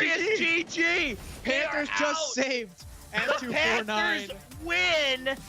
The Panthers win, and M249 advances to the grand final. That is how you end a game. Panthers spoiling it for Notorious. Wow. We talk about how much of a dark horse the Panthers could be, and they just showcase it. And they showcased it in a perfect way. The splits, something that they were able to improve there earlier in the games. We saw how close they were. Right now, they decided to do the split, whether it was a 2-2 split or it was a 1-3 split, and making sure they maintain that high ground. I feel like that was the meta right here for at least today, being able to maintain the high ground. And as you guys mentioned it right there, M249 fan club being able to get first place, 52 points. Notorious GG, what a day as well though, with 47 points. They're going to be proud of themselves. Panthers are going to be ecstatic as they get to walk away with $1,000 from nothing to there in 2 games, 2 back-to-back chicken dinners. And M249 breathes a massive sigh of relief because the reality is they got caught out of position. Notorious took an advantage push against the Panthers, But that might have cost them everything because they weren't prepared for how the Panthers have gone from 0 to hero in a matter of a few games. That was awesome, Win. That was honestly incredible. And Panthers, I'm sure they're going to make it to the grand finals one way or another. They just, they strung together 2 amazing games. They're probably going to come back, see if they can just string together a little bit better of an overall performance to get to those grand finals. But they went from 0 to hero, 0 to $1,000 in 3rd place. That's incredible. That's huge. And we talked about the start, Seven, that there's some teams that have gone ahead and put the tags on the names. These are guys who are serious about going the distance. The Panthers is one of those teams. They put the TP on there. They committed to the roster. And if we see them in all of these events over the next 3 weeks, I mean, they went back-to-back chicken. Sure, they didn't make the grand final, but that is not easy to do against the teams we saw, Seven. Yeah, when we talk about improvements, I mean, go back and watch those first 2 games from the Panthers. I did not expect to see what we just saw out of them. For them to be able to realize, okay, you know what, we need to start actually worrying about position instead of taking those early fights on, they were able to adjust that. And then after that, they were able to adjust, as I was mentioning earlier, spread out. Don't be so close to each other. Cover your angles so you don't get any surprises from anybody, and make sure you guys also use those scouts. They knew where M249 fan club was. They were able to kind of neutralize that, right? Once they were able to fully neutralize M249, then they all focused themselves into Notorious GG. Overall, the Panthers want an improvement. Once again, they're not gonna make it through. They didn't get first place, but overall, a great improvement out of that team. But they got better. They were like a fine wine, man. They got better and better. And honestly, I'm going to sidetrack us for a second, Win, because I think Notorious threw. I know you do win-win segments, but I kind of want to throw segment, because the reality is M249 went down, and you could literally feel through the computer miles away. I don't know where these guys live, but I could feel the bloodlust dripping from their fangs as they saw M249 go down. And they Chad pushed Panthers, and I do not think that was the call. Like, Panthers were spread out. They had a semicircle of passionate defense, and there was just, like, literally, they just fed themselves to lead. It was frustrating for them. Fun to watch. that whole final circle, I'm sure a lot of teams could have gone, wishing they could have had that one back, but the Panthers don't. The Panthers, they got the job done, and they were composed. They're behind a rock, zone to their back, low health. They got the meds off. They pushed together. They did what they needed to do, and that's why they got their 2nd chicken dinner in a row today. Well, a big congratulations are in order for our top team. M249 does manage to pull it out just at the end there. It was closer than I ever expected after game 1, but they will advance to the grand final. They make $2,000 right here, right now, and a chance to get their share of $200,000 going forward. Another big shout to Notorious GG. Despite the end, and I'm sure they're going to hate themselves for it, they still made $1,500 and have set a name for themselves as they come back to future events. And the Panthers, I can't even. I'm so proud of these guys at the end of that match. $1,000 for them, and I look forward to seeing what they're going to bring to us in the future. Now, Win, I want to give you a chance. You put this on, man. I'm here. He's here because this is your influencer event. So I want you to take a minute. Tell us where to find you. Tell us what you love about yourself. Tell us what your favorite kind of taco is, and let us know a little more about you. Hey, what can I say? I'm Wynnsanity. I absolutely love New State. You guys can check me out on all socials. It's just at Wynnsanity. I'm pretty easy to find, and we're all about mobile gaming shooters over here on the channel. And I love casting. It was great to be here behind the desk with both of you, and super enjoyable competition. All the teams really, they took it down to the wire. There was no one team running away with it. Like, this thing wasn't in the bag after game 1. It came down to the very last circle, and we couldn't have asked for a better performance from all of them. So thank you to everyone involved. Absolutely loved every moment of it. Again, big shout out to M249 fan club. You guys got there. I know the Panthers stole a little bit of thunder, but at the end of the day, they did awesome. Thank you so much, guys. Remember, come back. We're going to be here tomorrow. We're going to be here every weekend this month, bringing you all the best New State mashup action. There's still time for you to sign up and get in the game. But on behalf of myself, on behalf of Seven Worlds, Wynnsanity, the entire crew, and everyone over at KRAFTON, we appreciate you watching. And until we see you again tomorrow, play more PUBG.